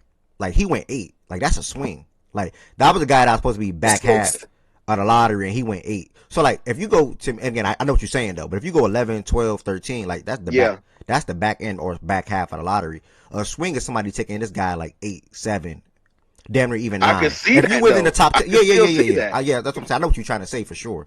I just wanted to like make that a little clear, like on how I feel about what you were saying overall, but I know what you meant though for sure. And again, like but we don't see, bro. Both of these games were on the road. Like he went into Purdue House and did that. He went into Nebraska House and did that. And like Tez, like Chan just typed in the chat. This was without Boswell. That's the other guard in the backcourt with him. You know what I'm saying? So and then Chunks, 12 free throws. Man, just a well-rounded guard, man. He's 6'6", man, and you want guys like that. And like Ted said, the biggest thing about it for me with him, Brett, and he got range to his shot. You know what I'm saying? And he got nuts. Like he not afraid to take a big shot in a big moment and or shoot a big shot from range as well, or with range, I was meant to say. So yeah, man, Keaton Wagler, man, it's another lottery pick, another freshman guard coming out. We got Darren Flemings, Acuff, Michael, and Wagler. I think those are 5 guards that are all stamped to go within the lottery. Should be for the most part. All 5 of those guys should go. Guards should go in the lottery. Let me check Tinkathon real quick. All 5 of those guards should go in the lottery. I know he rose again after that game. I just know he did. Right now he's 7. Damn. To the Grizzlies. I have him below a man. I would take him above a man. I think a man should be below him. I think he's 6. I'm telling you, bro. I can see that. Like just you know what I mean. He got some filling out due to the frame. Like he does. Like he's still kind of a little bit at the chest down area. But bro, he's 6'6" though, bro. Like you like I bank on it. And like you said, bro, he can shoot. That's what's gonna save him. Like his frame, it is what it is, but he can shoot, bro. So it's gonna offset. You can build the frame. His game is there. He just got a lot of just a building up doing from the body standpoint. But I could see it, bro. I could see it because all the fight lines and shit, like they're good too, but they're not 6'6", 6'7". You know what I mean? They're 6'2", 6'3". So I could see him going over that later bunch. I could see him going over a Phyline, a Christian, hell. Yeah, they got him over Acuff and Michael right now. I was just about to say that, and it's not due to game. So like when I say this, I don't, you know what I mean? Don't like people just, oh hell nah. It's not due to game. His size, I can see him going over them. I can definitely see it, bro. I can. Yeah, we'll see what happens. Even Nate Ament, I want to give him some flowers real quick too. He continued to play good basketball for Tennessee. He climbed back in the top 10. And they got Darius right now at 14. So all those 5 guards that I just mentioned are all shit. I missed one. Phyline is in the lottery as well. So you got 6 guards right now that's all in the lottery from a point guard perspective. Yeah, tap in, Kenny. That's why I pretty much try to come to the show and promote guys, to be honest. So, or promote college basketball and the WA when they come back around as well. So, the next thing from yesterday. Yo, if you don't mind if I cut you off. You good. So yeah. I want to speak on Wagler again. Like he reminds me of a much more polished Will Riley, because Will Riley was someone else who came from Illinois, and he's actually hooping for the Wizards right now. But he also has a really skinny frame. He's also super tall. He got great shot creation. But Wagler was doing this as a freshman. Riley was not this polished. Riley was not having the jump shot already. Riley just had the shot creation ability. So I'm already seeing how good Will Riley can be in the NBA. For me, this Wagler dude is like even better than that, and I'm already pretty confident Riley's going to be a good player in the NBA. So, in my opinion, this dude is worth a top 6 pick. I'm above Nate Ament and other people because of how polished he is right now already as a freshman. I do have concerns about the frame, but I've seen other people with the frame succeed too. So, that's why I would still take the pick at 6. Well said. Hey, and can I just jump in right quick? And I ain't hear everything y'all was saying about him, but yeah, for everything, I think that was Spurs talking. Everything he just said, I'm right there with him. And the frame would be a problem for me if he was playing big man. If he was supposed to go play, if he was 6'10" and he's supposed to go, play post or some shit like that. But the way he plays and with that shot, I'm not over concerned with the frame at all. He can get that off without having to bump and grind with anybody. So yeah, he has the equalizer, and that's a strap. So all that other shit, the size and all that, as long as he not gonna be banging, no, he can get that shot off. He don't need no big thick ass frame just to be able to get a shot off. And he know how to play basketball. So no, that kid right there, I'm sold. That's all I want to add. Yep, I appreciate that, OG Spurs. I appreciate that as well. 4 is disrespectful though, bro. They gonna stop playing with us, but it's cool. It's cool. Shout out to Keaton Wagler. OG, where would you take him? Where do you think his range, from what you've seen so far? I want to add that first. From what you've seen so far, and let's say the draft was tomorrow, what range do you see him? Not like 7, maybe a little forced, but what range do you realistically see him going if you think the draft was tomorrow? I don't have a problem. Well, we'd have to go down a few lists of players. But I think when you got size and you have basketball IQ and you got a strap, I think those are things that very easily translate to the next level. And you can put that on any team. Any team can use that. So we can talk about the top 5. Who y'all got in the top 5 just off the top of your head? And I'll see if I have any. Fleming's the last name on the 5. Yeah. Yeah. The four with Fleming, that'll be my 5. Okay. Yeah, I don't have a problem seeing him go. I don't have a problem with him going right after that. Same. I don't have a problem with that. If you tell me somebody else that makes more sense, we can debate that. But again, I think what he has translates easy on any team on the next level. Anybody can use that tomorrow. Shit. Some of us can use it today. I ain't gonna say us, but yeah, some of us can use some of that shit right now today. What you mean us? You fall in that ball? Yeah, you in that bar part. Yeah, though. like what you mean by that? See, they ready to jump. Don't us mean me too? Yeah, but then if you I said say I us, ain't don't gonna, that mean me? I ain't gonna say us. Keep it at us. Yeah, it was the next comment you made though. Keep it at us. Well, no, y'all. Okay, well, maybe y'all heard it wrong, or maybe I said it wrong. But either way, no, I heard what you said. You made a backhand comment. and that's what we speaking of. I heard what you said. Yeah. Yes. You know what? I've been arguing with this nigga for the past 3 days, man. I can't even argue with this nigga no more, man. I can't argue, but I love arguing with him. But no, yeah, we could use some of that today.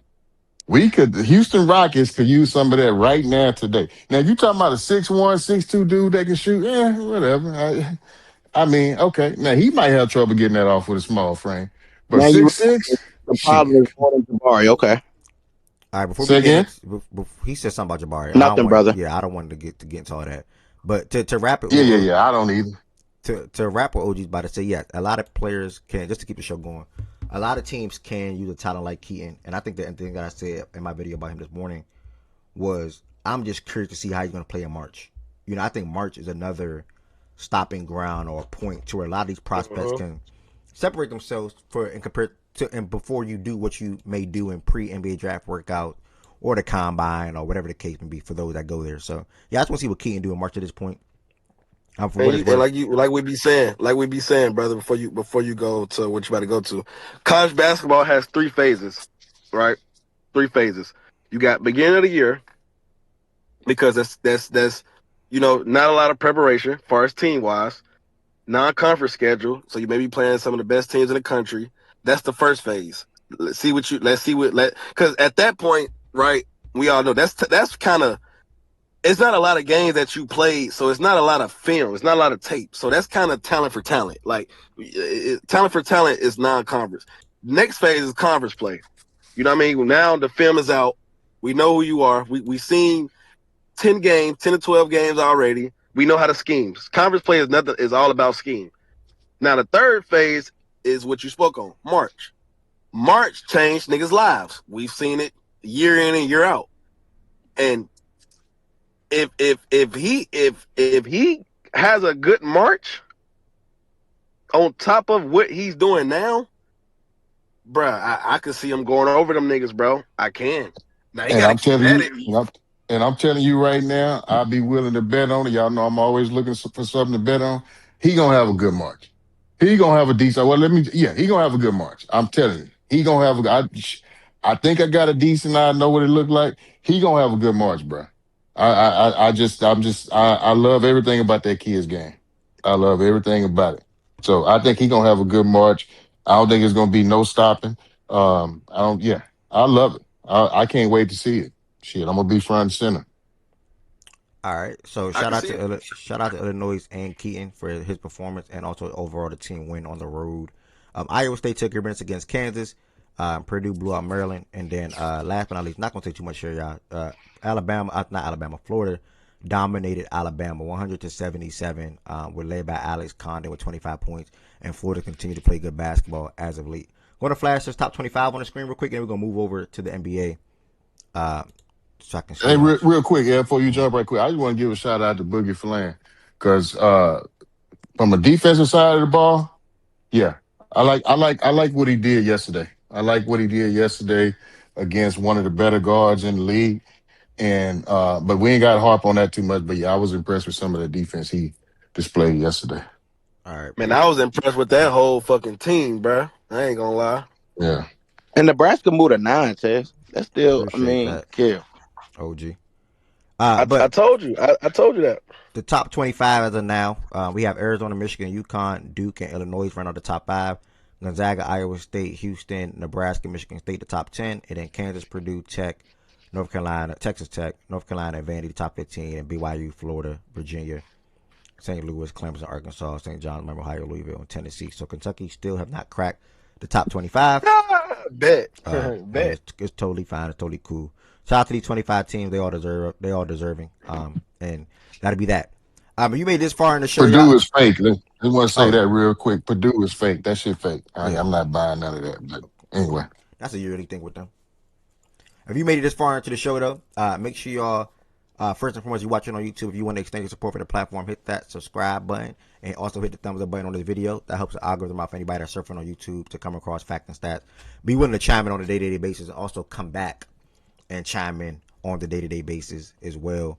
And on the Twitch side of things, if you're not following, make sure you hit that follow button. You all can become a sub and or a member on YouTube and Twitch. So it's a couple of things you guys can do to extend your support for the show. We are now going to jump to NBA talks. And the biggest thing around the NBA yesterday, well, not the biggest thing, that's a lie, but one of the big things around the NBA yesterday was the All-Star reserves being announced. Again, I did not look at the reserves yet. Well, I did look at the reserves, but I did not look at what we came up with because I wanted to see if we were close and or got it all correct. So for the East, I forgot we did that. Yeah, I want to see that too. I forgot we did that. The East, it came up with D. Mitch, Jalen Johnson, Towns, Siakam, Powell, Scotty, and Duran. I think we about 90% on that, or probably 75%. For the West is Ant, Jamal, Chet, KD, Booker, Denny, and LeBron. So again, it's my first time looking at it. So for the East, we had D. Mitch, Scotty, Jalen. Oh, we went MPJ. We won off MPJ over Siakam. Yeah, so they went MPJ. Yeah, MPJ over Siakam. That's the thing that we went off on. A lot of people feel like MPJ was snubbed. We will get into the conversation around who was snubbed or whatnot to you all. MPJ was snubbed? Are you fucking kidding me? Go ahead. We'll have a convo around that for who you feel like may have been snubbed in a second. And out west, they went with, we had Denny and Sengun below. Okay, so we had Ant, KD, Jamal was right, Chet is right, Brown is right, Booker is right, Kawhi is wrong, and you swap Kawhi with Denny, which I think we said we feel like Denny's going to be in there anyway. And you take Sengun off. So, yeah, I think we just got one wrong on both, East and West, for the most part. So we did pretty good with that. Now, That's pretty good. Pretty good. You think about some of the names that ended up being snubbed, quote unquote, out West. OG, you feel like Sengun was snubbed, or you feel like you cool? Like, Caught me right before I'm finna go in this attic, change this filter. But I think he started the season off worthy. But if I'm being honest, I think he's tailed off a bit late. So I'm not overly concerned. I can't really argue with it. If he would have been on the same trajectory that he was going as he started off the season, I would have been a little pissed about it. But I think he's tailed off a little bit for whatever reason. I ain't finna try to make no excuses about it, but yeah, it don't look the same. It don't look like it looked to start the season off. So I wouldn't consider him snub. Okay, appreciate that. Tween and I'm proud of you, bro. That's I'm real. proud of you, That's bro. real, OG. That's real, bro. Proud of him Nigga, too, I've bro. been real every day. I've been there. Don't piss me off now, nigga. I take everything Bro, I just look, said back, look nigga. what I happened. You stay trying to get real, somebody nigga. credit, bro. You don't wanna argue with me. Cool. I've been spanking you for a week. All right. Now when I give you flowers, it's still a problem. Bro, it's always a problem, bro. Like I gave you flowers, bro. I'm tired of arguing with you, bro. Like can we be cool, bro? Yeah, nigga. Yeah, let me get in this attic, nigga, before my wife get back. Yeah, But yeah, you no, that's how might I as well feel hide about up it. there. Go ahead on, niggas. Oh shit, I almost fell fucking with you niggas, man. Hold on, let me put this phone down, nigga. Hold on. For me, Right. the starters and the reserves, I'll just chime in there. Understand not understand. Ant well deserving. Simple put. KD well deserving. Denny, he's been playing bad basketball as of late, but he said he's been going through some things. But still, overall in the season, in my opinion, well deserving, right? But as coaches, which I'm a little confused at because the coaches picked the bench. As coaches, how do you? Not how. I don't like that they voted Denny, right? Rightfully so. 25, 7 and 7, whatever he's having on the year. Rightfully so. But then don't vote Kawhi, who's averaging 27, 28, and having a crazy year right now. And LeBron gets that spot. No shade to LeBron. Like Jamal, deserving, right? Chet, deserving. Because a team like OKC, the way they've been doing, OKC and Denver, deserve 2 All-Stars, point blank, period. Nothing can tell me LeBron James, which coach is picking this, deserve this spot over Kawhi Leonard. Like, nothing can tell me that. Kawhi's having a better year than LeBron. He looks better than LeBron and looked like arguably one of the better players in the league right now, point blank, period. For how he's been playing for the Clippers. Had a big game the other day for them against the Suns, actually, as well. Literally yesterday, I think, without Harden. So, I mean, yeah, that's the only thing for me. Just Kawhi not making it and LeBron getting selected. Like, Booker, cool. I mean, you know why, though? Like, Yeah, when no, they did shit with Dirk and D Wade. No, that's not why. That's not the same thing. It's not the same. That's not the same. Look, thing. it's all about popularity. Kobe made it. Dirk and D Wade just got selected because it was their last. Not No, you remotely hold the on. same. Dirk and D Wade got selected. You hold on. Dirk and D Wade got selected because I didn't. No, I'm talking to Anush. Oh, I was about to Dirk say. and D Wade got selected because that was like not even selected. They got gifted those spots because that was their last year in the league. This is not a LeBron. Yeah, this is not a LeBron thing at all. This is not the same. So I guess, yeah. But I mean, come on, bro. You're not gonna leave him out off the fucking list. And I think the issue you run into, Ev, because I agree, Kawhi's been better this year. But one is if this was all NBA, I would be more like, okay, that's fucked up. That's fine. This is the All-Star game. That's number one. True. And number two, I mean, it wasn't just the coaches. I think the media chose Kawhi, but it was close between LeBron and Kawhi. It's pretty close. The fans, we already know how that went. And the players also chose LeBron. And that was not close. If you look at because I went back and looked at this, I was curious. The players' vote between LeBron and Kawhi was not close at all. I looked at it yesterday. It was like 4 spots, spreading them between the two of them, and it was like a 20-vote spread, which amongst the pool of players is a lot if you look at how the votes were distributed. So I think that's the issue you run into, where it's like pretty much on every end outside of like us in NBA circles, and they know that Kawhi's having a better year, but all these votes went to LeBron aside from the media, and the media vote was close. Okay, fair. I mean, if you about to say something, go ahead. Good point, Jordan Woods, by the way. Yeah, I was saying like it's all about like popularity contest, really, because like Kobe in 2014 made it while only playing 6 games. Yeah, that's what I'm saying. They're legends. They're gonna make it. Fucking LeBron James. Yeah. You think they're gonna leave him off the fucking list because of stats? And I think Jordan Woods made it a little. Just trying to enjoy his last few years in the league. He nipped it in the bud a little bit for me. If it was all NBA and they like LeBron, and you look at you side of their numbers or put them beside each other, and they go LeBron over Kawhi, like that's insane. Like if it, for example, like hypothetically, but All-Star game, yeah, I'm cool. I don't feel too bad about. I don't feel bad about it at all. I never did, but I'm okay. They're gonna give LeBron an All NBA too. Don't you worry. No, I don't know about that. Yeah, They're not just gonna gift it to him. If he doesn't earn it, they're not gonna gift him All NBA. If he deserves it, if he misses one more game, he doesn't qualify. Yeah.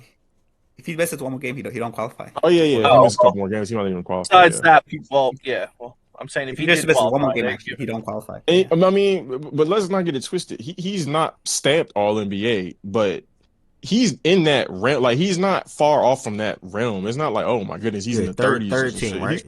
The third team in that realm. Yeah, absolutely. Third team for sure. Yeah, it would be third team for sure. Yeah, he's in that realm though. There's a bunch of guys in that pool right there.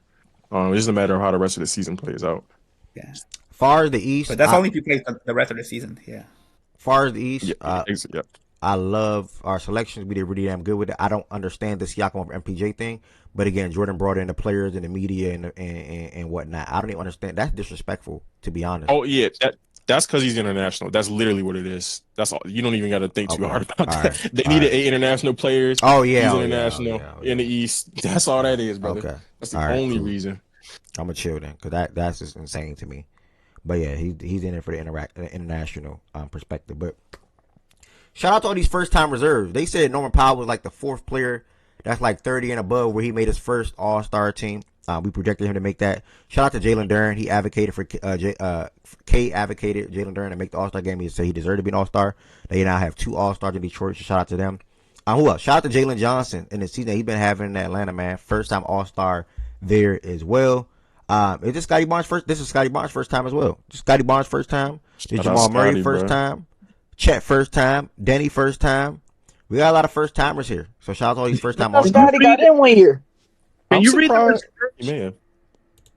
Can you read the reserves of the East again? D. Mitch, Scotty, Jalen Johnson, Jalen Duren, Norman Powell, Siakam, and Cat. Second for Scotty. Thank you, Twing and Chan. Yeah, I was fact checking that because I didn't want to. Scotty, a nice little player, but 2 All-Stars this early. That's all right, Scotty. Joel Embiid's better than all those reserves, by the way.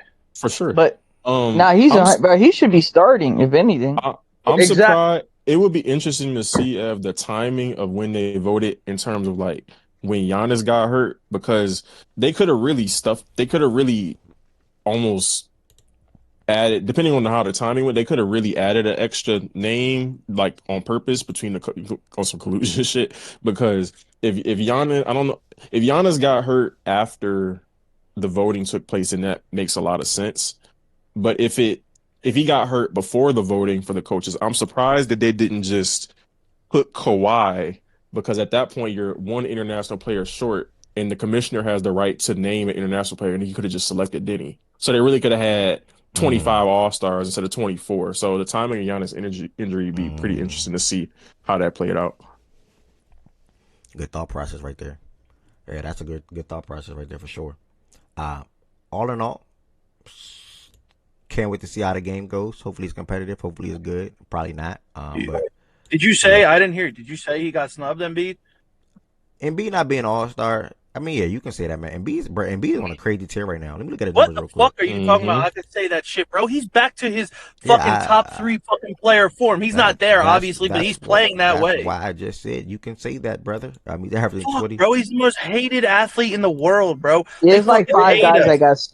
I'm not gonna lie, Embiid is better than Cat. It's like 5 guys. I'm not gonna lie. I'm not gonna lie. You need to shut the fuck up and go back on mute. Who? Nah, bro, I'm standing here. What's going on? Who you talking to? That shit.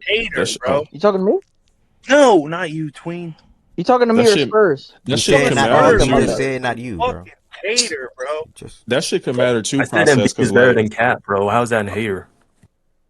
What are you saying, Jordan? I wonder if between Kawhi and I just wonder. I'm thinking out loud. I wonder if between, because this is a lot, like you said, it's with LeBron. I mean, he's playing at a certain level to even it to me not more egregious, but you wonder if like the not playing shit and that perception between like Embiid and Kawhi also does play a role in how the coaches voted, because we know coaches also have their favorites and guys like how they view some of these players, and we saw how Trae Young used to always get treated. So I wonder if Embiid and Kawhi, not to the same extent, or got a little bit of a, no, I'm just gonna lean with some of these other guys who I know have a good chance of playing in the game, have been quote unquote more available, better representation of the league, all that type of shit. He's played. I know you said, I don't know when the voting went in. He's played the last 10 out of 13 games.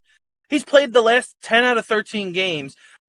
And when he doesn't, those 3 games he didn't play, the Sixers are 0-3. The games that they did play, I think he's like, I don't know, whatever it is, like a way higher winning percent. Oh no, I think it was like he played the last something out of 16. They're like 10-4 and 0-3 without him, or some shit like that. Yeah, something like that. I don't know, bro. He's back to being his fucking MVP form. He ain't gonna get it. He's not gonna make All NBA because he's not gonna meet the qualifications of the games. But he's playing better than anybody in the fucking NBA right now. Anyone. No, that's literally anybody. Stop the cap. Jokic is playing better. Defensively, he's playing out of his fucking mind. Alex Starr's playing better defensively than Embiid. In the last fucking I don't know, X amount of games, 9-10 games, he's averaging 30-something points with 10 rebounds. His efficiency's through the fucking roof, and he's changed his fucking game. He's changed his game around to fit what is going on with him physically. He's become, bro. The guy's more dribble handoff, more elbow make it past the second round. Then what were you saying? He hasn't been better than like Kawhi, but like this is why you shouldn't get riled up, because Giannis is hurt, and most 99.9% of the time, Adam Silver makes that decision. I think I would decline it if Adam Silver says he's gonna get the replacement. I would decline it. Fuck my. Why would you decline if you're Embiid? Because he wants. Because he's better than fucking Giannis this year anyway. It'd be crazy if he. When I Google Joel Embiid, it's not gonna say injury replacement. It's gonna say All-Star. But he's gonna have to replace him with an international guy. So he's back to being international. No, he just played for Team USA. No. He's not replacing it with anybody. It's just anybody he picks. No, he has to have 8 international players. He has to. It's the rule of the format. So bro, how did Alex Starr not make it, bro? He's international with Giannis. So if they get rid of Giannis, that's 7. They have to get another international player, unless I'm misunderstanding the format. No, that's what it is. Unless, but what happened? No, but Jordan Woods. Well, why is Alex Starr actually not qualified? You're telling me these guys just meeting quotas? Not the best player available. Yeah, there's not enough. Well, there's guys he can. Yeah, if there's not enough international players, they just make more space for international players. Yeah, so, like, just select a guy. Yeah. Yeah, he'll just select the 25th All Star. But Which real will talk, probably end up being So Dylan Jamal Brooks Murray, or somebody fit like that. the quota. That's how he got in. Same with Denny. No, facts. Jamal But Murray's just been pull playing up the great stats with basketball. Cat and pull up the stats with Alex Star. See, Alex Star has Ev is better a stats, smart. bro. Ev is a smart host. He picked the perfect time to get lunch or step away. Like, that's good hosting, bro. I can't lie. Yeah, it's just But that how if there's enough international players, they'll just be more than. Alex Star is international. How the heck is he not It'll on this be list? extra All Star Yeah, they'll just type be shit. extra. Is Cat international? Yeah, No, he's not. He's not. Because Cat's American. Well, if you read the tweets, they were saying that for some players that were born in America because they played on like for different countries, like they still need to discuss like how that's gonna happen. They Like could rig That's it. what They I'm could trying rig to it to get figure out Kawhi because in. he They could rig it has to get dual Kawhi in there. citizenship, Then so he could go any side. They want him to go on type shit. they could rig it to get Kawhi in there, and I'm not opposed to it. part Like if of they the say, part "Cat, of you the go play for the international team." that's But part that of the shit whack to me though, because like that's just like, come on, bro. That's not, Bro, that's just bro. bro, of the realistically, who cares though? Like, I don't know. Like, I don't know why. I don't. All Star shouldn't be this thing. I've been saying this for a long time. I don't think All Star should be this thing where you hang your head on that. That's why they're the best player. Eventually, these niggas just get picked because you like to watch them play basketball. Like it's Absolutely, or like a combination of the two, or like a combination of the two. Like if you're playing at a certain level, like I don't want to see fucking no shade. Chris Paul is the greatest point guard of all time. I don't want to see Chris Paul in an All Star game right no, now. sorry, I'm not gonna lie. And then y'all gonna pick it for All Star and be like, yeah, the All Star game sucks. I'm gonna be honest Yeah, with you. I don't want to see Jokic.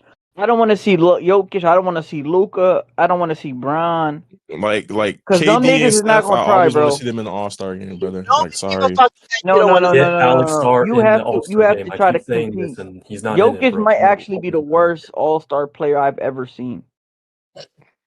Rudy Gobert was an All Star. FYI, He was still out there trying to block shots. that nigga Jokic was dead ass trolling. Jokic Even is Anthony Edwards, Rudy Gobert. nigga, he showing Shanessa, are all you left hand excited? shots. That's Are you my excited nigga, for the bro. format? I love Ant. That's my second favorite player. You gonna be He's tuned showing in, left Janess? hand floaters and left hand shots. I'm not gonna lie. I thought this was the year that we can take this year off because our guy don't want to be there. I was like, okay, we didn't He win. doesn't want to be there for years, though. Bro, he's not playing in the game. He's doing. I'm telling you.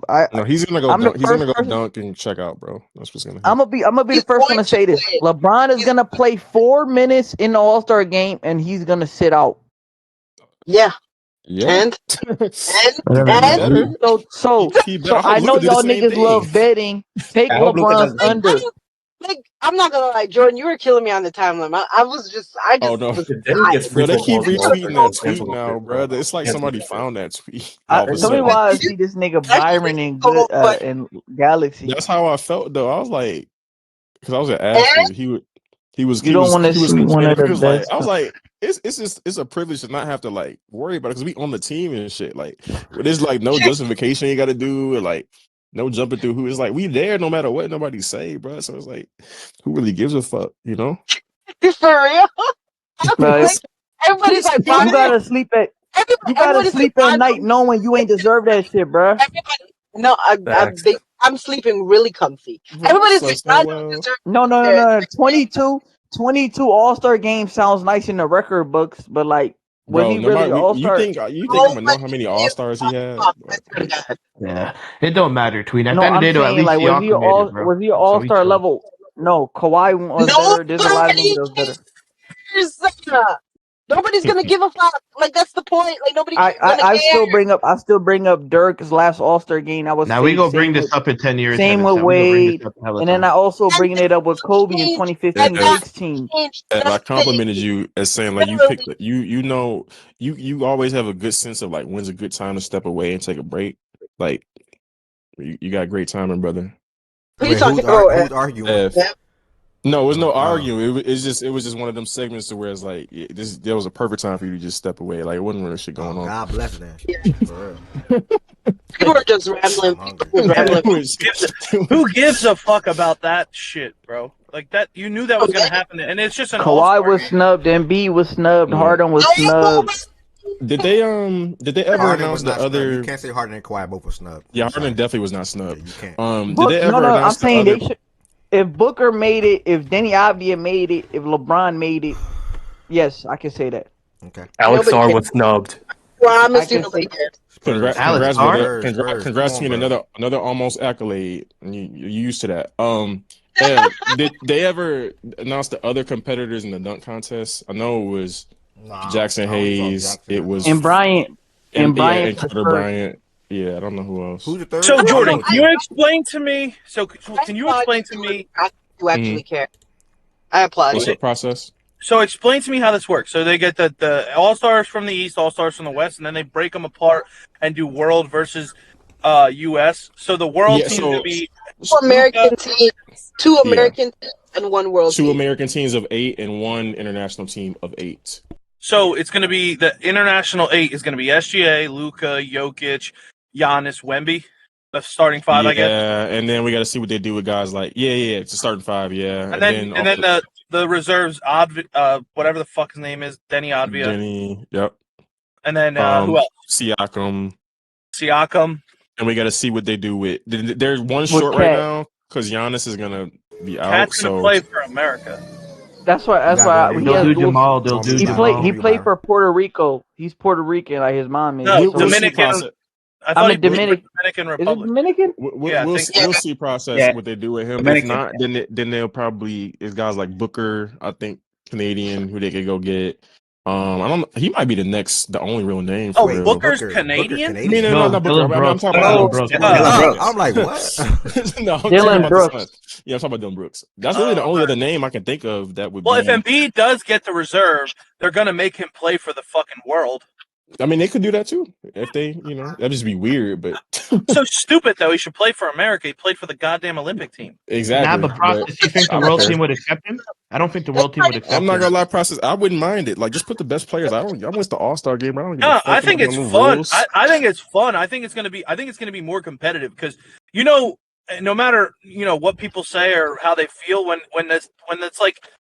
When you're like kind of like fighting against another not country, you know what I mean? Like they're gonna be because people. It's been rumored, like not rumored. It's been words said like, oh, the world would beat United States in a basketball game. So they're gonna step up and try and fucking play. I'm gonna be honest with you. Yeah. I don't think anybody cares if the world wins. wins. I guess they don't get bruh. The All-Star game is just to have fun. If they win a game, nobody's gonna be like, oh my god, Team USA lost to the world. Yeah, no, but I think the players are going to try a little bit more than they would if it was just a regular All-Star game. Especially don't put your hopes up high. Process. The days of competing in the All-Star game is over. Ain't nobody trying no more. Bro, that year that Kobe, I watched the 2000 All-Star game. They wasn't competing there too.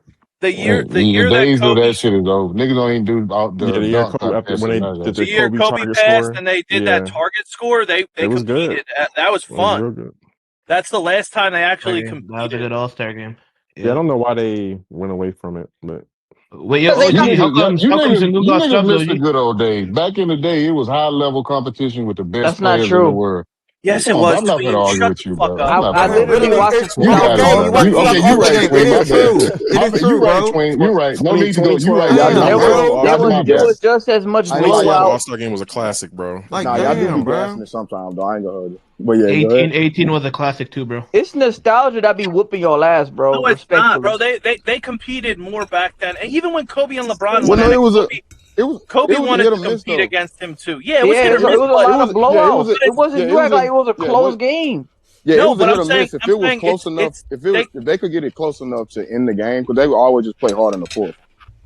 From quarter one to quarter. From quarter one to quarter the 80s and the 90s, niggas was out there like a regular old basketball game. No, it was not, OG. No, it was not. All right, so you may have some exceptions, but the norm was niggas competed. Y'all niggas can get on with that. But no, OG, they didn't compete. But y'all can stop that. OG, they didn't compete. OG, they did not compete quarter 1 through 4. Quarter 1 through 3, it was the Harlem Globetrotters. Byron, you fourth talking quarter, about they from 2000 on. That's what y'all remember. You're not talking about no. the 80s and 90s. I know you Oh, can't be talking about that. OG Niggas the was 90s. competing back then. OG the 90s. I don't They know was why you throwing niggas alleys so from mad half at the court. 90s. Boy, when niggas say something about the 90s, you niggas come, hey, no. Hey, But nigga, I'm I'm just cool. saying what it was. Nah, OG, I'm just saying it was I'm like it was telling still you. a certain level of free play for most of the game until they locked in at the end. They I think wasn't that's going like all out for four Niggas quarters. don't even Exactly, lock OG. in at I no got a, point I these got a, I days. got a I'm cool question. with them not Yeah, going but all out. What up, Tez? What up, Byron, they Tez? don't even go Nah, hard at me the too. at the If they fourth go quarter dunks and now, three, though. if I get some cool dunks and threes and competitive in But the end, Jordan, why you okay with that it's the if All history Star but game, bro. hold on though. My question is if history tells us that nobody never got hurt in an all-star game, we're competing, even if you say in the fourth quarter, why we want to see some niggas out there for 4 quarters throwing the ball around, not giving a fuck? Just don't play the game. Who wants to see that shit? I'd rather I was see perfectly nothing. fine. I'd rather see nothing than to see niggas out there going through the But motions, bro. OG, what happened? Nobody cared about that. I don't think people really cared about that as much when the other shit was good. The problem is the other shit not good no more. So it's like that exacerbates the issue of the All-Star game. Like when the Well, dunk contest was good, the skills competition, the 3-point contest, the little team shit they used to do where they shoot from half court and do all the shit. When that shit was good, and then the All-Star game, yeah, it was no defense and then people would talk about it. But the weekend was still like, cause that was a good product. You don't get shit now. It's nothing good about the All-Star weekend. I'm telling you, this year is going to be a little bit different. I promise It's you. gonna be bad, bro. I'll take a fourth quarter competition. I'll take that. The format that they have against the world versus the United There States. might be I'm no telling rockets on the you, court during crunch it's gonna time. be Right. it's gonna be a little bit more competitive. Look at It's what the gonna be fuck a good they game. did. Look at what they did in the NHL when they did the final four. Bro, that was one of the best games of all time. It was Process. It's gonna be competitive, bro. it was Yeah. incredible because you got USA versus Canada versus fucking Russia, whatever the fucking countries they had all in that shit, and then the teams got up for it. I'm telling you, these And players. look who they picked at the reserves process. They picked some good players, bro. It's gonna be competitive, Yeah, bro. Like they picked it's some gonna real be good players, bro. the fourth quarter is Yeah. finally gonna be back in the All-Star Yeah. game. I'm telling you, Bro, I hope so. I don't know. I'm gonna watch I it, bro. This might be the best got a game question since though. 20. Seeing the best Tez? niggas compete on that level, man, that's nigga, that's gold. But go ahead, Ted, my bad. I got a question. How do y'all feel about reporter asking VJ to do the dunk contest and him saying no? Yeah, I don't like that. Why not? He- I don't Why get why not? players don't want to fucking do the dunk contest anymore. What if he's not an in-game? What if he's an in-game dunker? I asked that because I don't think rookies should have the. I think if a rookie is asked, I think they should have a. It should be mandatory. Yes, I don't think rookies should have a say so. And they gotta pay. They gotta pay them, Tez. They gotta pay them, bro. I agree with you. I don't know why the fuck people say no. They're such pussies. Bro, because they're in-game dunkers. They don't have that. They don't have that dunk package when They it don't comes want to. to. Why? What if you want to chill at home? Because there's a difference between. Hold up. There's a difference between guys that can dunk in games and guys that can. They're creative and I get that. But it's a fucking dunk, dog. You have time to practice for it. Think about what you want to do in your mind, and then go out there and do it. It's not like if you lose, it's a big fucking deal. Nobody gives a shit. You know what I mean? What's the big fucking deal? They just want to see. They just want to see. You ain't see Jalen Green when he was in the dunk contest. Say he forced the rookies to do it. Them niggas. Ted's out here trying to be a dictator. Boy, you a gangster for that. I'm not like just throw him out there. I'm saying for Rick, like how they ask VJ if he want to participate. I don't think he should. I don't think he should have the option to say no. He bro. did answer like he was a vet thoh. He answered like he had tenure in the league or some shit. Yeah, like that was beneath him. Like if you a rookie, bruh, I don't know. I just be thinking like on a deeper level, bro. I don't know. Maybe just you should be honored that they asked. Yeah, like he did act like it wasn't even like a honor to be asked. He was Tez, I hate to do this to you, but you know who changed his whole thing that it doesn't matter. Now watch our process. They finna You get know mad. who changed his whole fucking thing. Watch out. They about to get mad. You know, all the greats went and fucking did this. Jordan and Kobe and everybody. Your boy never fucking did it, never wanted to do it because he was scared. Made it all right to say no. And now he made everything okay. He took competition out of everything. It's fucking everyone. Blaming that on one man. Blaming that on one man is literally insane. Why we niggas gotta gonna follow why we him, gotta gonna follow always suit answer with for whatever he do. something that other Come grown on. men do to Ness? We made it. They said we made it comfortable for niggas to all hop around teams. Now we ruining Yeah, dunk contests. I mean, Yeah, okay. Y'all gonna Grown argue men, that? I mean, bro. Honestly, he is the y'all best gonna Grown player argue in the that? league, though. Like, I don't agree with that, bro. Because if I put myself in them shoes, and I was just a high flying dunker, nigga, LeBron answering, I wouldn't give a fuck. I'm saying, yeah, I would go do it as a rookie, bro. I would No, be but that's not honored. the point, though. But that's not the point he making. The point he making is point he's before making is it that they're almost felt all like an balls. obligation, right? It They are almost felt all like, yeah, balls. this is how I give Now, back to the game. that's why I asked my question, OG, because that part I do agree with. Like I'm with you in process on that. If not just throw them out there. I'm saying hypothetically speaking, just like they did with VJ. If they come to you, not you going to asking questions and trying to be thrown. No, if they come to you and they want you to be a part of some type of all-star event, and they come to you and you're a rookie, first year in the league, you never been here. I don't think you should have the option to say no, bro. I think you should have to go do that. Me personally. And I think the only issue with what Process and OG, because I would be fine with that if after LeBron declined, the dunk contest just went down. That's not what happened, though. We got some of the best dunk contest years on top of each other after that. Yeah, exactly. Yeah, but my point is he made it okay. But I think before it was harder for guys to say I don't want to do it. But if LeBron says I don't want to do it, nigga, that opens the door for everybody to say, man, I don't want to do that. Exactly. And he's very y'all know this man is influential whether he wants to be or not. It comes with the territory. For sure. It But comes what with you're the telling me territory. right now is some of these dudes ain't who y'all say they are. Then y'all tell me some of these Well, dudes is some real dogs. but LeBron is. We know now. We can say what we want to say, but we know where LeBron sits. We all know where LeBron sits. We know LeBron is one of the greatest players, if not arguably the greatest player ever. So if LeBron says no, then yeah, a lot of niggas gonna be like, yeah, man, I ain't got to do that shit. LeBron didn't do it. They can't look at me crazy. For sure, but that doesn't mean that every single one of them has to turn it down. That's different than saying he made it more, less taboo to turn it down. But all of them turning it down, no, I can't put that on one dude. All of them, yeah, but it just sounds like they never wanted to do it in the first place. I just like they just don't want to do it. You don't have to be a follower.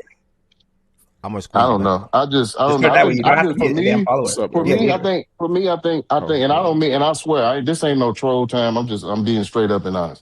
For me, like, if I'm LeBron, and I'm not LeBron, but I'm just saying, if I'm LeBron, hey man, this game is giving a lot to me for one weekend out of my whole entire career. Let me go out here and put on some dunks, win, lose, or draw, whatever the case may be. Just let me give back to the game in that way. I just think he could have gave back at least one time. That's just my take on it. He don't have to. It's prerogative. He can do whatever he wants, but that's just my take on it. He done that in the All-Star game though. Like he done that. No, but that's not even it. Like you asking LeBron to give back to the game, like we just did that in the Olympics.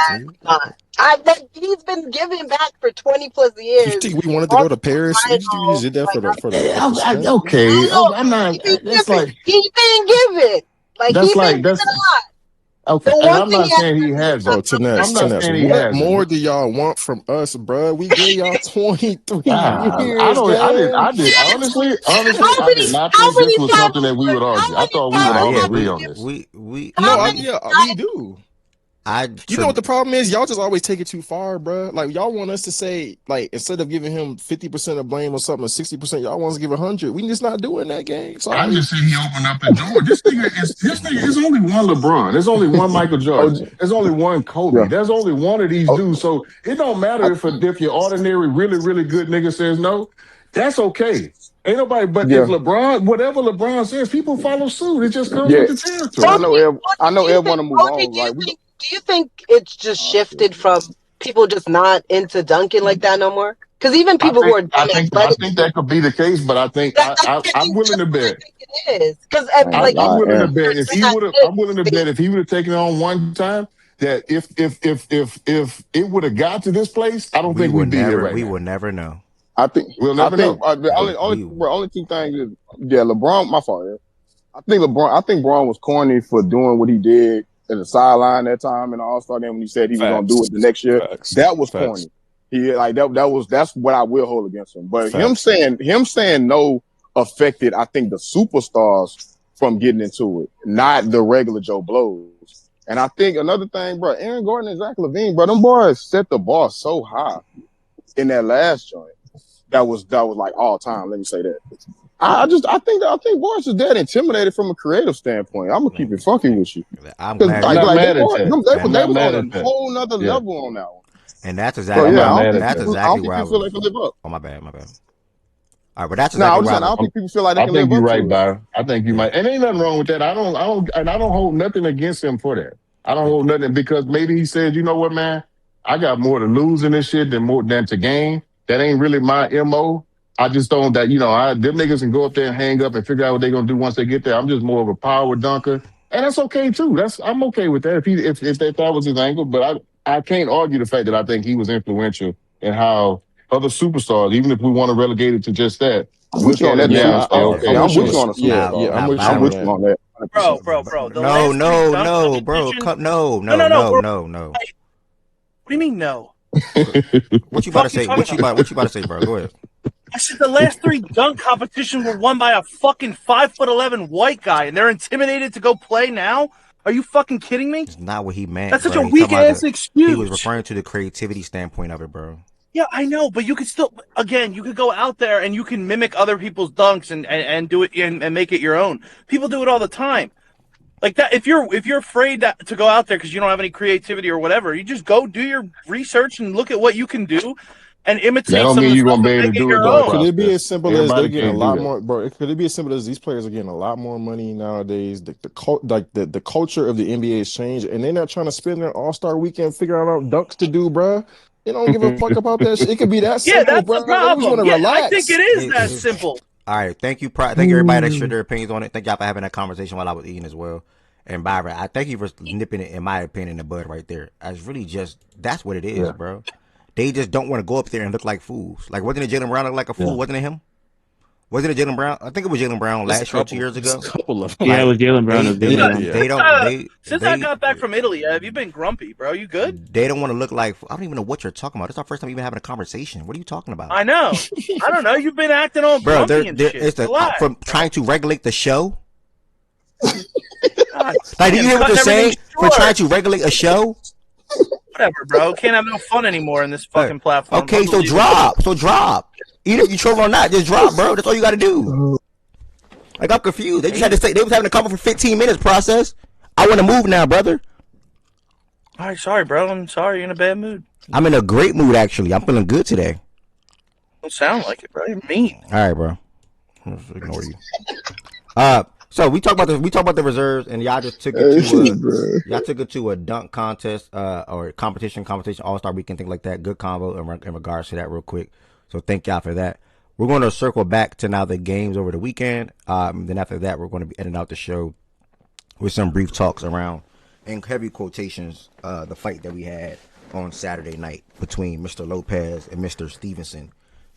Excuse me. Reminder: tomorrow we picking up the Patriots and Seahawks full preview. Also looking at some of these new head coaches, LaFleur to Arizona.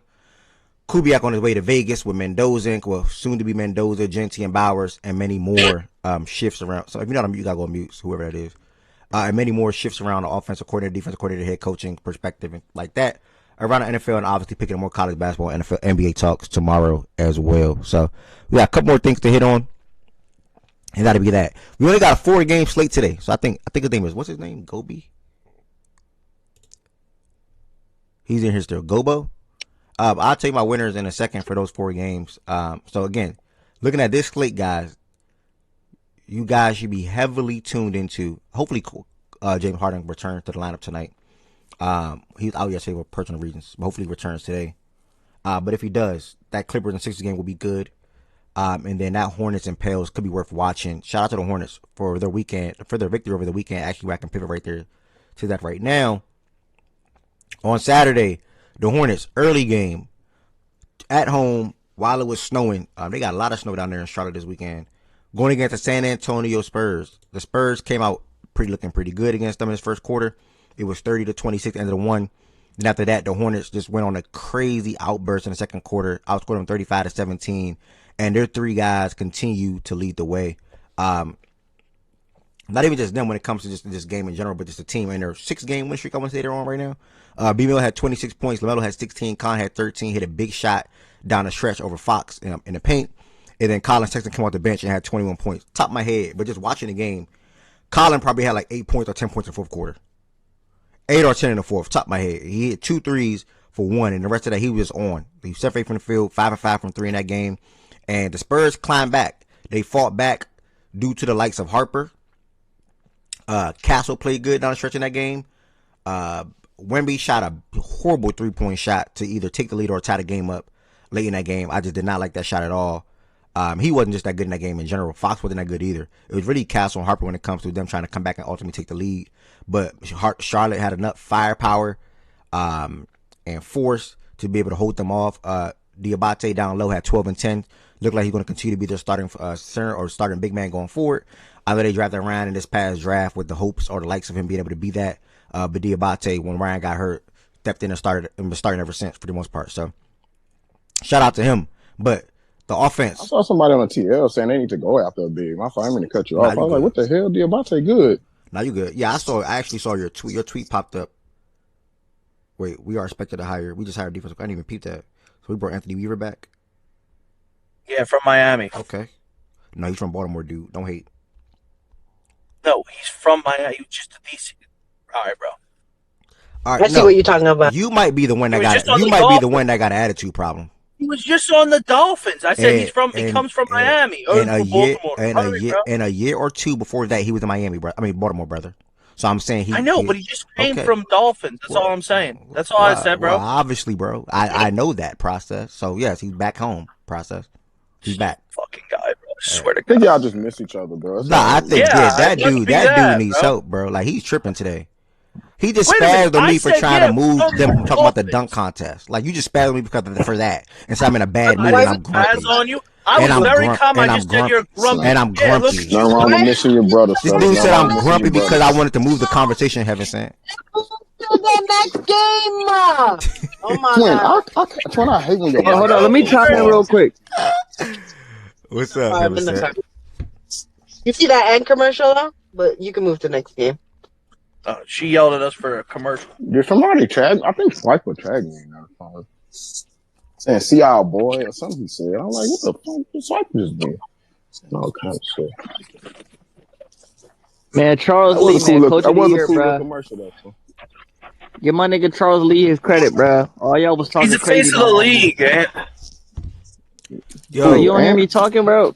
Y'all bro. don't hear me talking? We do, bro. Just go ahead. I mean, you're saying stuff that's just not true, though. Like, I don't, but go ahead, though, Twin. Go ahead. Charles Lee, coach of the year. Go ahead. Bro, I mean, it might be JB, you feel me? But he should be, like, top 3. It's the Jordan dude from Suns.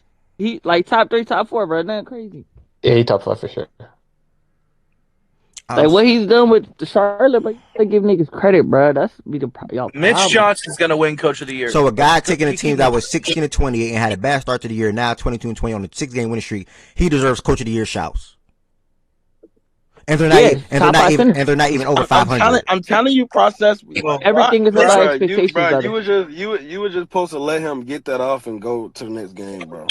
Bro, they're about to be a playing team. The season's not ended today, bro.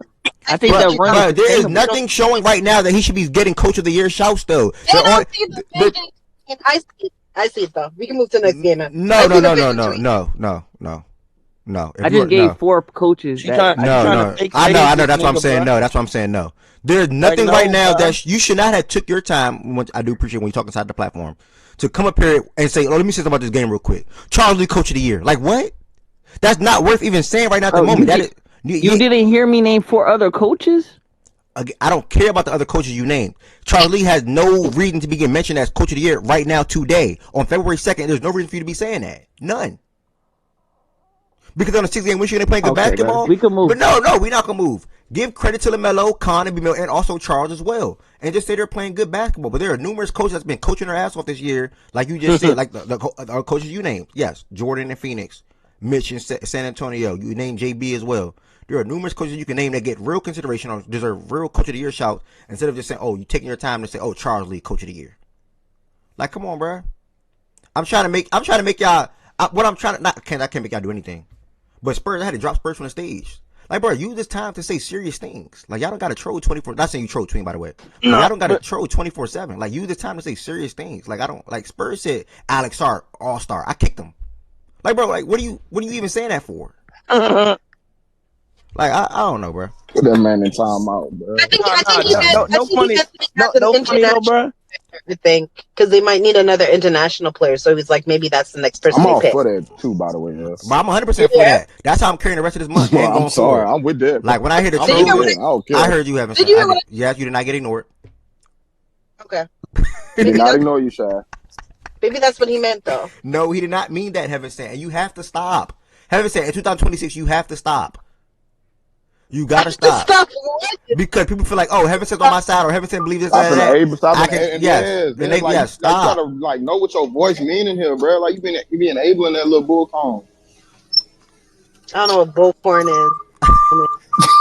All right, next game, man. All right, bro. Nah, but on a serious note, man, I was really impressed with the way the Hornets played in this game on Sunday. I watched majority of this game. This was an early start. And the Spurs, I damn near pencil this as not fully back. You can say this. I ain't gonna say that. That's too far. I'm gonna wait. Harper continues to play good basketball. Back-to-back games for him. I think they just got some wrinkles and kinkles to figure out. They looked much better in yesterday's game against Orlando in comparison to how they did on Saturday. So they made up for it. So I ain't gonna say too much about it. The Hornets continue to trend in the right direction. And continue to win games. 6-game winning streak. Shout out to Charles, like Tween just pointed out, for not the same reason, but how he got them guys playing basketball and how he's been managing LaMelo minutes, and also how LaMelo's been healthy. They said LaMelo played in 40 out of 50 games so far this year. You know, so LaMelo's been way. I seen a stat that said also speaking. 1 year. That is 1 year. He got to string more than 1 year together of health for me to be like, all right. Later. Don't care. Ed, you want to hear an interesting quick stat, little nugget I learned the other day? Yes, sir, brother. Because speaking of LaMelo, people always talk about his injuries. Zion has played the last 25 games. Yeah, and I pointed that too. I pointed that the other day last week. Bro, Zion came back from his injury. Zion came back from his injury, quote unquote hurt. I mean, I said quote unquote early. And bro, he's on a chair right now. You know, like nothing crazy. Speak on it, brother. Bro. I'm sorry, bro. I'm sorry. I'm so sorry. I'm so sorry. I've been on mute. I'm sorry. Who? Okay. Like, what the fuck? He played the last 25 games. Okay. I mean, he hasn't missed a game. 25 What straight do you games. mean? Okay, though. That's relative to what Zion been in the league from a health perspective. That's a big shout out, though, gang. Bro, and we've been waiting on that, bro. Like, congrats, brother. Like, finally. Like, kick it, Chaz, kick it. I don't know, bro. I don't know. I think that's a little extra, bro. I ain't gonna lie. No, I'm not slighting it. I'm just saying, like, he played the last 25 games. Okay, what the fuck? Good. Good. like what? Huh? That should be the norm. You saying, Chaz? Outside the shit. Bro, how do we know? How do we know what players? How do we know a player's injury prone and they come back from an injury early and then they play 25 straight games while playing good basketball? Like, I'm confused. Like, how is it not worth the shot? Congrats, bro. He's like, okay. I see both sides though. I see both sides. I just rather troll Zion, so I'm gonna just laugh. He is for sure, Chan. I ain't gonna lie. I mean, he just Man, y'all hating, he just man. said it was a little nugget. He ain't say it was a Big Mac. Like, he said it was a little nugget.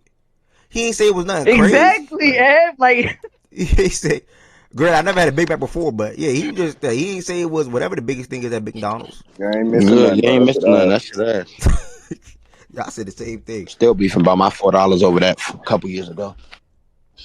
Bro, you beefing about $4 over a Big Mac? I thought Big Macs are like $7 now. They probably $7, $6. I don't know what they are. I think I said this a couple years ago, brother. that nigga used that McDonald's app. All right, y'all. You know that. Son. All right. So shout out to the Hornets. And again, LaMelo, Khan, and B-Mill. What I noticed in this game, even Miles Bridges had some big shots or I would say big moments late in that game as well. He got Wemby on an up fake, made Wemby slip a little bit, got to the basket, and then also got to the line, knocked down a couple more free throws as well late in that game. But the thing about the Hornets is when they're healthy, it's like eeny, meeny, miny, mo. Like they can run offensive sets for two guys at one time with LaMelo having the ball. That's Khan and B-Mill both working off the ball.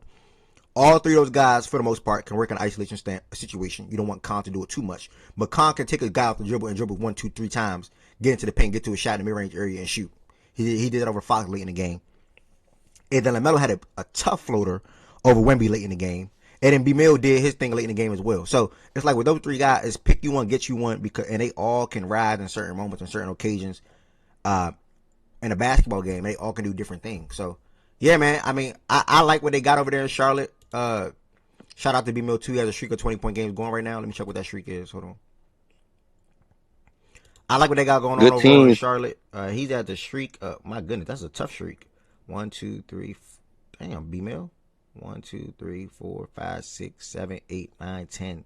He scored 20 or more in his last 10 games, and scored 20 or more 12 times this month out of 15 games. It looked like 16 games. Yeah, but he has special talent, bro. Are they in the play-in yet? No. Probably one game out or two. Let me see. They're gonna get there though. They will be soon, Tesla. Yeah, next one week. game out. Yeah, they're gonna be there next week.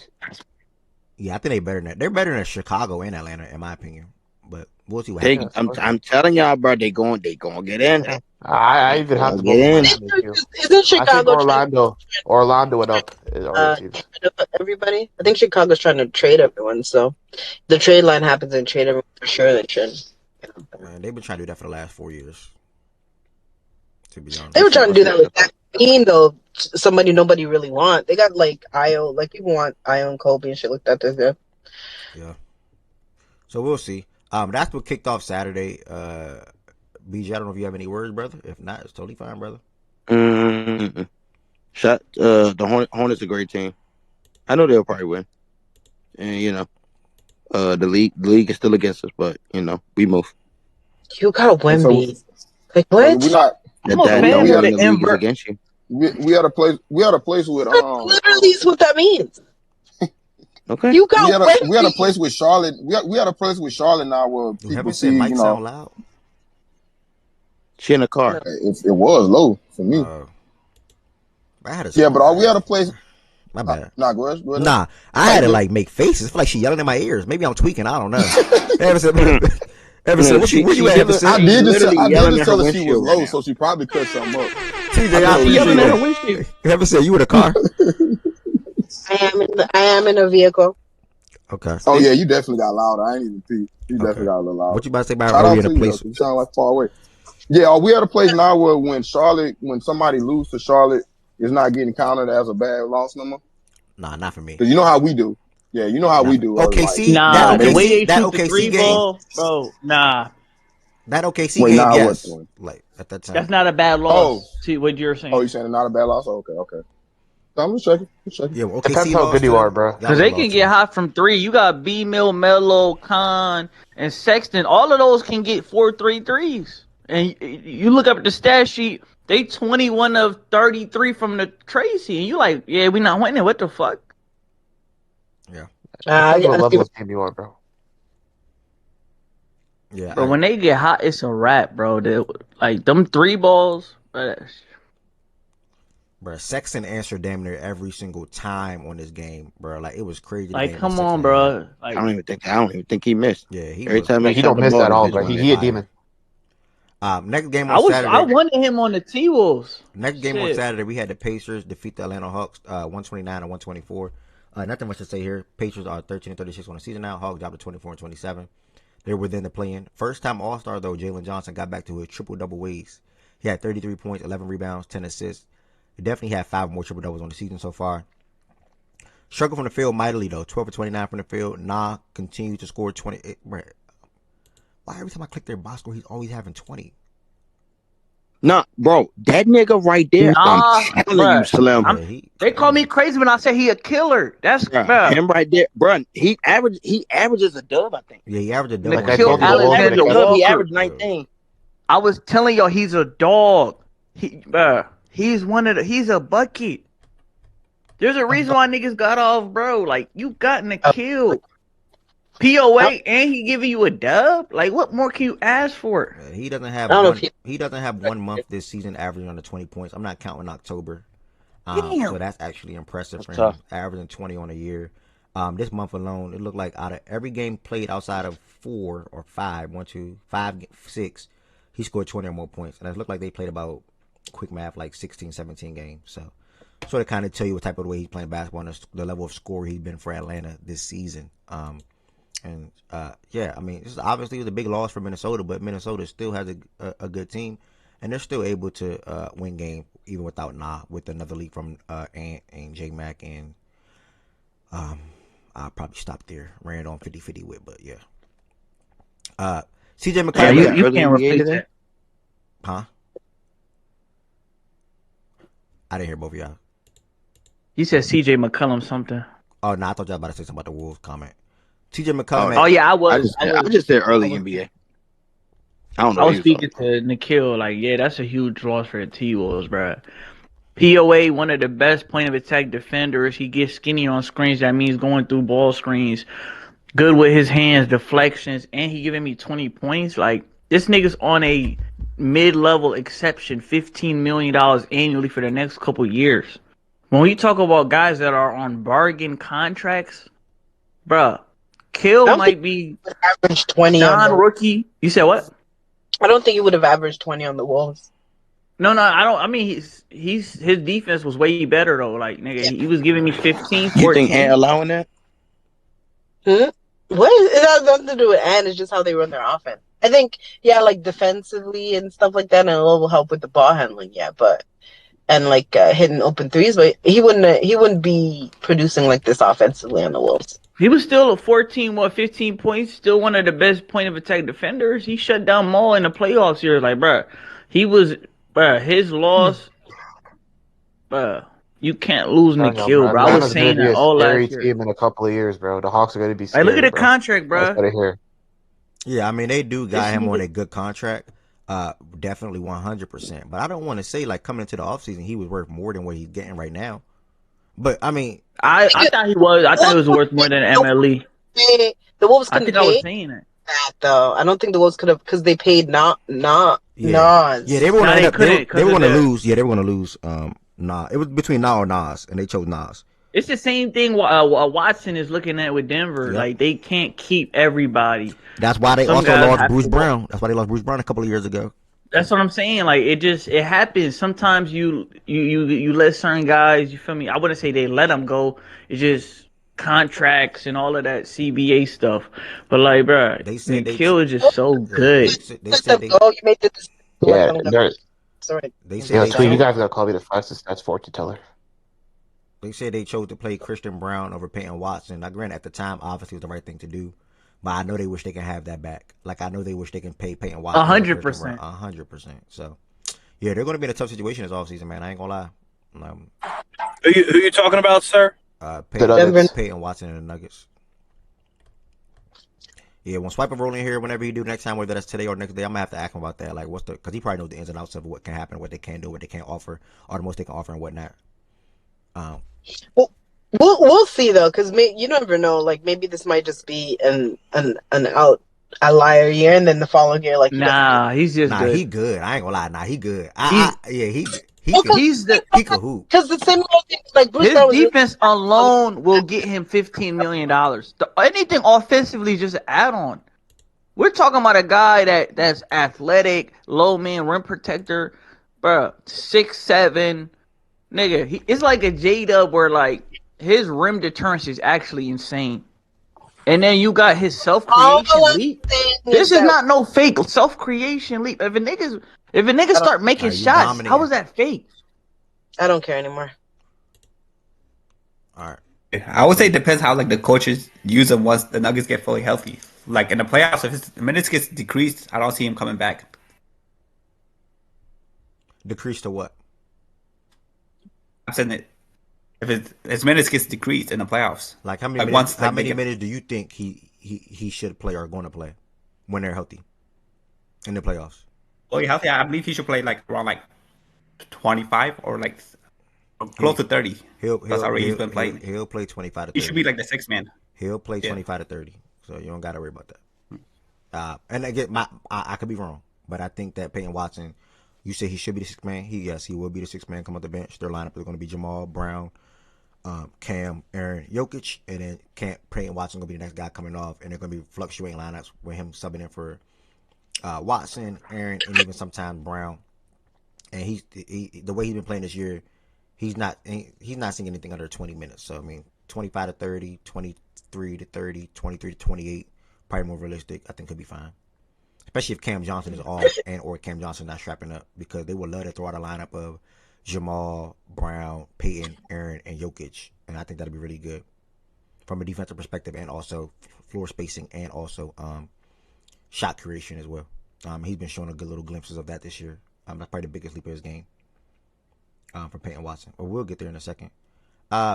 Third game of yesterday, Joel Embiid. I mean, he on something right now, and I like it. You know, I like the way he's playing basketball.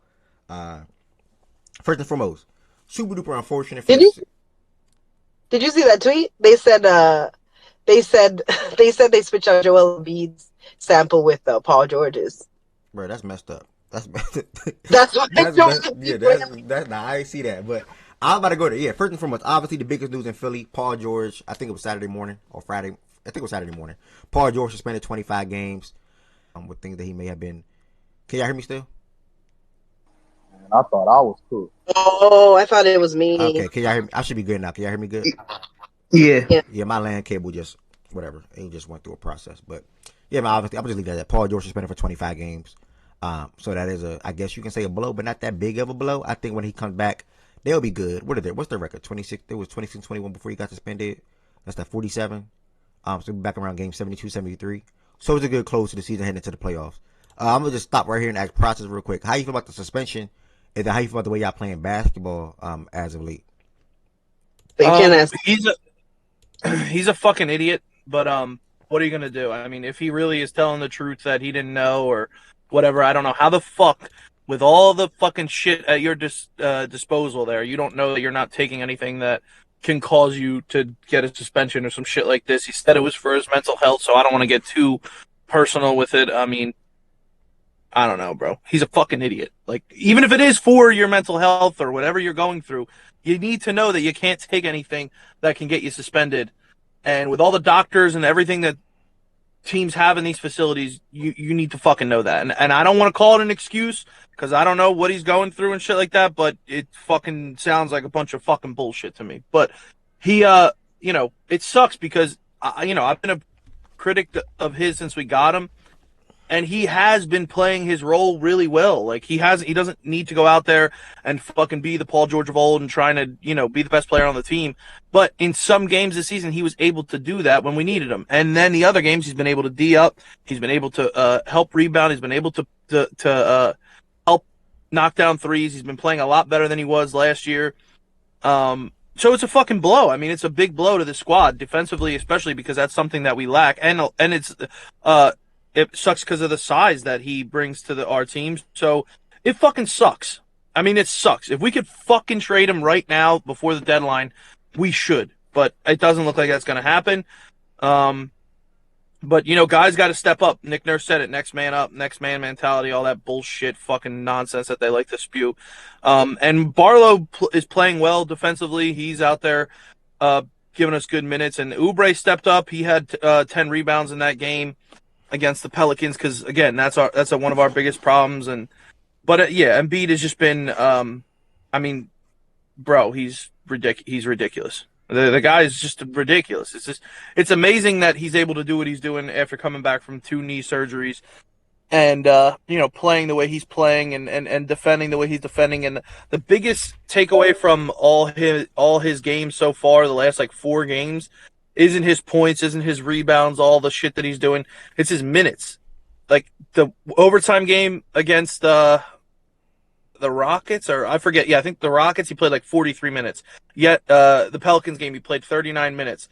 So he's ramping up his minutes. He's ramping up how many, I think he played the last 10 out of 13 games. So if we're not on a back-to-back, I don't think we're going to see any more knee management games. I mean, we might, but at the beginning of the season, people are like, just have him play a little bit and then shut him down right before. No, we can't do that because we need the fucking guy. You clearly see how helpful and how much we need him, because people were saying, oh, you could get a small, a play-in spot, like shit like that. No, we need him. He's playing out of his mind. Obviously, Maxi's Maxi. He's been outstanding all year. VJ's has been really good and all that stuff. And another good sign is now that Grimes has been hurt and out, not playing, McCain's getting his minutes, and McCain is just so much more productive than him when you give the guy a chance.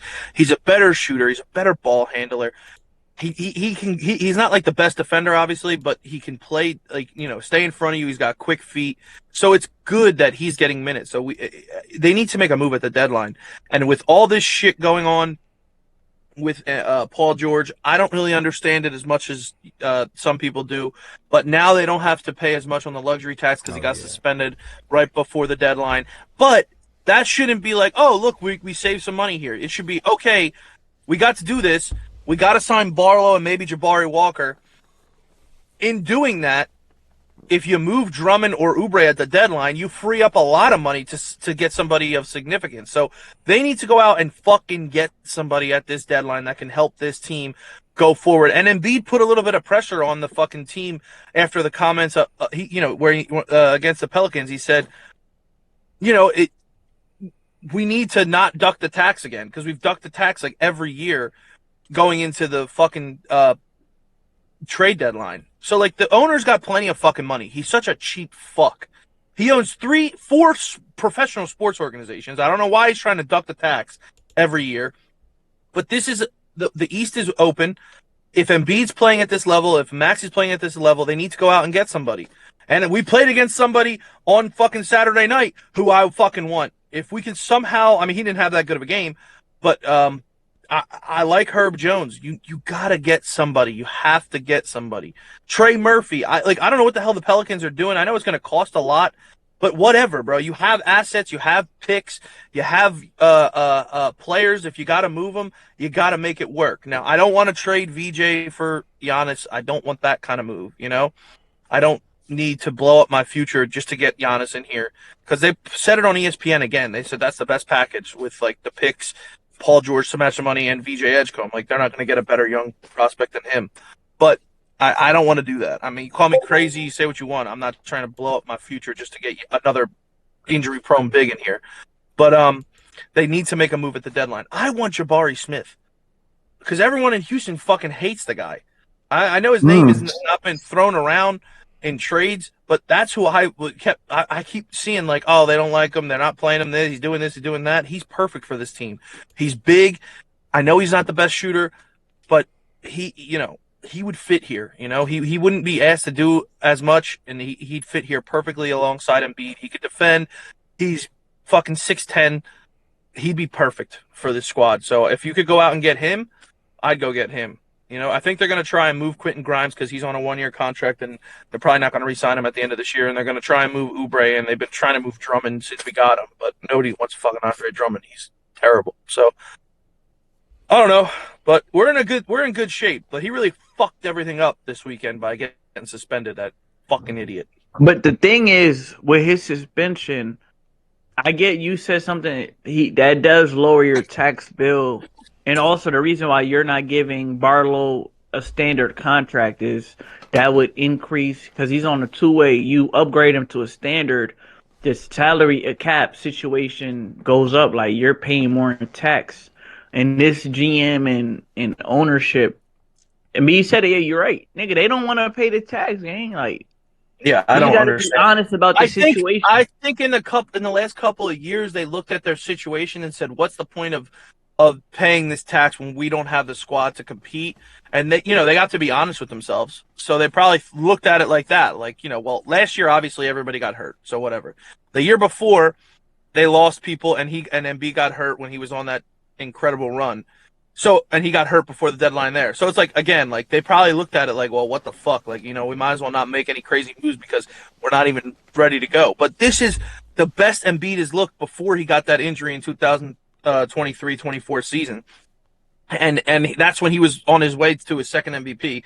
Maxey has become the best he's ever been. VJ's a good player.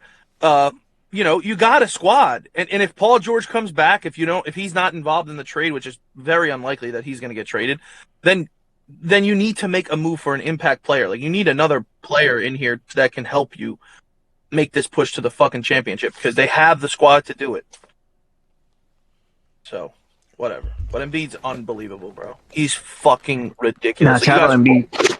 Bro, I never thought he dude. was gonna. I'm not gonna lie. I never thought Embiid was gonna get back to this level. We're talking about a legitimate. I said it all year. He could get back to this level. And hold on, BJ. You can say fuck you.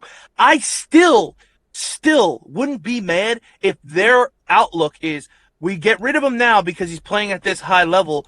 You're looking at it like, oh, you want to get rid of him. You want to get rid of him. You understand that he's under an extension after this season for 3 more seasons. Embiid's great. He's one of my favorite players of all time to ever come through this city in all of sports. But again, I'm not trying to jinx anything. But what are the odds that Embiid's going to be like this for the next 3 seasons? They're fucking low. But guess what? What I'm saying, this year is wide open. This shit is wide open. I know. You have to do, bro. But if you wait again, 2 series. You win 2 series. I know. You win the NBA Finals. You're in the NBA Finals.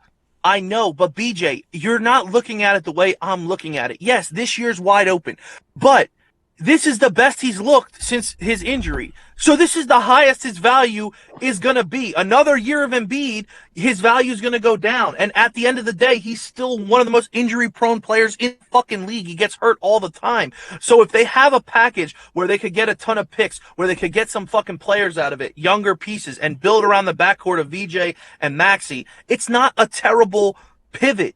The Sixers are in a unique situation where they have a lot of young players they can build around, a lot of picks and assets. They have a swap with the Clippers and the Clippers pick. Yeah, well, McCain's pretty good too. I mean, I know you guys don't like he's been out a lot this year, but he's a pretty good player. And bro.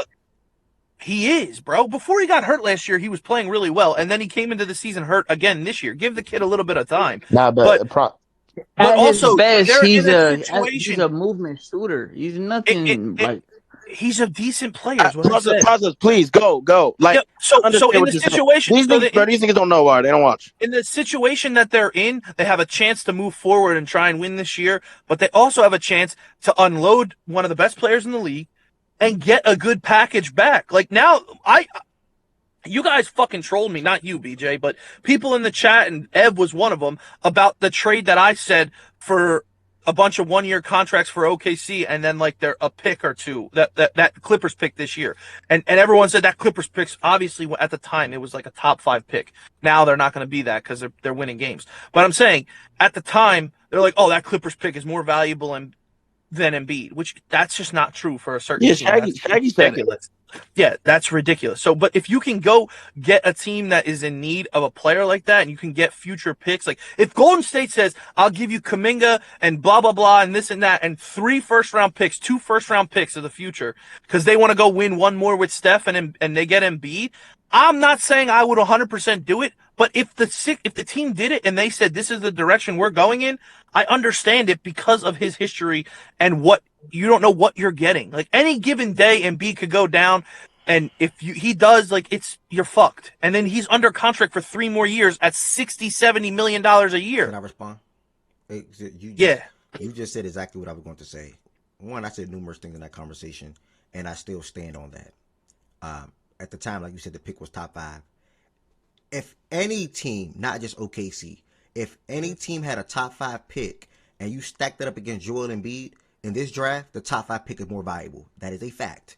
2, OKC will not not even just OKC, any team that could be a contender or whatever is ready, and you have guys already extended, your core guys already extended, you do not want to add a guy like Embiid because you're going to be paying him with the number you just said, 67 and 70 million. That also went into it process. So no, OKC, nor any other team should have any interest in trading for Joel Embiid because that top 5 pick, facts are the fact, is just more valuable in today's game in 2026 right now than having a guy like Joel Embiid on your roster who's injury prone, who you have to pay the Warriors $60-70+ million to. Yes, if the Warriors had a top 5 pick in their draft, they should not trade that pick for Joel Embiid. Yes, they should not. Okay, in your opinion, I get that. But if the Warriors, they don't have a top 5 pick, but whatever. Say they're like, okay, we don't have whatever. We'll give you a future first round pick in 2028 and a future first round pick in 2029, Kuminga, and the salary to match Embiid. And Embiid plays healthy through this playoffs and whatever, and OKC or Golden State makes a run to the final. Let's just say I don't even think that would happen, even if Embiid went there and played fully healthy. Well, no, I know, because I just don't think that team is good enough. But anyway, if they had Steph and Embiid and they go on and they get to the championship and they win a championship, it doesn't. I'm just talking from an executive perspective. If they think that they can make a final push with Steph Curry, they don't give a fuck. In 2 years, they're gonna have to pay Embiid a couple more $1 million a year, or $70 million for the next couple of years. You got to listen to. I hear you. Listen to how I worded my statement. When you already have your core guys locked up. Oh, we're going to turn back to OKC. They have J-Dub, Chet, and SGA all locked up at a good number. 40 plus million, not good number. I'm talking about like they're getting paid a good price. 40 plus to 50 million. On top of what SGA is making, 60 plus million. And then you add Embiid on that. No, they're not going to think to do that. It does not make no sense to do that. In that situation with the OKC trade, bro, it still gave them, because they still have a bunch of people on a 1-year deal. They had the money and the ability to do the trade. You don't make that move for a guy like Joel Embiid. With all due respect, you don't make that move for a guy like Joel Embiid, though. That was the argument, though. I just disagree with you if it's going to result to you to get the championship. Like, obviously nothing's guaranteed, but if Embiid plays healthy and OKC had him to go along with this squad, and all they were giving up, I think I asked for Lou Dort, 2 bums, Hartenstein, just to match the contracts with him and Dort, and their first round pick this year that the Clippers have. I think that's going to guarantee them a fucking championship if he's healthy. Bro, and they just won a championship without that. So why would they crash out and go do that? I know. I'm not saying they would. No. That was the combo that day. No, I know. But I said that they would never do that trade. That's not like OKC. But just take the OKC part out of it. If somebody is able to give you picks, focus on the main thing. Focus on the main thing. Focus on the main thing, process. That's why I moved it from. We don't have to say OKC. List the other teams. If a team, they'd rather have the top 5 pick in this draft than Embiid. Point blank. Period. That is a fact. Yeah, but okay, so you think it's crazy if hold on. So what about the scenario I just said? Fucking what's it called? The Warriors thing? 2 first-round picks, Kuminga and whatever to match the salaries. You think that's crazy for the Warriors to do? That's the first time that's been introduced to me. The convo was the top 5 pick. But your second player, your second best player is now hurt. So now what do we do? I know. It's hard to just if use Jimmy was there, teams. Okay, I would listen to you. No, I know. It's just hard. It's hard to use. Listen, forget the teams. Don't mention any teams. If a team has the ability to trade for Joel, how you say my name in a statement and then avoiding my points that I'm responding back to you when you just talk? No, I said your point. Answer this so I can before I can move on out of my head, please. Do you think right now a top 5 pick, who had more value, a top 5 pick in the draft or Joel Embiid? It depends. Obviously, if the team is shitty, the top 5 pick. But a team that has a top 5 pick and they're in a chance to go and make a playoff championship push, I'd say Embiid. So if you have a chance to make a playoff push, you should then trade that top 5 pick. No, a championship. A championship. Even better. Push. So if you have a championship push, you should trade that top 5 pick to get Joel Embiid. Well, if you have a championship push, that means you have other potential smaller moves at a cheaper number to be able to do and get even closer to your goal, even without Embiid. Yeah, why would you not do that option and get Embiid? You could do that. That you never. That's the first time you said that, to do little things. But you're saying that top 5 pick is more valuable than Embiid. My point was my point was to a team that's looking to win a championship. If they had a lottery pick, whatever, top 5 pick or whatever it is, that player is still a question mark. Obviously, Debanza and Harper and Boozer. Hold on, and all them guys are fucking great, and they're probably going to be good. I'm just saying, a young rookie is not more valuable than a known commodity in the NBA. Yes, who's it is. Yes, it is, bro. Not for a team, BJ. Not for a team. Not for a team that is gonna be. Not for a team that is looking to win a championship right now. Is what I'm saying. There is only one team in the league, and give me some names, please, if you can. Realistically, teams that don't say the Warriors, because they're not realistically looking to win a championship right now. Give me some team, because I only have one, and let me see if you name them. Give me some team. Matter of fact, I will name them. There's only one team that is actually shooting for a championship this season that if they had a top 5 pick in their back pocket, they should be using that pick and trading for Joel Embiid. Literally one. Can you guess who that one is? Yeah, the Lakers. Thank you. Can you name anybody else? Well, I mean, you said not the Warriors, but I think the Warriors because they got that old because they're old, but the Warriors too, and then they don't count though because it's not a realistic. Jimmy is gone, so they don't have a realistic chance. Yeah. Realistic. Well, I mean, if a team like the push. Knicks had if a team like the Knicks had a top 5 pick, I think they would because again they're moving towards well whatever you disagree with they're me. Not I'm going just to saying trade a top if 5 I was pick and Cat for Embiid, that's not worth it. The report just came out today that they like their team. Don't even want to try to trade for Giannis. It could be Cat. No. But I'm not saying, wait, hold on. I'm not saying that they think it. You're asking my opinion. If I was an executive of a team right, and I have a chance to get, you got the Knicks. Go ahead. You got the Knicks. Go ahead. Yeah, like if I'm just saying, like if go ahead. I were the Knicks to, and who else? to do that, Boston. If Tatum was there. We're going with these teams right now. Process. Stop the games. The Knicks, the Lakers. Who else? Hold on. Yeah, I know. Trust me. Because I look. It ain't Minnesota. No. Denver. No. Yeah, I say the Knicks, the Lakers, the Warriors. Why? Wait, Minnesota's a perfect place. Why would Minnesota not do that? Why would Minnesota the Warriors? Wait, hold on, bro. Why would a team like Minnesota not do something like that? What is Minnesota? I don't think Minnesota. So when I look at the process, you gotta look at it from how I'm looking at it. I don't think. Matter of fact, I probably can't give you Minnesota. I don't think Minnesota would say, "Hey, we have a top 5 pick and we have Rudy. Give me Embiid." They rather be firm with Rudy in the top 5 pick, and they probably go for the guard. Okay, that's your opinion. You don't think they would target a guard before they would try to target getting Joel Embiid? Yeah, no. It's again. Hold on. This is the problem, though. Can we just for 1 second? You're not thinking. If a team is in need of one more piece to win a championship, in my opinion, no matter forget about the teams who they are. If you're a team, if you're a team that's in need of a player to make another to solidify your chances to win a championship, in my opinion, Embiid is more valuable than a question mark in a pick. That's all. Than a top 5 pick. That's all I'm saying. He's more not true. Because you can't tell me the last time Embiid played. Process. If you can't tell me the last time Embiid was healthy in the playoffs, these other teams think that in the back of their mind too. I know, but I'm just saying. So it's going to take a couple years. But that hinders or alters the value though of Embiid to you. I get that. So why are you not saying that then, brother? I understand everything. I understand what I said. I said that he gets hurt, and I understand what you're saying. So but therefore, there's no way in hell Joel Embiid. Yes, I see the way he's playing. He averaged 30 in January. There's no way in hell Joel Embiid. This is again keyword January. Will be probably. I hope he is healthy in April or May. By the way, I hope he is. But we don't know the last time he was healthy in April and May process. So a team not gonna look at what he's doing in January and say, "Hey, we are so close to making this championship push. Let's go top 5 pick and insert highest paid player or players and insert good player probably and just get Joel Embiid." Who's going to do that? Okay, I don't know, but people are looking to do it with Giannis right now. What? That's your counter? People are looking to trade. No, I'm saying people are looking to trade a lot of picks for Giannis, who's been hurt the last 3 playoffs. Holy shit. Who's hurt right now? No, who's hurt right now? But the whole thing is there's a risk in it with Embiid. Of course there is. There's always a risk in trading for a guy who's going to be hurt. But the flip side is if he's not, you are a good team and he stays healthy, your chances of winning that championship have gone up a ton.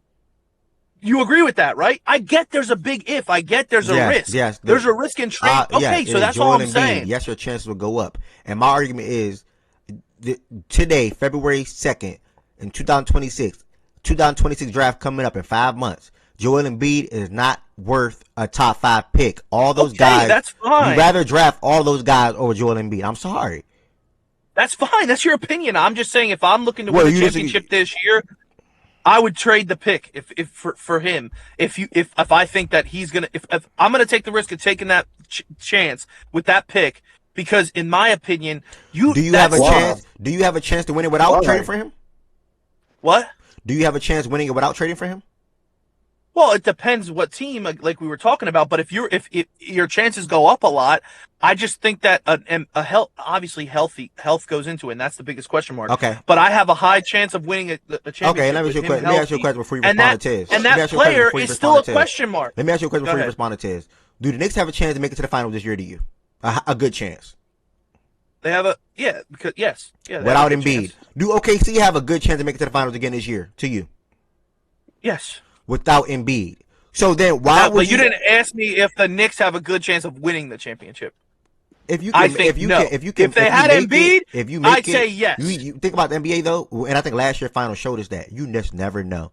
Okay, see, the Yeah, you Pacers never went know, 7. but I'm just saying your chance. People You're right, predicted but 5. It went 7. okay, hold on. Let me ask you a question. Yes, you're right, 100%. You never know what's going to happen. Do the Knicks have a good chance to make it there? Yes. Do you think they have a good chance of winning? I know anything can happen, but in your opinion, do you think they have a good chance of winning? A good chance. I mean, I don't want to win the championship. It depends on who they play and how they're playing at the moment. Because the I Pacers know. I'm just saying though. I'll be surprised if they win it. I'll be surprised if they win it all. Okay, exactly. Now, if they had a healthy Embiid, it wouldn't be a surprise if they win it all. To who? That's all I'm saying. Who? So your chances to me, it will be. To you, if will. Embiid was healthy with that squad, it will be a surprise. Embiid. Yes. Yep. All right. Well, then you just don't value him. Okay, that's fine. You just don't want think me to put something in the back of my mind you that I don't just think. No. A healthy Embiid immediately becomes their best player to go along one of the best guards in the fucking NBA. Agreed? Yeah, but the offense changes though. Process like I know. I'm swapping out Embiid and Cat is two different. Hold on, I'm thinking realistically. How are you gonna tell me I'm thinking too much for being realistic? Your problem is you're putting it on these teams and you're thinking schematically how it's going to work and how it's going to look. I'm just saying a healthy Embiid makes your chances go up way higher than they were with any team besides OKC. They already won. They're not a team that's going to do this. That was just an example of what we were talking about. So with this healthy Embiid, are you expecting the Sixers to get to the finals then? Expect who? Are you expecting the Sixers to get to the finals then with this healthy Embiid? If Embiid's healthy and yeah, the squad's healthy, you should be expecting that then, right? They should get. Yeah, I said that already. If they're healthy, yeah. I needed to hear that. Fuck? Hold on. You said earlier. Wait a minute. You said last week when we talked or whenever, a couple days ago, if they're healthy, you could see them going to the finals. What?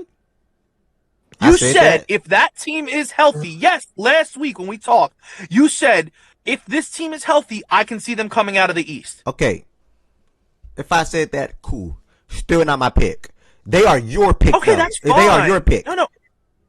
Yeah, if they're healthy. Wait, hold on. That's fine. You can say that. Yeah, I'm that's just your saying, pick, though. And this is all bullshit because you know damn well something is going to happen to this team where exactly. That's why I'm not trading for Embiid. I know. Something's going to happen to him. I know, but it's not just Embiid. It's not just Embiid. Well, that's the name that it starts with, though. No, let's leave Paul George alone. It starts with Embiid. Something's going to happen. Okay, but if Embiid doesn't get hurt and he stays healthy through the run, you don't think that this team, I'm being serious, you don't think that a healthy Sixer squad can beat any, I'm not saying you're going to stamp it. You don't think they can beat anybody in the East? I do think that. Okay, then, yeah, so I'm on the same But they can also shit lose. as you. They can lose to numerous teams. Anybody could lose. Yeah, anybody can Stop lose. saying If you they are are the same healthy, thing I'm as picking. me. You're Hold not. on. No. Right now, if they are healthy, you're picking the Sixers to go all the way. Hold on. Wait a second. If they are healthy, I'm going to pick them in every single matchup going into the playoffs. Yes. Good luck. And I feel like you'll have a hard time picking against them depending on who they play. I mean, maybe you'll pick the Pistons. You'll have an easy time, bro. Maybe you'll pick the Pistons. Maybe you'll pick the Knicks. Outside of that, bro, I think that if they're healthy, they could beat anybody. They're a very deep team. They have a lot of fucking good players on the team. And again, in every single matchup going into the Eastern Conference, he's going to be the best player on the court if he stays healthy. And that's why I say, back to what I was saying, you have to win 2 series. Yeah. And one series is against the Pistons, and 1 series is against the Knicks. And who knows how the chips fall? They can. Yeah, I know, BJ, but you're also saying I'm crazy. Well, BJ, you're also saying I'm crazy. Just because you're the best player going to the series, you're going to outplay the X player or opponent. Yeah, I know. I'm just saying, but you also have a guy like Maxey, Paul George, you got all these other players to go. I think Detroit's a hell of a team, and you know how much I'm a fan of Cade Cunningham. I think he's a fucking beast. I just think that the matchup with us and them, we were just a little bit deeper. We have the star power to go against theirs, and we have a little bit more to go around than they do. That's all. And I think that Jalen Duren's a great player too. I think he's playing his fucking ass off. I think Embiid would demolish the guy. We'll see what happens. We'll see what happens. I'll nip that right there. All in all, the Sixers are playing good basketball. They are a team that I would love to see healthy in the postseason, and I would love to see them be able to go on a run. All in all, and I'm actually glad that Paul George is missing his 25 games because they're still headlined by Maxey and Embiid, who can carry this team to about 45, 46, 47, 48 wins this year and make the playoffs. And then by then, Paul George is going to play like the last. Somebody go on mute. By then, Paul George is going to play like the last 8 to 10 games of the regular season, but there's no risk for him getting hurt between these from now until then because he's going to be suspended. So it's actually the Sixers fans can look at it in a positive way. Paul George's not going to get hurt going to the playoffs. God's willing, because there's going to be 9 more regular season games after that. So, yeah, man. Shout out to the Sixers, 27-21. Maxey and Embiid is leading the way. VJ Oubre stepped up big time in that game. And Jerry McCain actually been picking up his level of play as of late as well. I was just about to say that. It's like Paul George going down. Like it's bad, but like it low key can be good for people like Jerry McCain. It could be McCain time. Yep. Because McCain was nice before he got hurt. Yep. That's a fact. Yeah. Next game, the Miami Heat and the Bulls, they canceled out, y'all. They went 1-1 back-to-back days. They pretty much controlled the whole entire game on Saturday. Yesterday we blew them out. So we just gonna cancel that out. I just want to shout out one person only. Pele Larson. Pele Larson is playing great basketball for us. I think his last 3 games he's averaging like 19 points. I made sure to pick him up in fantasy like last week. And he carved a roll out for himself. You know, even better than Ware at this point. Ware played like 7 minutes in this game. Spo said that was because the way the game went, they went small, so we had to get up and down the court. Heat fans are mad at Ware's minutes distribution. So in yesterday's game, Ware played a little bit more minutes. I think he had like 19 points. But it's just a weird situation to monitor. It reminds me of the young Whiteside when Spo was doing that with Whiteside when he was up and coming. And he used to do Whiteside dirty until Whiteside proved himself. Thing about it is Whiteside had to start at some points. Ware don't got to start, like, you know what I'm saying, because we got Bam. We didn't have no franchise center prior to Whiteside. That's why Whiteside got the bag before Wade, and that's why Wade left, because we prioritized playing Whiteside before Wade, because Whiteside was going to be the guy of the future going forward, and Wade obviously was on the decline and on his way out the door. So that's why Wade went to Chicago. Fun fact. Which a lot of y'all probably already know.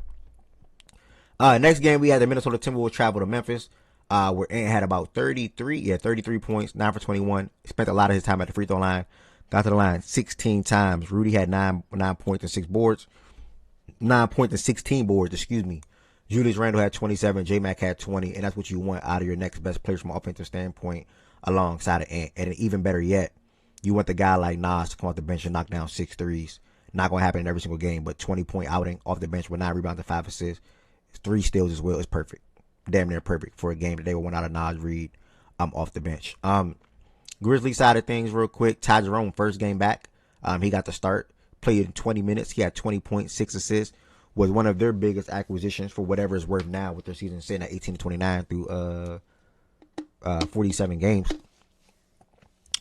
You know, the Cavs definitely missed him. Oh, the Cavs made a big move too. We'll get to that in yesterday's game. A big move to me, I'll say. But we'll get to that in a second. But yeah, man, Ty Jerome got to start in place of Cam Spencer, who's been really solid in the minutes without Ja Morant. But they just have a couple of not even more than Gigi, but Gigi 19 points in this game, 4 rebounds, 5 assists. Wasn't what they thought he was going to be. Jake LaRavia wasn't what they thought he was going to be. Man, I can go on and on about how they overdrafted and just didn't do well in that aspect when it comes to managing their draft picks and their assets around Ja Morant, Bane, and Jaren. They ultimately off Bane. Got a good haul for him. Now leading with Cedric Coward and Jalen Wells as the 2 wings in rotation. At the 2 and 3 spot for them. And they just banking on Vince Williams being something, still Gigi being something, and hoping that they got the pick right with Cedric Coward and even Jalen Wells potentially being something down low. And while also having Jaren and Zach Edey. Ja Morant, the trade deadline is this week. Doesn't seem like he's going to get traded. It'll be a shock to me at this point if he gets traded. Excuse me, I had to drink some water. It'll be a shock to me at this point if Ja Morant gets traded, and they were comfortable with keeping him past the trade deadline as well anyway.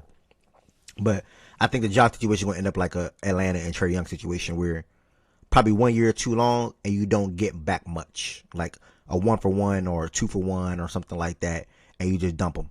I think it's going to end up. They said they fielded offers for Ja Morant. They still not yet. Nah, they still fielding for sure up until the deadline. But it's so quiet now to me to where like at this point I don't think it's going to happen by the deadline, which is Thursday. Oh yeah. I see what you're saying. Yeah. So, but it's he not going to be in Memphis 2-3 years from now, 4 years from now. Nah, it's gonna be like an Atlanta Hawks and a Trae Young thing. Now, if they trade, if something pick up today or tomorrow, I'm all for a trade. I'll probably fire up a space. If a big trade happen, y'all, by the way, I will fire up a space. If a big trade happen, a space will be fired, literally fired up. So make sure y'all prepare for that. if something No, happens. it's no like it's just it seems like it's just all You think smoke, Giannis go man. get traded tomorrow? Tomorrow at the deadline. I mean, not tomorrow at the deadline. It's two teams leading the way, and it's Golden State and Miami. They like our offer of Hero, Ware, the plethora of first round picks, insert Jaime or Larson. They like the Milwaukee likes that. I can't remember where he reported, but the Milwaukee likes that. But Golden State also, on the other hand, they're trying to. It's three teams for the most part, but I think two lead the way. It's Heat, Warriors, and Wolves. But I think the Heat and the Warriors lead the pack. But Milwaukee likes the Heat offer more than the Golden State offer, I believe. But the Golden State been more aggressive than Miami. I think that's what I've been reading into and looking into at the moment for guys that's like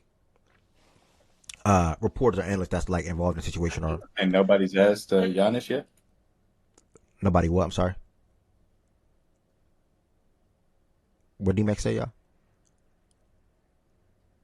Hello? Can y'all hear me? I said nobody's asked Giannis which team he prefers. Or Oh, nah, yeah, I guess that's just flying under the radar. Yeah, usually teams come out like, yeah, this team, but nah.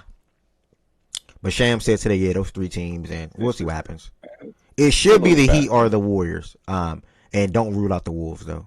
But I think the Wolves are hesitant, but they should go all in. Should they try to get KD heavily? Why not try to get Giannis heavily too? They said he prefers to stay in the Eastern Conference, though. So we'll see how valid that shit is. But yeah, the Heat is a good name. Yeah, I think we got a real chance, and we'll see.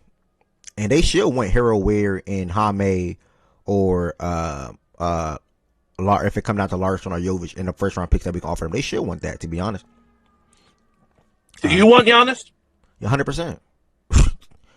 100%. Do you think you think if you get him, you guys have a chance this year to make a move or a run, or no?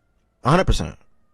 The way the Eastern Conference looks, Giannis and Bam in the front court, with the way Bam been facing the floor, Norman Powell playing at All-Star level this year and not being an All-Star, he'll still be in the fold, and then we'll keep Jaime or Larson, and then we'll still have Davion Mitchell at the point guard, and then with our Fonchecchio and Drew Smith and more off the bench, so we'll still have a good team.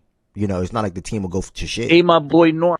Because the two headliners in the trade is Hero and Ware. Like, those are the two best players we're trading. And then insert. Yo, Ev. I don't even know who that is. Yo. SZ Farm, what's up? Oh, what's good, Birdie?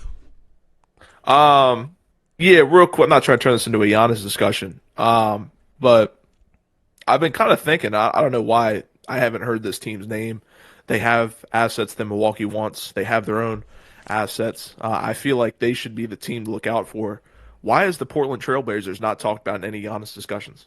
I feel like that is the team that you look at and you're like, man, they have Milwaukee's first. They have their own first. Like, why would I take 4 Knicks picks? Why would I take 4 Miami picks? That's going to be top 20. Giannis don't want to go. The discussion has been the discussion has been that Portland would get involved taking on a J-Mac or a Randall to be able to then send those picks back to Milwaukee.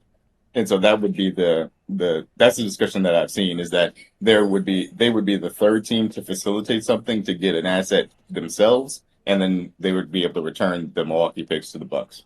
But the reason why Giannis isn't going to be talked about going there is because he doesn't want to go there. And I think okay. So he would have to request a full trade to get out. Well, I think that he would have to give an indication that he wants to go to Portland, and I think that it's been somewhat clear in league circles that he doesn't want to.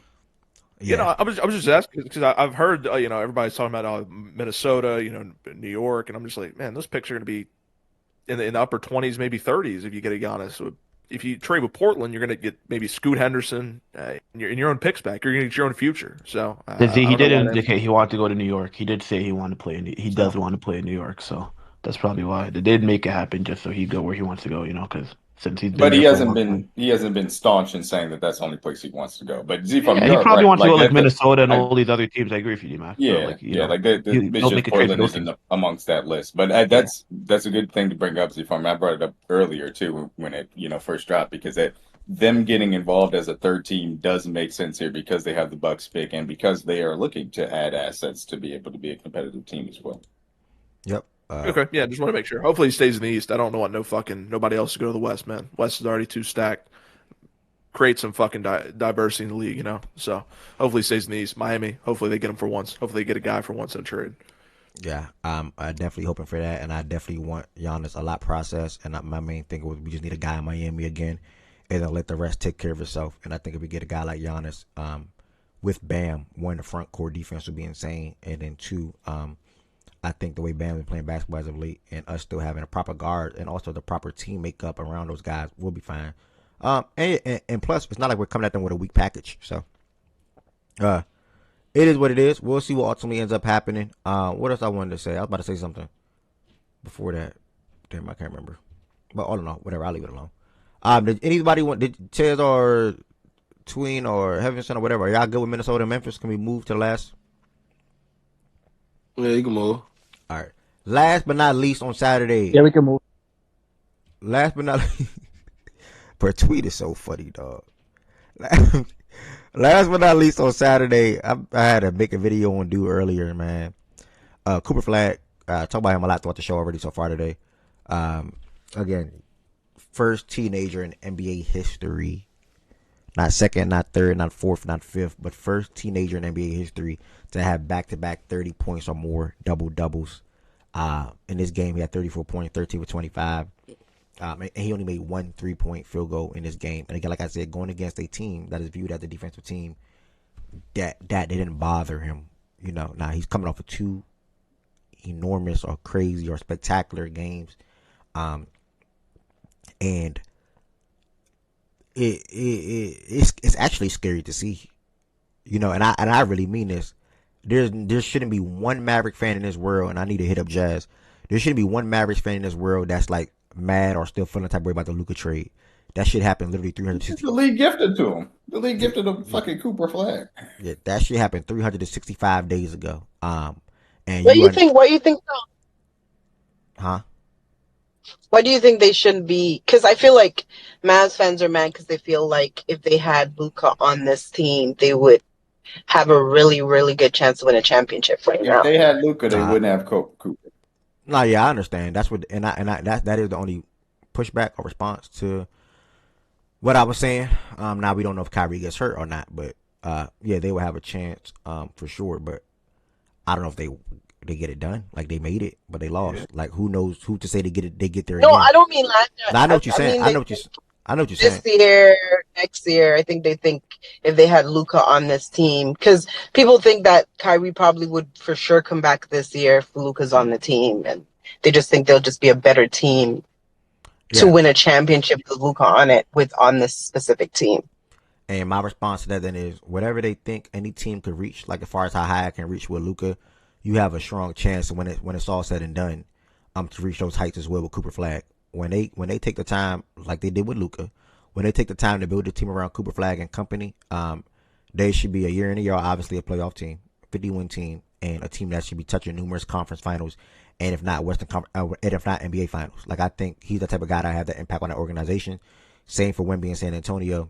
Same for Jokic in Denver, and also same for what Luka would be able to provide for the Los Angeles Lakers.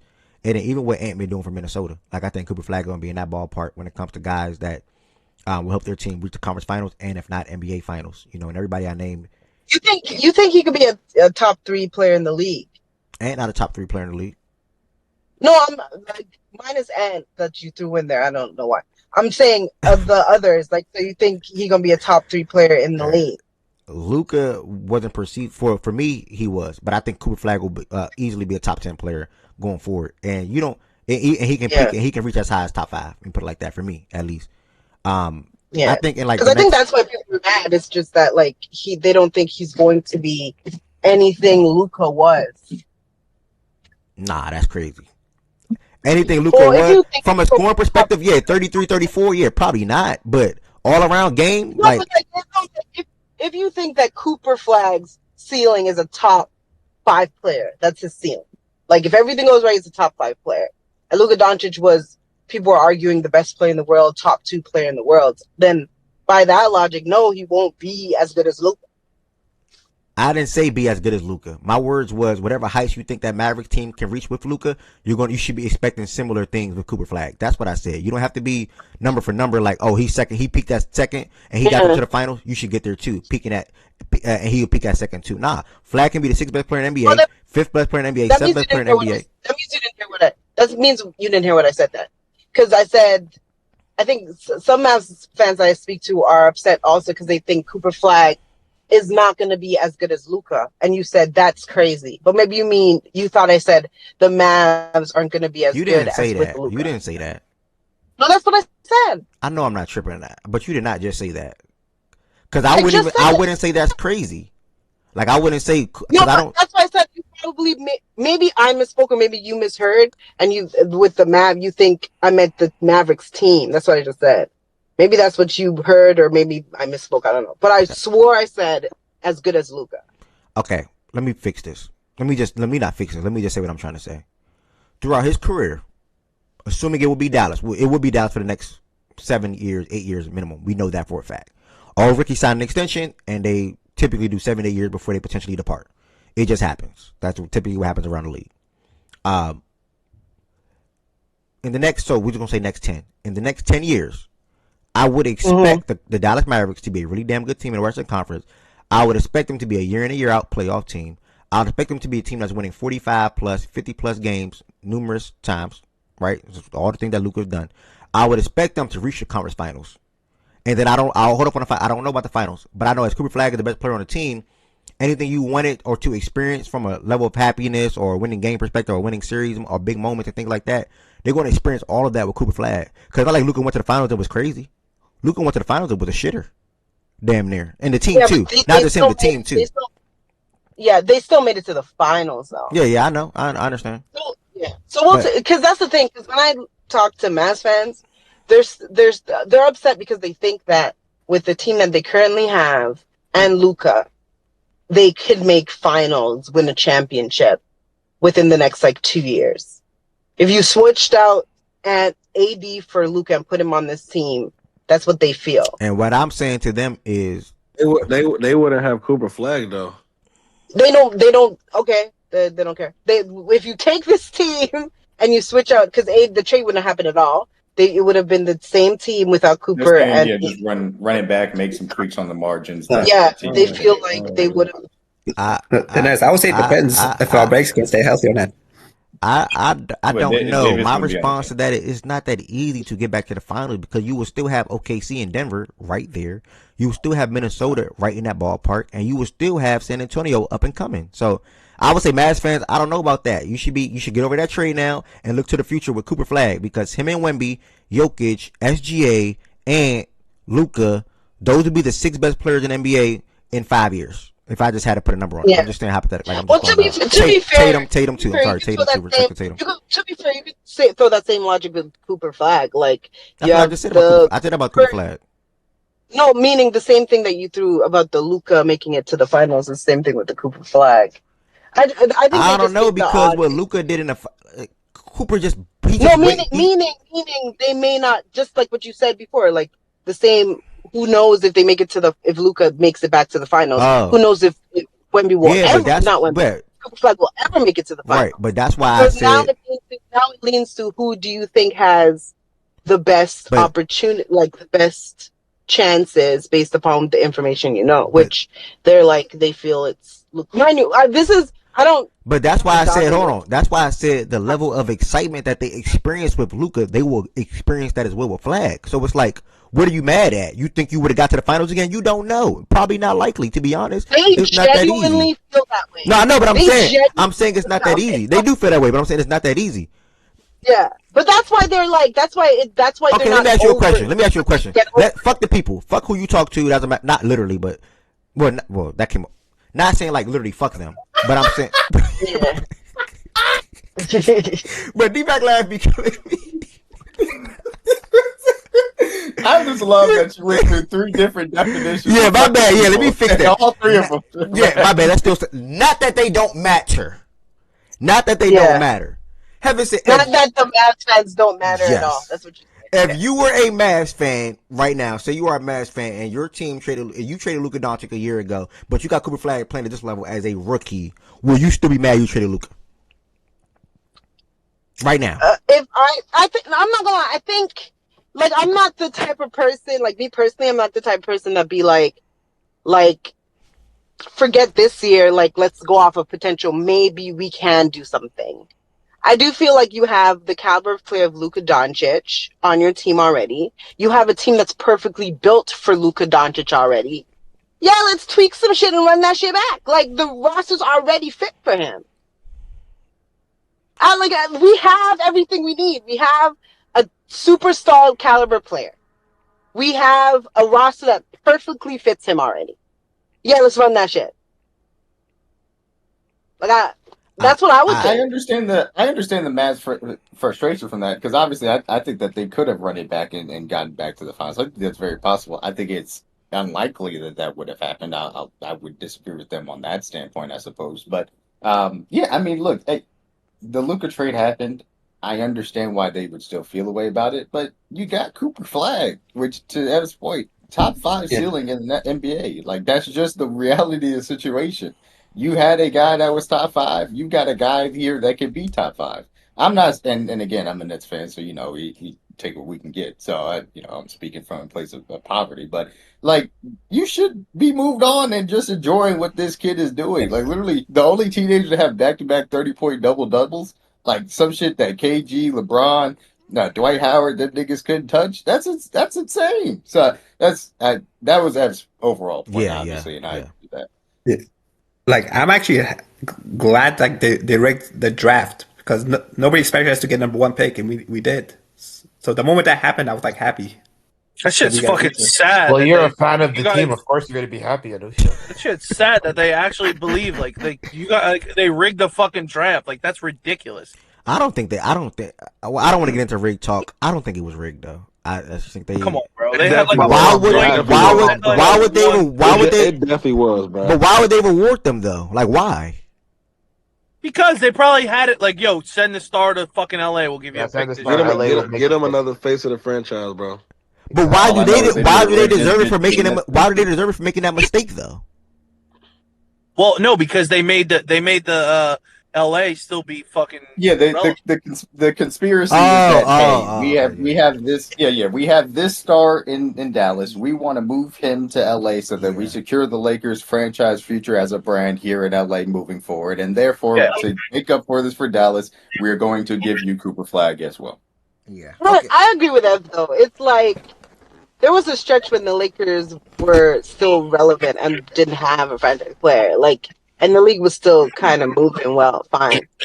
I mean, you can understand, be like, why would they do like there's no need? Like, it's not like there's always been a face in LA. Like, yeah, but that was when the Lakers had really good draft picks. They just fucked them off.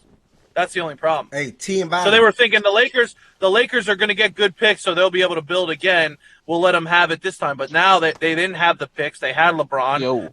Go get LeBron another fucking championship and put Kobe on the team. Did they have their pick? They did have their picks after Kobe, right? Yeah, they had. That's how they drafted Lonzo and Ingram, Randall, Ingram, Lonzo, all of them. They had all those picks. They just didn't do a good job at it. Also, I don't understand why you're kind of making the trade like, oh, well, they traded him, but they got Flag. Somebody called me. They didn't get Flag because they made obviously they sucked, so they were able to get into the lottery. But and I agree with you, they'll be fine with Flag, but they got a lot of bullshit on that fucking team they got to get rid of now. Like AD and Clay and Kyrie, that's just not people that don't fit. Just people that don't fit. They have to redo everything. So they're gonna be they're still gonna be shitty for the next couple of years, even though Flag's really good. I think that they're gonna be just fine if they got to get rid of a little bit of bullshit to have Cooper Flag as the first of their franchise. No, I know they'll be fine, but I'm saying they're not gonna be any good. They're not gonna be a good team. They have their picks. They have an opportunity to build. Give me a number next year. To be fair, it does take a few years to build a championship caliber team. Yeah, and they already had it. It takes more than 2. It for sure takes more than 2. And that player was a cone on defense. Let's call the facts. He was a cone. The one thing I'll say is this: people do disagree with the idea that they're a championship quality team, and I say that obviously they were in the finals, they had a chance to win a championship, but I'm saying that specifically to say people within the Dallas fan base would be like, hey, we could have won a championship. People outside of it was like, hey, you ran this shit back in this West. You weren't going to be able to get through. That's where I'm at. That's where I'm at. I'm not saying I'm on either side. This is my thing, though. Last year, when the season started, that team was ass. they made some trades and got some players where it's like that's not like on the other teams you did not look like this. Then they came into the second half of the season, they were playing ways that I didn't think those players can play. And then which also goes to Luka Doncic and his ability to just get pass guys open and just make people who just aren't offensive threats an offensive threat. Like your what's the center's name that don't play basketball anymore? What's his name? Ooh, Bobo or Boban? Lively and shit like that. Right? Because a lot of the things that made them very hard to guard is the fact that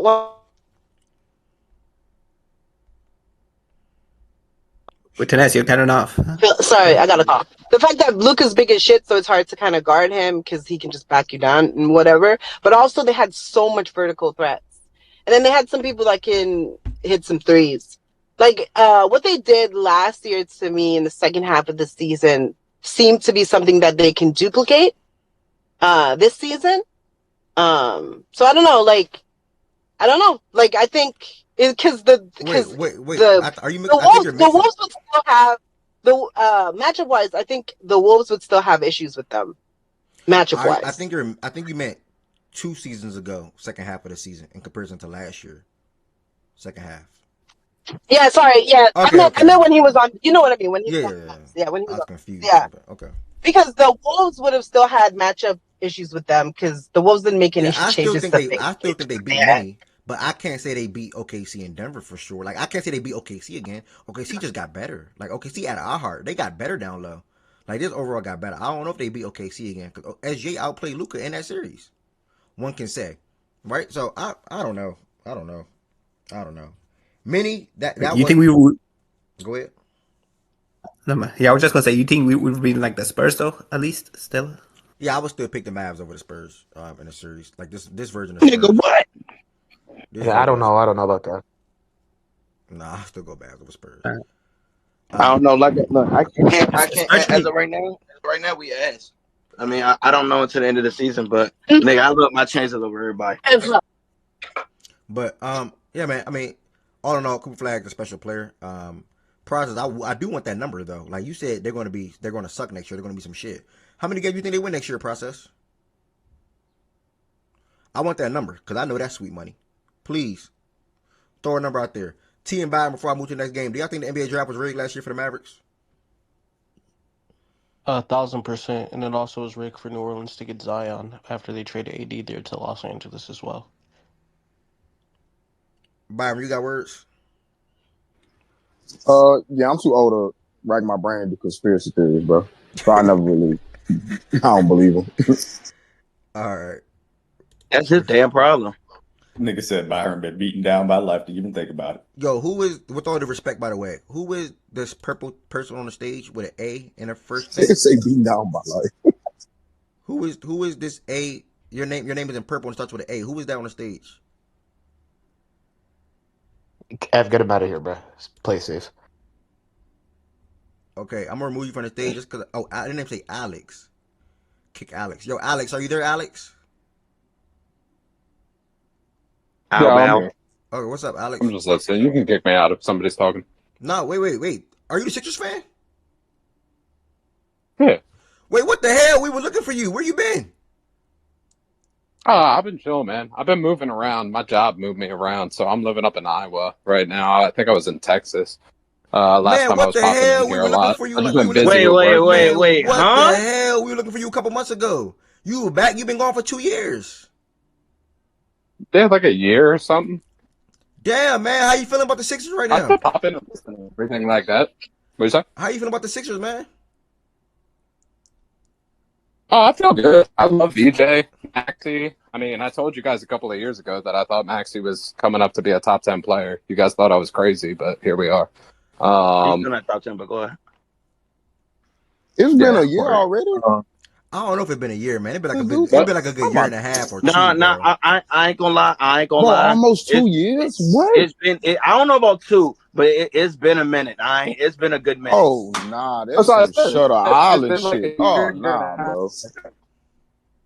Yeah, you were right about that Maxey comment you made for sure though. I remember you said something like, you compared it with Dame or Curry or something like that. Yeah, I compared him to Curry, which if you line up the attempts, the 3-point attempts, he's again over 10 attempts a game and back to hitting 40%. There's two comparable players in the NBA that hit at those clips. Lillard's never hit 40% on 10 plus a game. So it's really, you compare it to one person at that point. I just said, and what I said 2 years ago was that his trajectory, and if you guys remember at that time, I think it was Wes told me that now he's shooting 9 or 10 threes a game, but he's hitting like 36. I think he was hitting 36% of those clips. And I was like, yeah, but he also increased the volume. Now, if the percentage starts to creep up with the volume still there, then we're having a totally different conversation about what kind of player he is. And that was kind of my whole case with him being eventually a top player in the NBA. I heard everything you just said, but you in a mini blender, like your connection just a little bit off. But I heard everything you said, and fast. Now you good. Right now, so.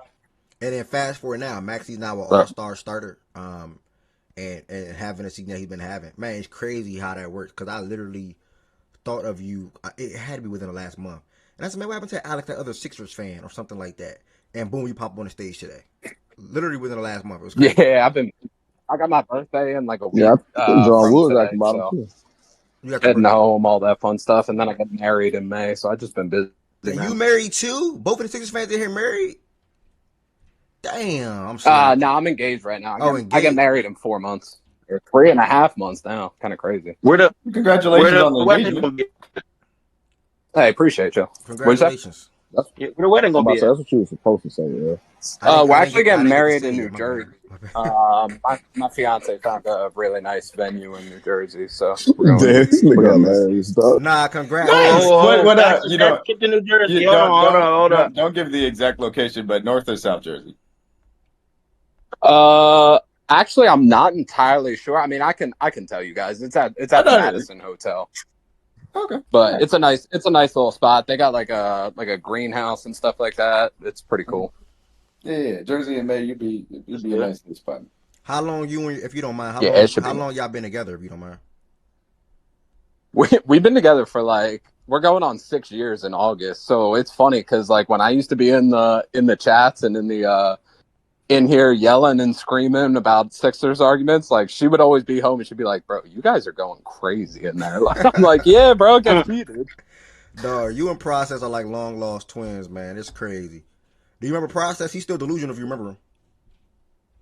Yeah, I was listening to him a little bit earlier. I kind of popped in right at the tail end of you guys talking about the Sixers game. I didn't even know you guys were talking about the Sixers game, and then I popped in at the tail end, so I heard the last 10 minutes of you talking about that game and shit. You came through on Twitch. Would you trade? You came through on Twitch or YouTube real quick before he asked you that question.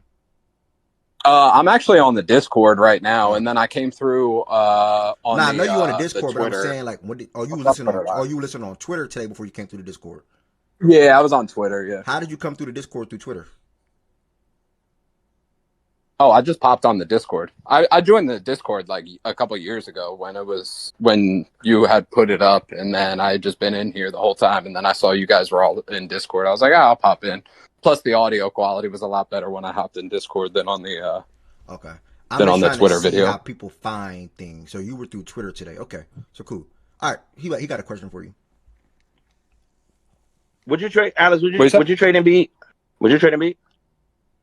Nah, I mean, a couple of years ago, I was in the. I don't know if you were around a couple of years ago, but I was one of the few people that wanted to trade him immediately off of his MVP season.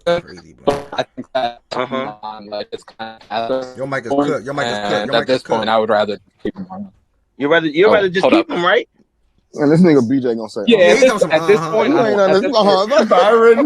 No, bro. Literally said he would have traded him during the MVP season. Y'all gotta realize what people said. I know what he said. Bro, go ahead. only DJ can translate somebody in the blender like that.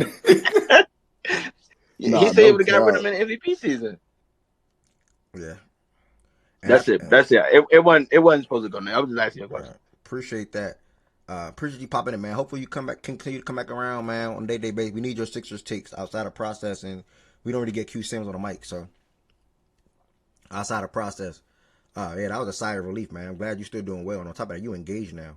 I'm next. I know I'm next. I got a feeling. Trust. Fuck no. Okay, whatever that means. Still love, brother. We are now at yesterday's games. I didn't even know there was a game on right now. This is crazy. The Hornets and Pels start Yeah, early. the Hornets Pelicans. Yeah. Freaking ridiculous. We got the Celtics. They beat the Bucks 107-79. Jaylen Brown had 30. Not much to say there. The Pistons blew out the Nets 130-77. Jalen Duren led the way. All-star. First time. And like I said, the Heat got their get back on the Bulls 134-91. Bam and Mr. Larson led the way. Fourth game, we had the Raptors get the victory over the Utah Jazz 107-100. With Keontae Georgia not playing this game due to an ankle injury, but he's listed as day-to-day, so hopefully it's not too serious. So Isaiah Collier continued to start. He had 19 points and 7 assists. Laurie had 27 and 11, and Nurkic had 11 and 13. He's been playing really good basketball for Utah. On the Raptors side of things, 30 and 21 a year. We got Mazak up here who may have some words about this game. Mazak, if you do got words, my brother, you can feel free. I'm gonna pass you the mic real quick. I'm gonna talk about Yeah, I'll make it quick for you. Don't worry. I'll make it as quick as I can. The offense, man, just hasn't been good these past couple games. We lost to the Magic. We lost to the Knicks. You know what I'm saying? We lost to a bunch of these teams. I think since RJ came back, we kind of like run a communism type offense. So everybody gets theirs. You know what I'm saying? Nobody scores over 30 points, but everyone gets 17 points. You know what I'm saying? That's not really ideal, you know. And a good team. We still like a top 5 defense in the league though, but like the offense just isn't at a level where I'm comfortable with competing like the postseason. You know, being trying to compete to the finals or compete for a championship. So yeah, we just got to make moves, bro. You know what I'm saying? We kind of been on a good run. We've had a good season, but like some players just don't deserve to be on the team. You know what I'm saying? Shout out to CMB's been playing great this season. Mama's been playing great. I've already said that. IQ has been back to his regular form. He's not really playing that great, but these past couple games he played decent today. RJ, it's just bad, man. I just can't watch. I don't know. I haven't been able to watch like basketball with the same joy since RJ came back. When he was injured, Scotty Barnes was hooping. He was averaging 24 and 11. He was being the best defender in the league. I was just smiling watching the game. Now that RJ's back, he completely takes all of Scotty's usage. And it's just hard to watch. Like he goes to the line, he misses at the free throw line. He plays no defense. It's just hard to watch games. Like I'm being dead serious. I was watching the game like last night. I saw him check in, bro, and we were like down to the Jazz at halftime. I had turned the game off. You know what I'm saying? Like it's just hard for me to like watch the game whenever he plays. I don't know what it is. Maybe like I'm just being unfair to him. Like he's Canadian and shit, but like I don't know. I just don't like him on my team at all. And I don't just think he deserves a roster spot to be on the team. He could go play somewhere else. I just don't like him. But yeah, shout out to Scotty for what, second time All-Star. I think in that 21 class, it's a special class. He has the most All-Star selections out of everyone else. So shout out to him. You know, still leading that class. Oh, Cade has two as well. So him and Cade are tied. Yeah, him and Cade are tied, but like he got his second year, so like Cade had to wait a couple years. So you know what I'm saying, I still put his instead of his. So shout out him, shout out Cade. You know what I'm saying. Sengun obviously didn't make it. Bi too. Bi got snubbed apparently to according to fans and shit. I didn't believe he made it. You know, Siakam's just been a way better player and shit, and like he's only averaging 21 points. So you know what I'm saying. It's tough for Bi. I think like Gorilla was supposed to be in like the halftime show, so. You know what I'm saying? He probably still will be there to support the team and shit. But yeah, man, it's a good team. I think the trade deadline's Wednesday. So trade deadline's in like 2 days. So, you know, hopefully they make a move soon because with this move, like I still believe though, like with me making all these criticisms and shit, we're still probably like one of the best teams to make it out the East. I still think we'd beat anyone and make it out the East except like Detroit, except New York. But all these other teams, I'm in the same boat as Process was saying earlier. You know what I'm saying? I like our chances and I think we also make the finals. But like if I just don't think we'd win or like be a lock to make it. If we just make one move, like we get someone like Giannis or someone else, you know what I'm saying? Then we're like a lock. Then like we're way past these teams. Everyone's gonna be like, yeah, it's us. Like we're gonna be like the East won't be open anymore if we make a move. That's all I'm trying to say. We're just one move away from the East being closed again, and we're becoming the top favorites in the East, and you know, yada yada. But yeah, other than that, it's a great game. You know what I'm saying? Scotty's playing elite defense. For anyone that hasn't known, he's been a top 2 defender in the league, while also playing elite offense, man, all around. He's been efficient, just doing all types of shit. So, you know what I'm saying? A lot of people here, not y'all, but like Low Brady especially was just calling him like a bad basketball player for like a couple years, but it's good to see him doing good. You know what I'm saying? It's good to see him. I think he's like top 25 player right now. Hopefully he'll get an all NBA spot and just, you know, slowly keep getting better. And like maybe 5 years from now, he becomes a top 15 player. And that's always great. So yeah, that's it. You know what I'm saying? That's it for me, but a good game. But like, yeah, we got to be better offensively. Scotty Barnes has 6 stocks. On top of that, Zach pointed to the defense. 4 blocks, 2 steals. So shout out to him. And then also a quick shout out to the 2 player of the weeks that was just announced about 10 minutes ago, Dylan Brooks and Brandon Miller. Well deserved to both of those fellas. Next game. Man, shut up, my guy Brandon Miller, dog. Shout out Mel. Keep it real, man. For real. Well, you said Dylan Brooks. Yeah. Yeah, he's been hooping up. Okay, Why are you laughing? Shout out that boy Dylan the villain. Yeah, but nigga, why you gotta laugh when you say his name? He's been hooping, bro. Just say he's been hooping. My fault, brother. I didn't know you were policing laughs. The Sacramento Kings are projected to have a top 3 pick in this draft, and they lost to the Wizards, which they will want it to happen anyway. They do not want the Wizards to tack on more losses anyway. So, either way. Would have preferred the Kings won this game, but ended up being the Wizards is what it is, you know.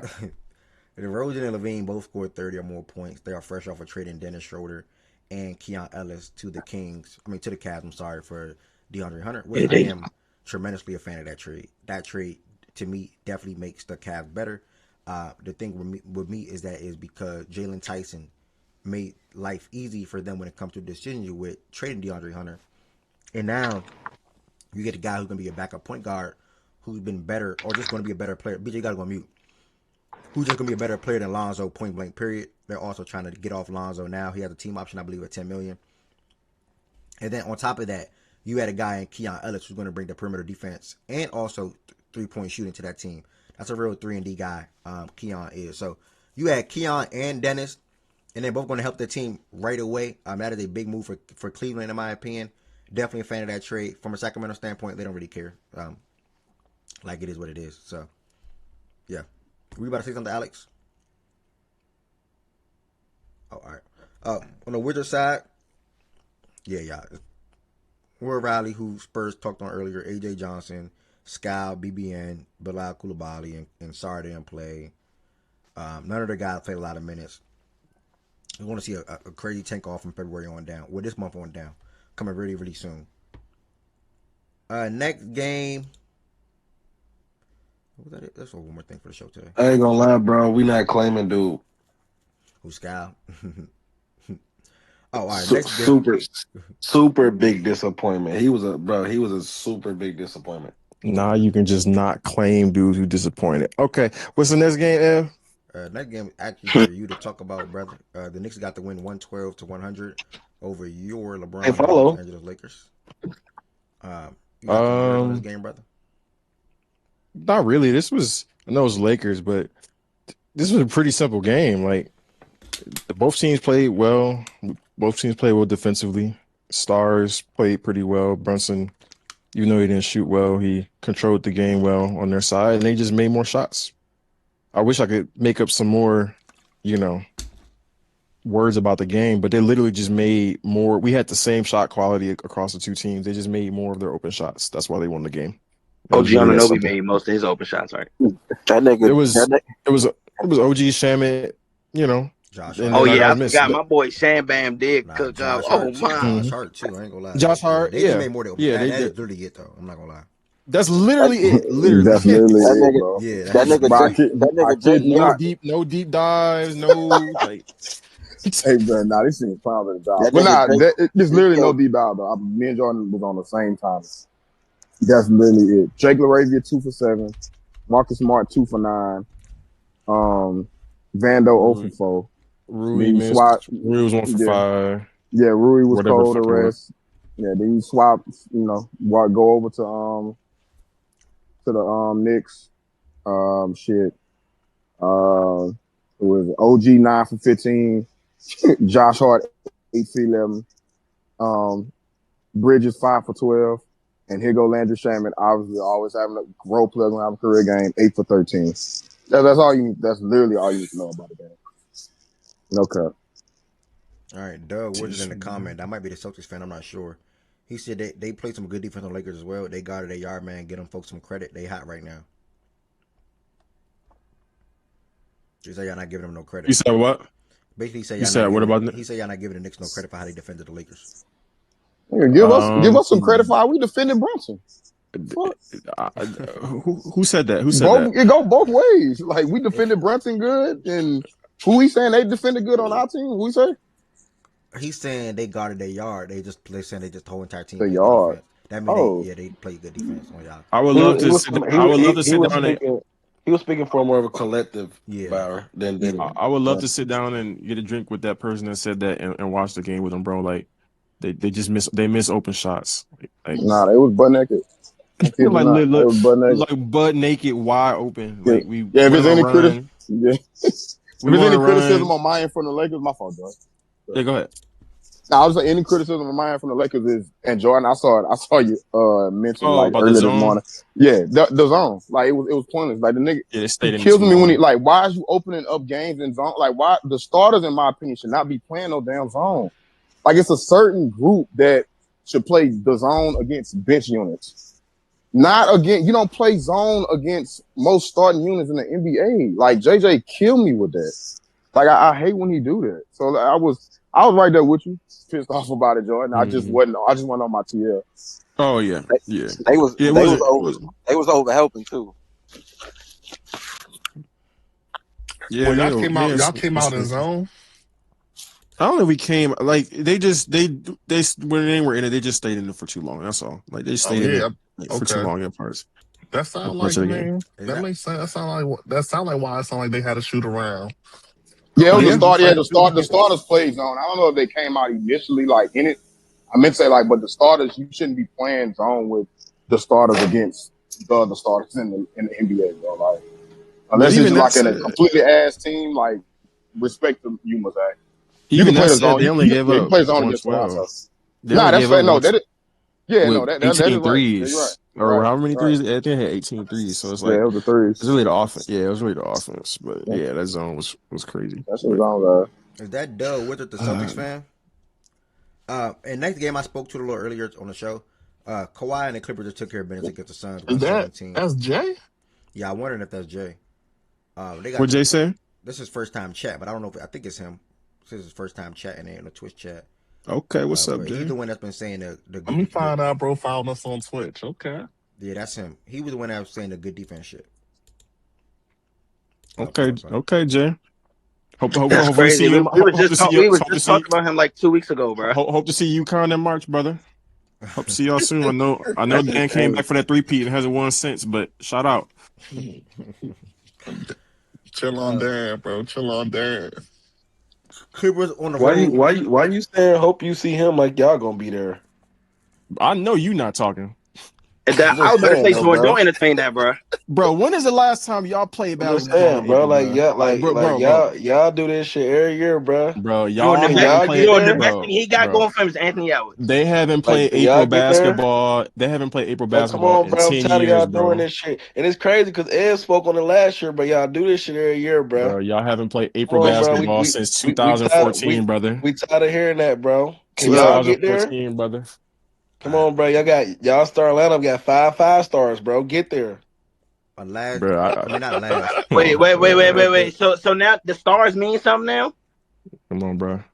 We had the Clippers defeat the Suns 117-93 to get closer to going over 500.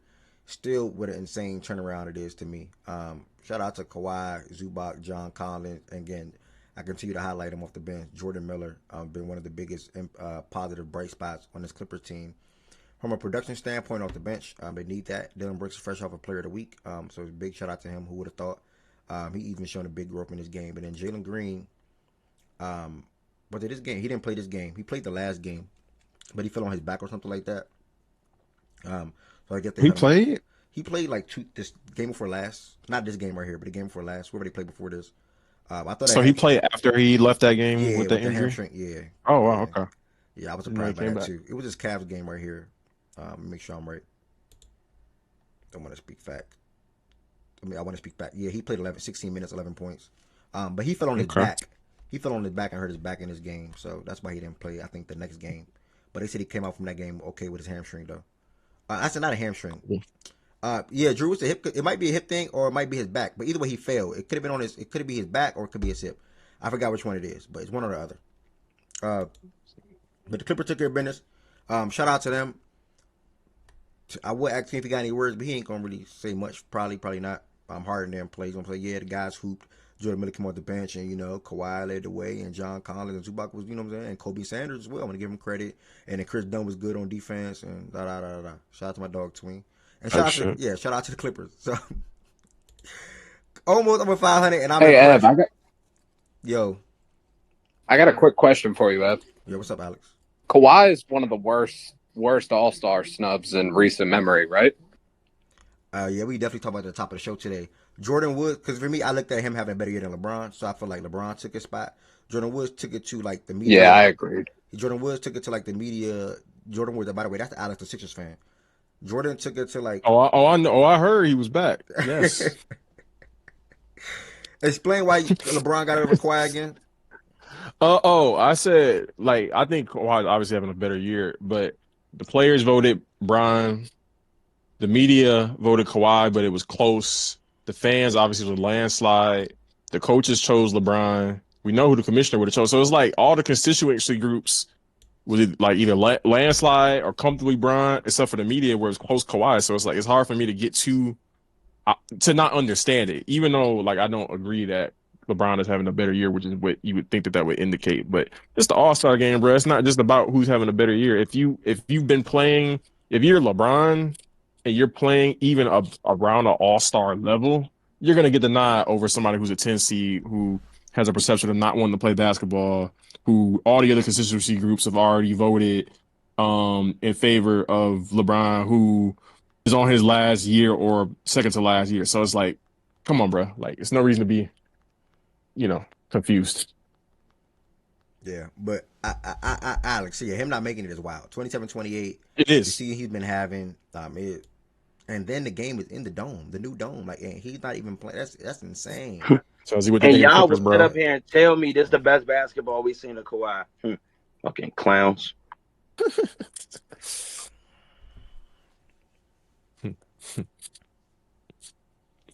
BJ is like one of those old school puppet machines where you just put a quarter in and you could hear anything come out. You don't know what. Bro, you never know, bro. I promise. You never know. He's liable to say anything. Bro, you remember them little things? I don't know if you had them when you was younger, the little animal things you wind it up and it says, "What does the fox say?" And it gives you this. That's what you do, bro. You just pull that little string and see which animal that shit gonna land on, bro. What does the fox say? Bro. The Cavaliers and Jarrett Allen defeated the Blazers 130-111. He had a career. This bullshit. I ain't never seen Jared Allen had no fucking 40-point game in I swear to God, that had to be plus 50,000. Ain't no way. Yeah, Jared Allen had a 40 ball. Yeah, career high. Nigga had 40. Career high. Nigga had 40, 17, and 5. I ain't never seen this nigga act like that before. Free, bro. Outside of that, though, they had solid contribution from Sam Merrill, 6 threes. Jalen Tyson, who I continue to praise, 18 points, 4 for 4 from 3 rebounds, 6 assists. Overall, from a team, they shot 55% from the field, 40% from 3, 47% from 3, and knocked down 16 threes in the game. Caleb Love got close to passing Dame's record in January. Right. Say that again? No, I just said it's Jalen Tyson City. Continue. Caleb Love got close to passing Dame record for as far as most threes in a month for the Blazers. I think Dame record is 38. I think Caleb did 35. So that's very impressive for him. He had 21 points in yesterday's game, knocked down 3 threes, and also led them in scoring off the bench. So shout out to Caleb Love and him finding himself or finding a role. He was about to do that. He don't even start. Yeah, that's another thing. Tell you Dame wasn't really shit for real, huh? That is a little crazy when you think about it. Shout out to Caleb Love, man. He get them shots up. I ain't gonna lie, he get them shots up. You do get them. He get them shots up. I'm proud of him for find a little role. I'm a little disappointed. I was just about to say that, bro. Like even though what I mean, he one of them other guys, but yep, exactly. I respect it. You know what I mean? Mm-hmm. I'm not gonna be that much of a hater. I respect it, bro. I really do, and I actually fuck with it, bro. Like that shit kind of nice, bro. Had a stock, came back, lost his stock, came back undrafted. Not all he lost. You know what I mean? You said what? It's not all he lost. Continue though, bro. Chill out, bro. My Chill out, fault, bro. bro. But yeah, got in the league on some undrafted junk and found himself, bro. That's a tough journey, tough story, bro. Like I say, I ain't even though he one of them guys. I respect it though. I can't lie and say I don't respect it, bro. I respect it. Big Ain't that the little nigga that got his old lady snatched? bro. Allegedly. Oh, But the last two games, Allegedly, okay. the last two games, what are the Cavs? What are the Cavs missing? I like the trade they just made. Adding Dennis and Keon. I think both of those guys would be impact. Both of those guys should have. I've been hearing you say that too, yo. What you Go don't ahead. What you don't like about it? Well, no, it's not that I dislike it. I'm conflicted. I'm really trying to gauge it. That trade almost made me think like, damn, you don't know this NBA basketball shit as much as you think. Because I cannot really gauge. I can't really gauge that trade. Like if it's, I don't think it's definitely not bad. It was Schroeder and who else? Keon Ellis. I mean, when Keon you Ellis. need a backup guard that I figured they wanted a defender. Honestly, my bad. But nah, you good. It's not bad. That too. It's not bad, by the way. But when you need a backup guard that can just be better than what Lonzo Ball been, because he was getting DMPs and shit. Like Dennis is just easily gonna be better than. Lonzo fell off. Lonzo fell off. He just gonna be better than him. I think the golden in the trade is them getting Keon Ellis. You know what I'm saying? That's the one that they're most excited about. Yeah. Because the 3-and-D. I think they say averaging a career 40% from three. I think. A lot of people wanted him. A lot of people wanted Keon deadline. They gonna keep him, but they can flip him. And I'm not gonna lie, they give him a lot of versatility because I know they love like the Sam Mirror lineups, which are super productive. Yeah. But there are times like they have too many of like, how do I say this? Not racist. Not great foot speed guys out there from a guard. Right, too many white boys on the court. Yeah, You black in America. You black in America. You can't be They racist. better be lucky them Boston boys not healthy, bro. They still ain't got no three on that team. Respectfully, like Tyson, they betting a lot on him, but he really even more of a 2-3 than like a true 3. So I don't. Ev, do you think it's the star player that's holding him back?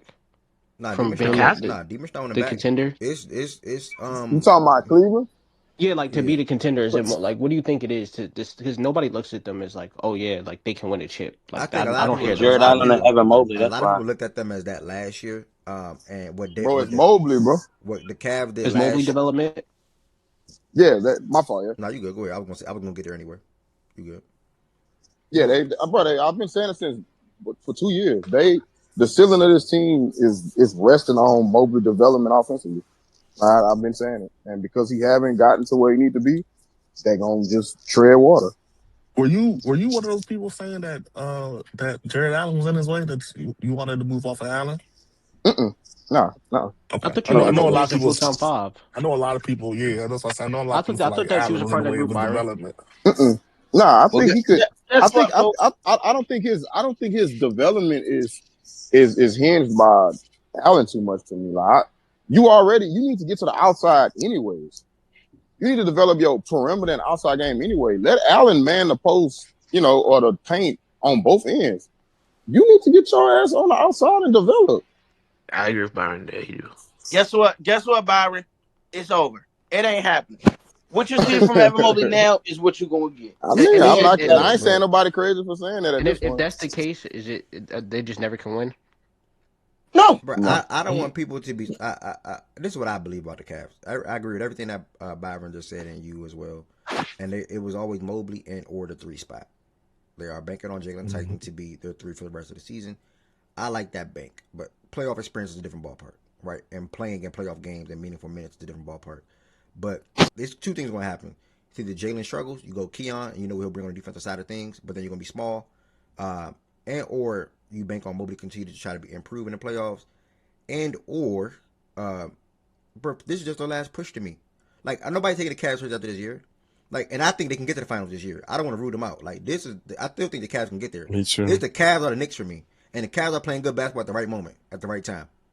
And that's now. I think they're probably. If I just had to put a number on it, Those your two finals picks. the Cavs or the, I think. No, I'm just saying the Cavs and or the, the Cavs and or the Knicks right now. He said Cavs or Knicks. As the leaders, yeah, I'm picking the Cavs or the Knicks to make the finals. Okay. I think that's what it was before the season too, which I think. Yeah, it was. Yeah, the Cavs were still high before. I don't think the Cavs. I don't know. Because you got to realize, people thought Boston was going to be ass. Pacers hurt. People But niggas didn't. fought Orlando. I T. A said lot of niggas Toronto. had Orlando. But Oh I'm yeah, about to Orlando say was the yeah. people including me felt like I mean I still think Me Orlando's too. gonna be a good team. No, you don't, But nigga. I mean But Orlando's a solid mob, man. from Shit, January honestly, nigga. from January Go 2nd to ahead. February 1st, the Cavs are 11-5. And they're picking up their level of play lately. And again, I'm gonna keep saying it. And I don't think they're done. Like they want to trade Lonzo at the deadline. If they can trade Lonzo for a wing and or somebody that's better than just Thomas Bryant Nah, come they off the not. bench. I don't think they're done Yeah, either. they're not done. They'll be. They talk too fast. Not that they'll be. Jeremy Sohan, yes sir. Not that the Suns want Jeremy, but not that they'll be fools to trade. I mean, to keep Lonzo on the team after this. But this move right here showed they don't want Lonzo no more. Rightfully so. So if they can get Lonzo off the books and probably even somebody else, and you upgrade at the 3 and or backup 5 spot, like I'm cool then. Because I think Thomas Bryant's their Lonzo to backup the 5. Pacers, yes sir. So we'll see what happens. They're not done though, and they're gonna go all in this year, and they got a real chance to make the finals, bro. Because I still think the Knicks, and the Cavs can beat the Pistons. Like I still think that. Ev, not like because I know like it's still basketball got to get played. Like you know how even with the Patriots shit niggas had at 5. What would a series with them Damn, they OKC do got go for Max y'all? Strus. You said what is the series? What? Like in theory, a series versus OKC go for y'all first like in the finals. Who, OKC Cavs and versus OKC? the Cavs. Yeah, I said before you came in here, bro. I don't want to rule out anything because like we didn't expect them to go 7 with the Pacers. So I think the Cavs and OKC at least minimum. I'm looking at 6 for me personally. Yep. I had plans today. I had plans today. You think this year? Oh, go ahead. Nah, go ahead. You say it, 'cause I'm about to say something else. No, I was just gonna say I think it's kind of crazy that their window for y'all is closed.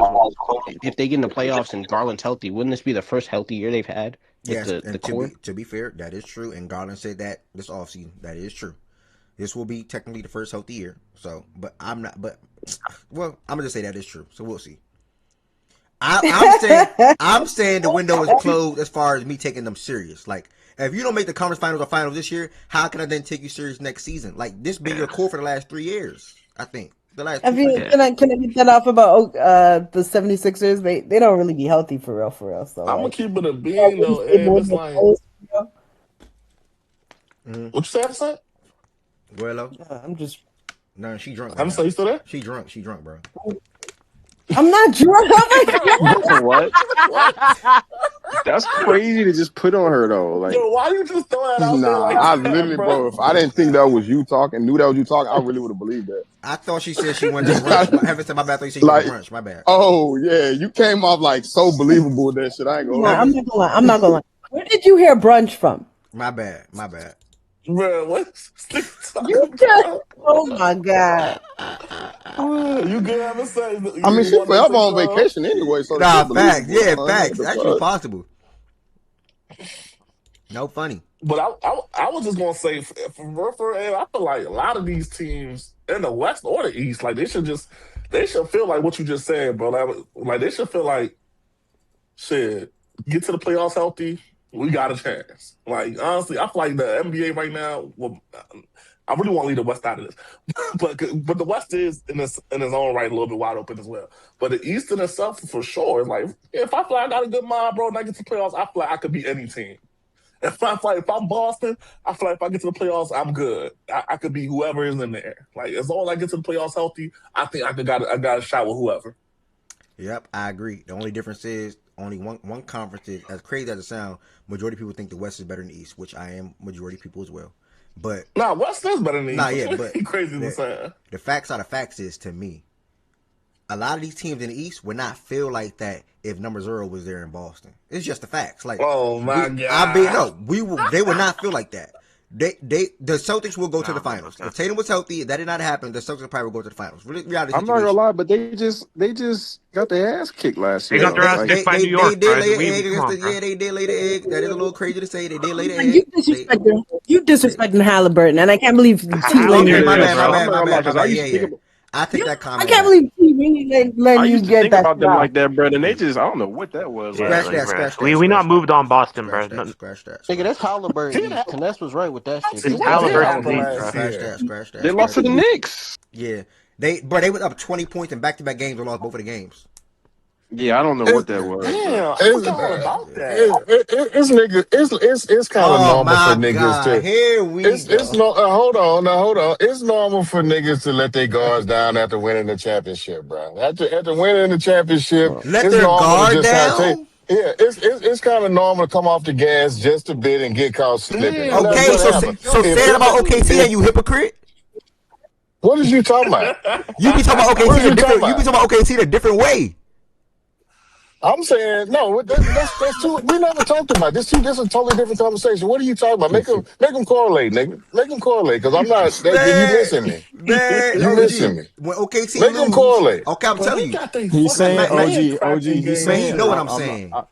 I don't know what you're saying. OG. He basically saying you be talking about OKC like not that they hung over, but that they're not really like that for real. Like it's a skill, like it's a personnel, it's that type of shit, not just We they hung haven't seen, over from a but I championship. haven't seen OKC. OKC just won last year, right? Right. So cut them some slack. That's what I'm trying to Yes. say throughout the regular season. When you be Oh, texting me, but you talking about the regular? Poole and them. I'm talking Okay. about no, because the Okay. regular season and the postseason are two separate things to me. Okay. We're not even there yet. Don't I'll cut them some slack. hit me about the regular season no more then. Which you stopped, by the Well, way. nigga, hey, man, look here, man. I cut them some slack if they make it to where Boston made it last year and lay an egg. I cut them some slack at that point. But I'm saying right now it's normal. Nah, What they I'm not happened to with them you. I'm last not year? with you. I'm not with you. But you just no. That's because you want to be right about OKC so bad. That's what that is. OG. With all due respect, that's not even the same thing. Boston, and I could be wrong, but I think Hey, Boston. hold on. Tatum didn't play the last 2 games. That don't matter, Lo. That's So far. no. That's giving him an excuse. I'm being real. Sorry, no. That's bro. Tatum, See, Lo, guys, but in the same breath he say if he was here they'd be in the finals. guys, listen real In the quick. same breath he say if he was here they'd be in the finals. That will be my pick. But guys, listen to me, please, real quick. They went down. They would be your pick, not Halliburton. They went down. Nah, I'll go Celtics. Bro, Tatum went down in game 4 probably. Low, listen, and that's when them 20-point things that I just spoke on. That's when that happened, gang. It was those games, Low, not game 3 or 4. They were up. I think New York started that streak up 3-0. Tatum had 42 in game 4. Let me check. Hold on. What's it called? The Knicks went up 2-0. Yes. Boston won game 3. Knicks won game 4. They went up 3-1. Gang, those first 2 games were Boston. Wait. Those first 2 games that New York won, bro. Do you know Boston was up 20 or more in both of those games? In the fourth quarter, going into the fourth quarter or late third, it was a crazy let the milk down, like crazy. Yeah, no. That's way different than what OG is trying to say. Like if OKC doing something like that in this season, and say OKC up. I mean OKC going to a series against Houston or San Antonio or Minnesota or even LA, and they're up 20 points going into the fourth quarter or late third, and they lose. Is basically your problem because they blew them out in game 5 with no Tatum. So they lost in game 6 with no Tatum. They got blown out in game 6 with no Tatum. Nah, you're missing my point. My point is Boston was up by, bro. Nah, Boston was I up see by. I see what point he trying to make, but it ain't. It's not him. Tatum was on the court. There is no way in hell you should have a 20-point lead and lose a 15-point. What game was that though? That he had a 20-point lead. I'll tell you right now. So game 1, New York won 108-105. Game 1 was an OT. They went to OT game. Let me just go to play-by-play and get the exact score. Bro, I couldn't believe it. I was watching in that game. Bro. Game 2, the way Brunson was hooping Woods was insane. So game 1 and 2 was both really close games. It was really ugly games. Low. Yeah. Game one, Boston had a 20-point lead with 5 minutes to go in the third quarter, bro. They lost. Jesus Christ. 20-point lead with 5 minutes to go in the third quarter. Now game 2 now. Let me just get the exact number here in game 2. I think I'm right about game 2 as well. Hold on. That's crazy. 20-point lead with 5 minutes to go. No, in third quarter. In the third. Oh, okay. I was about to say.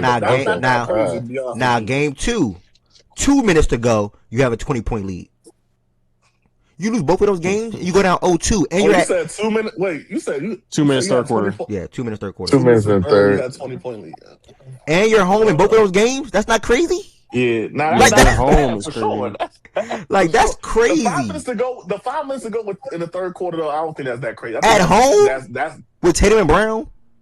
that's bad. Don't get me wrong, that's in bad the, for in the sure. cheating But part. don't win a don't spin basketball that. game and Don't run. Yeah, spin come that. I on, can't call it gang. that Come crazy. on, Please gang. don't spin In the that. city of Please, champions, Boston please don't Massachusetts. spin Hell that, out of bro. here. Don't Please, spin that, I'm not gang. gonna Don't lie. spin that. I'm Please not don't even spin trying to that. spin it, bro. That's I'm not, bad. bro. That's bad, That's bro. That's bad for bad. sure. That's It, bad. it That's was horrible. fun. It was funny because I know at least at the end of one of them games they used to always talk about they got OG and Mikhail to be the wing stoppers and they ain't stopping nobody. Then Mikhail literally ended the game by stopping them Yep, niggas. that's a fact. So Poetic so that's justice, all. bro. And again, I'm not even gonna cut OKC no slack. If that happened to OKC and they play any of them teams in the West and they're at home and they have a 20-point lead late in the game, so more so second half with like 15, 16 minutes or 17 minutes of total gameplay left, and you lose that game, I'm not saying, oh, you won a championship last year, like whatever OG just said. Hell nah, I'm not giving them that excuse.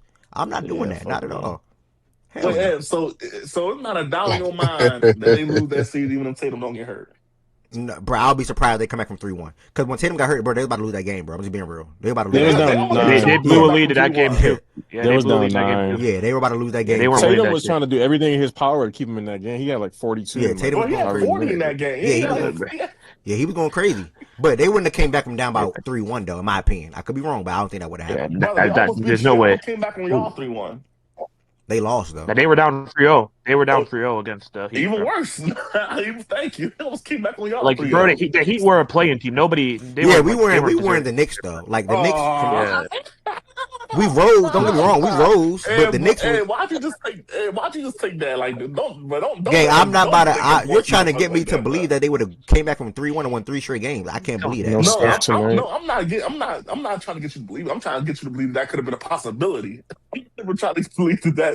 I'm not even trying to force you to think that was gonna happen, bro. Okay, let me ask you a question. You can't When take that y'all out of the realm of possibility. Okay, facts. When the Warriors were up 3-1 on the Rockets, do you think they were going to come back and win the series? You can't ask me that, though. I'm a Warriors fan. Why can't I ask you that? Do you think it was going to happen or not? I'm a Warrior fan. Like, I'm always looking at it from the best side of my team. Like, you can't. Ask I me didn't think it was a possibility until we. I'm about to say, OG took would it be a better to person to ask that question for sure. See, and I'm pretty sure other Celtics I didn't fans, think it was a possibility. I'm pretty sure then other Celtics fans thought that series was cooked. Then, you know what I'm saying? Yeah, there's no way. I don't think Celtics guys had them winning it. Wizard, I know y'all did the 3-0 comeback against us, but y'all lost the series. It don't matter. They were fourth in the series after. And Wizards, bro, the Heat were a playing team, bro. Like they weren't even like supposed to be in that position, bro. TJ, So like that going up. Appreciate that, TJ. How you gonna keep saying the Heat was a playing team? They made it to the finals. It don't matter though. They were a playing team anyway. Like, it so matters. like, Yes, it was a gimmick run. They were good enough to run through the finals. What the heck? I want to make this clear. Think Halliburton. Why do you think that the Pacers, if healthy, would have went back? Okay, so we know whoever think I go into the finals next year. Make sure you stay on that side, by the way. No. Yeah, you do. You literally do. That's a crazy. Have to say you literally do. It's nasty, bro. She made a statement about somebody staying healthy. Hypothetically, Hey, this Heaven nigga said, said, "Stay on that that's side." Yeah, he literally just did when I like waffle shit and somebody said fuck pancakes. You just did that like, dude, like that's not even what she said, bro. Like that could change with the moves made in the Eastern Conference next year. Pending no big But trade. if we was healthy this year, she spoke facts though. Pending no big really changes, walked all she these has the niggas Pacers down. going to the finals next year. That's not what I said. I'm asking you why, if they were healthy this season, you don't think that they would have been the favorites over Boston. That's my question. Did I say I don't think that, Heaven Sent? Please say things to me that I said. Did I say that, Heaven Sent? No, you said you picked Boston, and when I said, but what if? What about the Pacers? Now, Heaven Sent, you said you would pick Boston. Now, what did you just say to me? If they were healthy, why would they to you not be the favorites, or why would they not go to the finals? I never said that. I just said that I'm picking Boston. I didn't say that they shouldn't be your favorite or anybody else's favorite. I'm just picking Boston. And that's my question. Why do you pick Boston? That's my question. Okay, just ask it like that, though, Heaven Sent. I'm here to help you, Heaven Sent. The same way you're here to help me, I'm here to help you. That's not what she asked. No, that's not. No, that is not what she asked. That is not what she asked. She did not use those words, T. Not at all. Now, Heaven Sent, if both of these teams were healthy, I'm just going with Tatum and Brown. I don't got no real reason for it. I'm just going with Tatum and Brown. Like, I'm going with them guys, man. You know, I think it'll be another good series. When we saw Indiana and Boston play 2 years ago, Indiana wasn't ready yet, and I think Jaylen Brown hit a big. And Holly got hurt. Yeah, and Jaylen Brown, I think game one, hit that big corner three. And Holly got hurt game one, like T just said. But I would love that series coming up. Hopefully, I get that next season coming up. Next year, not this season. Next year coming up. Man, that shit. I'm starting to believe, man. That shit was that's a one hit wonder ass shit. Who the Pacers? What are you talking about? Who the That's Pacers? one hit wonder shit. Hey, That Zach, Indiana I got shit it. is a one hit wonder ass If shit. we're on a T, you one-hit need to wonder, start. T, you you need to niggas on a start riding one-hit on that shit, shit, though. nigga. Look, That's a one hit let me wonder be ass shit. Nigga made one. Nigga let's made be one real, good bro. song. OG, Y'all you some have the whoop that third is best type defense niggas, man. in Y'all basketball. some Bro, whoop we were that a good You is have team, the type OG. shit. Why third are you best dissing us like that, defense. though? Everybody You else just has niggas, superstars that are Yo, you going niggas up here, Oscar man. Thompson, nigga. These niggas ain't finna do nothing, man. You're That supposed shit to be that a we, winning Cooper Fly it's a type nigga in shame this y'all room, didn't get. nigga. See, it's a shame y'all didn't Well, get it fuck, done when you had the you didn't opportunity, have a nigga. one hit, That nigga. Are shit you is going over to get to with, the nigga. ECF this year? I doubt Shit it. is over. Hey, I Can hate. you at least do I that, hate to nigga? tell you. Can you get I've out the been second trying not round, to be nigga? I hey, ain't want to be the bearer of bad Can you news, get but out I the felt second like, round? Fuck you bearer know what I'm bad news, saying, nigga. nephew? You waiting Because on I love Oscar to you, get out the nephew. jumper, nigga. Shut I up. love you, nephew. I Nah, don't but want you to have to OG, be you got to be disappointed. So real. that's We why I'm just. That's had all you. I'm Okay, doing. you know the That's crazy thing, all I'm OG? doing. There's like three niggas on the Pacers better than Sengun right now. That's not true. Yo. Three niggas right now, nigga. That's Yo, not yo, yo, yo, true. yo. That's not Chill, guys. true. That's not true. That is not true. Cannot let that lie go out there like that. That is Bro, not we true. disagree, Thank bro. you, There's three Mr. niggas better. Facts and Who were the Thank three you, players brother. then, T? I'll give you the time. Who's the three Facts players? and Pascal stats does Holly, not endorse that message. Pascal Holly, and Andrew Nimhart, nigga. Three better players than Nigga said obviously Andrew Sengun. All Nimhard. right. Okay, All right. all right. That nigga said Andrew. You ain't Okay, Now even I'm let's listen done. move to on you to the on next the All game. radio. right, T. All right, yo. I ain't even hear the other name. I just heard the last one. He said Andrew Nimhard. All right. Okay. Hey, did you talk about that boxing Yeah. match? Nah, that's coming up next. I'm about to try to get there right now. What's good, bro? I do the end I of the started show. watching that shit. Tez, I'll do the analyst, bro. You All can right, sit up. we have two more games. We have the Spurs get the victory over the Magic, 112-103. Heaven sent to fully answer your question. I'll have to see the lineups and the matchup between Celtics and Pacers if they were both healthy. But let me ask you a question, Heaven sent. Pending that no team make either one of those teams make a big move, and say the Pacers did not have this top pick in the draft, who would you pick in that series next year, Pacers or Boston? What do you mean by top pick? Y'all have a top pick this year, brother. So I'm saying like exclude that. No, real you said quick. like not have it. Are you saying like not top 10? Like what Nah, are you I'm just saying? saying I'd have like to after the draft pick, they have this roster. Like who would she pick between these two teams? I would have to see like how they come back, like how Hallie comes back. Because the thing is that his injury would more impact Hallie than Tatum in my in my thinking. So I'd have to see how Hallie comes back. Because that's the thing. The thing with the Pacers, that's the reason why I picked the Pacers is because of the way that they play basketball. That shit's just hard to guard. Yeah. That shit's just hard to guard. And a lot of that was with the way Holly was able to play. The thing about Tatum, though, Exactly. and why he had that benefit, because he has a guy in Jaylen Brown who also operates on the wing and also can defend top guys as well, where Tatum would have to be the number one defender and also number one guy with the ball in his hand. So, yeah, it's definitely going to impact Holly's output more than Tatum for sure. But Boston still would need to get that guard that they can have in the backcourt, though, and I don't think they want Anthony. As a report that I saw the other day. So, either I don't know, they'll be fine. I think both players will be fine ultimately, but we'll see what happens. I don't, because it's a lot of movement. But I'm cool. But I'm cool with talking. You did the cop out shit. Like you do that all the time. You never pick. So like I'm cool. See, Yeah, I mean, because that's you do the cop out shit. I'm saying. I'm just being real. You do the cop out shit. So just so I understand, because sometimes you want me to be serious, and other times apparently you want me to just say some shit. I just want to. Where am I right now? Do you want me to be serious in this conversation, or do you want me to just say some shit? I like when you pick. Nigga hard to read. I like when you pick. When I ask you a question and it's a one or the other, just give me one or the other. So Heaven said. So now my follow up question to what you just said is Heaven said. Okay, you feel like Halliburton will struggle more. Basically, what you're saying is you feel like Halliburton it'll be harder for Halliburton to come off his impact. I mean, have an impact. It'll be harder for Halliburton to replicate the way he played last year or previous seasons, coming off that Achilles injury in comparison to Tatum. And you think that the way Holly will look will impact his team's offense more than what Jason Tatum will. So therefore, are you then saying that you'll probably lean Boston because of that? You see? Yeah, with that information. Yeah. Thank you. You see that, OG? That's how you do it. That's how you do it. I don't want to. I don't want to pick Boston though, because I just need to see how Halliburton looks. That's it. I just don't want to pick anybody. Because this is my thing with y'all. If I pick something, you can't change it afterwards. That's what the fuck it is. No matter what the context is, nobody gives a fuck. So I'm gonna just say, when I get the information, I'll make a decision. But I haven't said, what are you talking about? Ed literally changes his picks every 2 weeks. And y'all shit, but he does it like with the same information. He just wows the fuck. That's not the same thing. What I'm saying is this, like, that's why, like, I want to make an educated, like, a more informed decision. Y'all want me to troll, and then when I troll, be mad. Like, pick one. Who wants you to wait? Who up here wants you to troll? Obviously, you want me to troll because you want me to just say some shit. Who? No. Who up here wants you to troll? You just want me to I say like something. Pierre Evans and troll. Mazak. That'll be fun. Thank you, D-Man. I Mazak. appreciate that. Hello? You like when Heaven sent you? Do you want to hear Heaven sent troll, Mazak? Not really, to be honest. But T, I don't mind do it. you want to hear Heaven sent troll? And I view you as a real nigga. T, do you want to hear her troll? Sometimes it'd be funny, depending on the grace period. Sometimes she troll, and I get pissed off because like Byron and them type niggas supposed to hold her accountable, but they haven't and let her turn into what she is now. She used to take the show serious. She don't take the shit serious no more. Keep it real. They just don't want me to go back to back. Wait. They just don't. Wait. They just don't want me to go back to back. That's what that is. There's only one, bro. There's only one nigga that really hold her accountable in here, bro. I'm just sorry, and I hate to say it. It's only one. Bro, how I don't hold her accountable? That's crazy. Nah. Byron used to. I don't know what. Yeah, he don't. Exactly. He don't. Byron gave up, bruh. Bro, y'all Except for that one day. Nah, it was that one day Byron wasn't playing around with her. He told her, he said, hey, Twin, you really want to do this over some less than Twin started? She was like, nah. She's like, Ev, you asked Mazak who trying to win the award from me. Nah. That's who you asked. And of course, you'll be like, nah, don't play because you around want when that it comes to you. award. Mazak don't play around when it comes to you. Mazak be serious. Mazak feel like you be trying to take his Canada shine, Heaven sent. That's what he feel. What?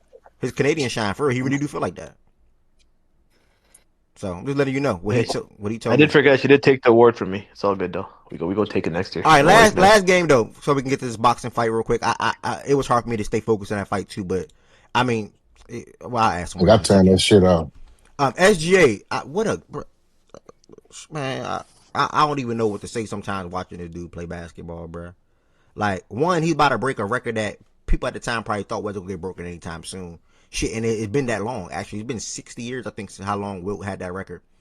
Is it Wilt or Kareem? Which one is? I'm sorry. I think it's Wilt. Is it Kareem? What record are you talking about? Most consecutive games with 20 or more points. It's at 136. SGA's at 132 now, I want to say. Go back to 1960. Is that Wilt or is that? I think it's Wilt or Kareem. I can't remember which one it is, bro. Y'all don't know which one it is? Somebody up here? I can find it for you. You want me to look it up? Yeah, please, because I hate that I don't. What are you trying to figure out? SGA's about to break a record. It's either Wilt has it or Kareem. I don't remember the year. Wilt. Okay, it's Wilt. Thank you. He has 126 games. Oh, it's 26. I think it's 36. I'm sorry. SGA's at either 122 or 121. So he's about to break that record. But last night, man, I mean, what a ridiculous performance, dog. I mean, I honestly, first and foremost, thought Denver was going to win. Coming into this game, I thought Denver was going to win this game. And SGA and OKC just had other plans. And it wasn't just SGA. They were led by two Kentucky guys. SGA and Case and Wallace. Talk about a game that he had 27 points, knocked down 7 threes. Probably will not happen again for the rest of this season. Facts out of facts. 7 threes, 6 boards, 2 steals. Don't say that too loud, bro. Them other guys gonna get mad at you. SJ, I mean, you want scoring, you got it in that game. You want a trap, you want a hard head, you want a double. Okay, I'm gonna pass the ball. 34 points, 13 assists, 4 turnovers, 3 stocks, 5 boards, and he controlled the whole entire game. Also did his job against the free throw line as well. And they played good defense on Jokic, so they forced him to have 6 turnovers in this game. He turned the ball over a lot in the series against them last season in the playoffs, and sort of kind of that same defensive output or script, I would say, or scheme was on display last night as well. They defended him and Jamal Murray pretty well. You take those 2 players out of the game and also limit how good Tim Hardaway made on the 3-point line, and ultimately he just struggled. He was 0 for 4 from 3. Prior to that, I think the last game he had like 22 or 25. Peyton Watson continued to look good. He had 29 points, knocked down 5 threes. That was a big bright spot in that. But at one point in that third quarter, they went up by like 20-something points. And Denver kept trying to chip away, get the game close. OKC answered down the stretch, and they pulled their starters about 4 minutes ago, somewhere in that ballpark, and then I left the Discord. I didn't leave the Discord, but I just tuned out. Shout out to Chan for sharing that game. I will be present in Discord for Kansas, and I will share screen this game. Kansas and Texas Tech. Sorry, I got a brain fart.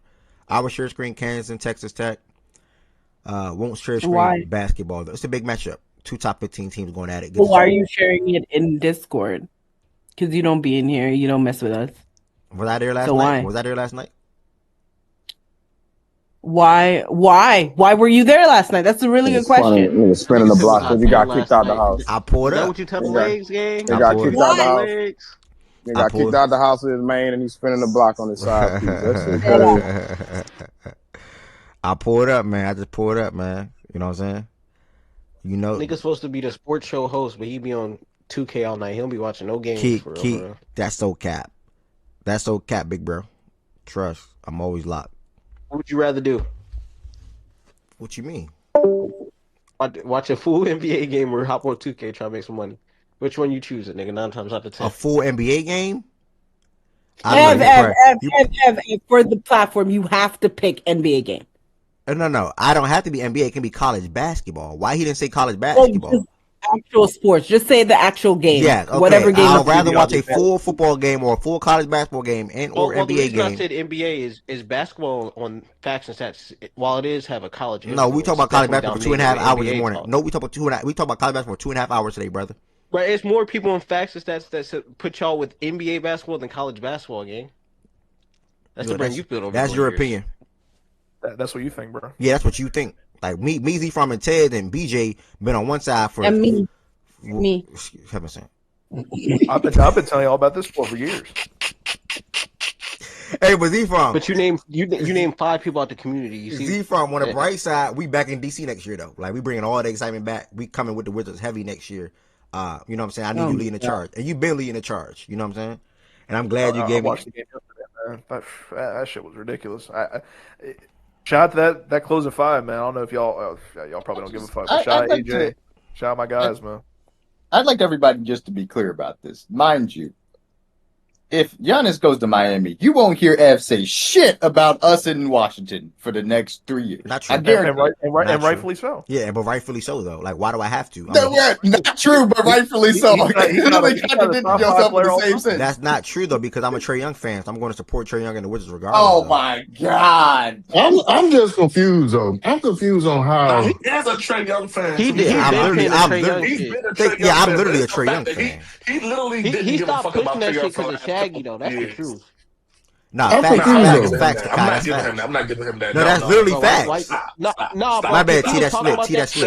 Shaggy does not stop. No, low. I can't talk about like this nigga before like Facts and Stats nigga, but like when we was on here, he would talk about Trae Young being one of his favorite players and shit, and then Shaggy went crazy. Yeah, I'm always like that though, bro. That's why I don't talk about SGA as much, bro. When I'm coming inside of this platform only, and niggas over Curry is another example. Like, I used to love Stephen Curry. When niggas come in here and they go crazy over players, I'm like, oh no. Like, I ease up. Like, I'm like, nah, I'm cool. I'm not about to join that crowd of overly praise. I love Ant. But oh no. Like, Heaven act like she the biggest of them all though when it comes to Ant. Like, I'm cool. Like, I'm not about to, like, nah, I'm gonna keep it. Hey, but I got a question though. I heard you say about a week or 2 ago, you said something about, what OG did was kind of like, if you do that, you'll cheat on your significant other. Nigga, is what you and Z Farm doing not cheating on your significant other? I mean, this is literally this is it in his liberal. Yeah, let me respond, please, y'all. I don't want to say because what I did. No, hold on. Let me get this out. Because what I did is I left my woman. I said, "Fuck it, it's over." You know what I mean? I gave her an opportunity to go find somebody else, and I wouldn't find me somebody else. But I cut the cord though. You niggas, y'all the type of nigga that, hey, I'll be right back. I'm going to the store. I'll be right back. I'm going to the store. But meanwhile, you going to see your other girl. You know what I mean? That's what I almost see what you and Z Farm doing, nigga. I left the house. I'm done with you. You niggas still going back and forth though. So what y'all doing is more foul than what I did, nigga. Wait, let's talk about it. I've just been telling you all season about the Seattle Seahawks. I've been right. guess what? When Monday morning hits and they win the Super Bowl and Low Brady's got the humble up T-shirt on camera, and this nigga doing it I'm across back sport. home. Doing it across sport. What type of shit is this? So y'all let this nigga get away with it on a football perspective and then on a basketball I don't perspective. entertain you either. Oh, You this can is be a loser wild on shit, man. Why you act like I this hope nigga? Why you act like he has not been right about the Seahawks all year though? That shit is hate. He been right about the Seahawks all year. It don't make it right, nigga. You niggas clown me talking about what I did is not respectful. Meanwhile, you niggas got 1 foot in, 1 foot. You niggas, y'all niggas cheating on y'all significant other. Okay, let me respond back. OG. When you think of me and you think of my football team, you think of the Baltimore Ravens. Facts are the facts. When you think of Z-Farm and you think of who he likes and who I like to clown him for the most, it is the Baltimore Ravens. When you think about me, you think about my wife. I ain't gonna tell you her name. You don't think about me and my wife and then another motherfucker I used to date or somebody that I got my eye on or something. Ain't none of that. It's one. It's one. Okay, OG. It's one. When I used to think about you and I think about you, when I used to think about, wait, my bad. Excuse me. I'm not just thinking about you. My bad. Please. When we talk about football and I thought about your football team or you in a football aspect, it was Cowboys and Dak Prescott. You used to defend the fuck out of Dak. You used to defend the fuck out of the Cowboys. Now, he did not defend Dak. Yeah, he's like that. Yeah. He's like that. He was arguing against being with the Dak shit. He never liked Dak. Once upon a time, well, he used to like Dak until Dak froze up in like a big moment. Like Dak froze up like a big moment. He was cool on Dak. It was like a big moment or something like that. But whatever. I don't know. I could be wrong. Yeah. But you literally, bro, when you are a fan of a football team, that comes with a certain level of loyalty. So you're basically telling me that you don't think no LeBron fan is loyal at all. Like you don't think no LeBron fan is loyal, correct? Correct, OG? They loyal to something, but it might be the wrong shit. But they loyal to yeah. Let me ask you. You don't respect you don't respect anybody that's player fans first. By what you just said to me, that's what I got from that, correct? No, that's not true. It's different from what I grew up on. I grew up on team support, y'all, and it's a new age. I understand times change. The niggas more player fans now. Wait, stop right there. Wait, stop right there. You just said it's a new age and times change. The new age nigga is the one that's changing the teams. You as an old nigga just did some new age shit though. No, but I'm saying times change as far as niggas in their fandom. When I grew up, niggas, hey, I'm from here and I like this team. And that's it. But you've been a Cowboys fan for 30 years though. You've been a Cowboys fan for 30 years though. I was Houston Oilers fan first though, and then I moved here. So you were a Cowboys fan for 30. I'm laying out facts though. You were a Cowboys fan for 30 years though.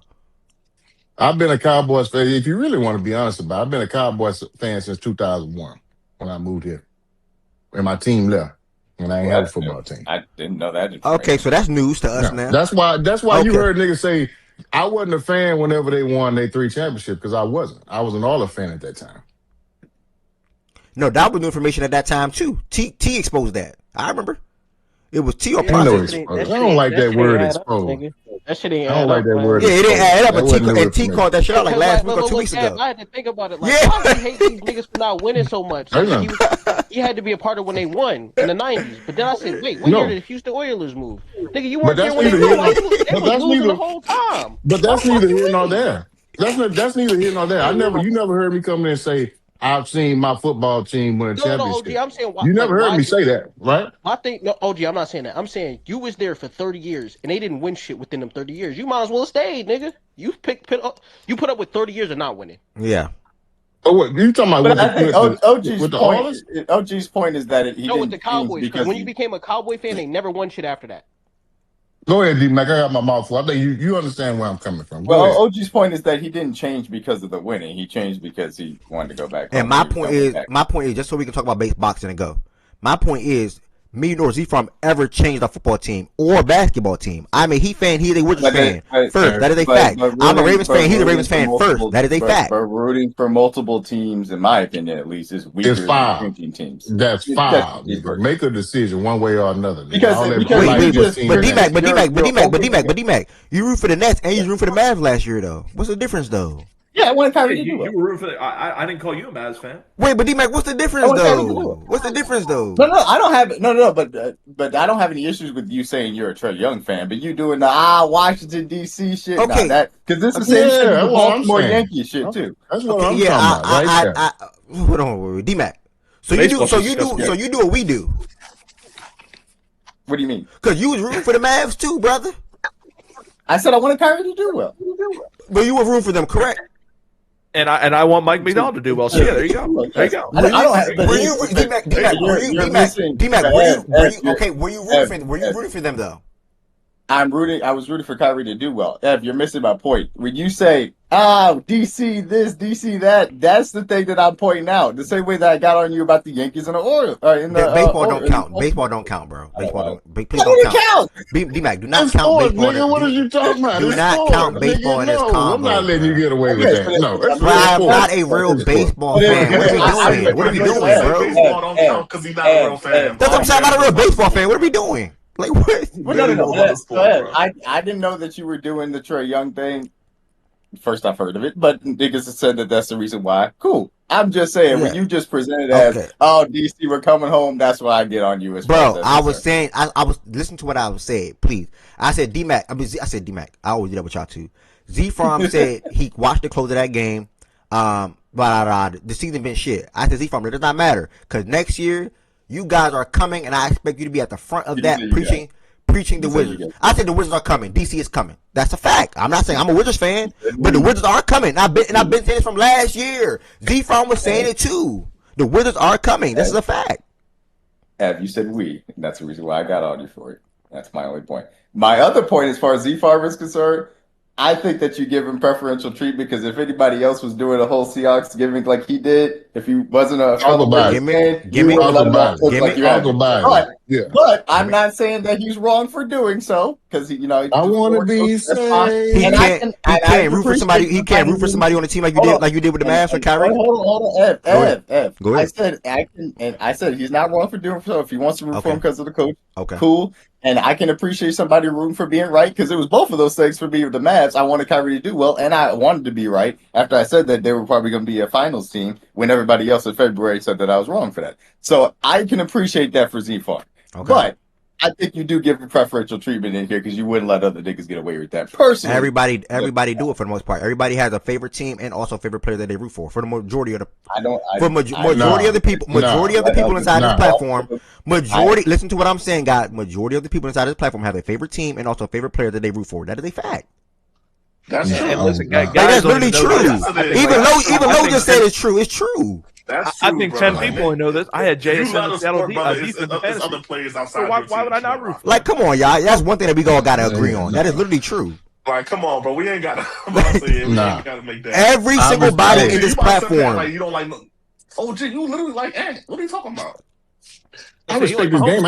You will never catch me rooting for the Minnesota Timberwolves, nigga. Nah, never root for no Minnesota Timberwolves in my life. He didn't say that's what I'm saying. My respect for Ants game ain't gonna never meet. Oh wait, hold on. OG, you rooting for Minnesota win a game. OG, you rooting for the Warriors and Curry though. What are we doing? My bad. I wish you would lie. I wish you would lie. You rooting for the Warriors and Curry, OG?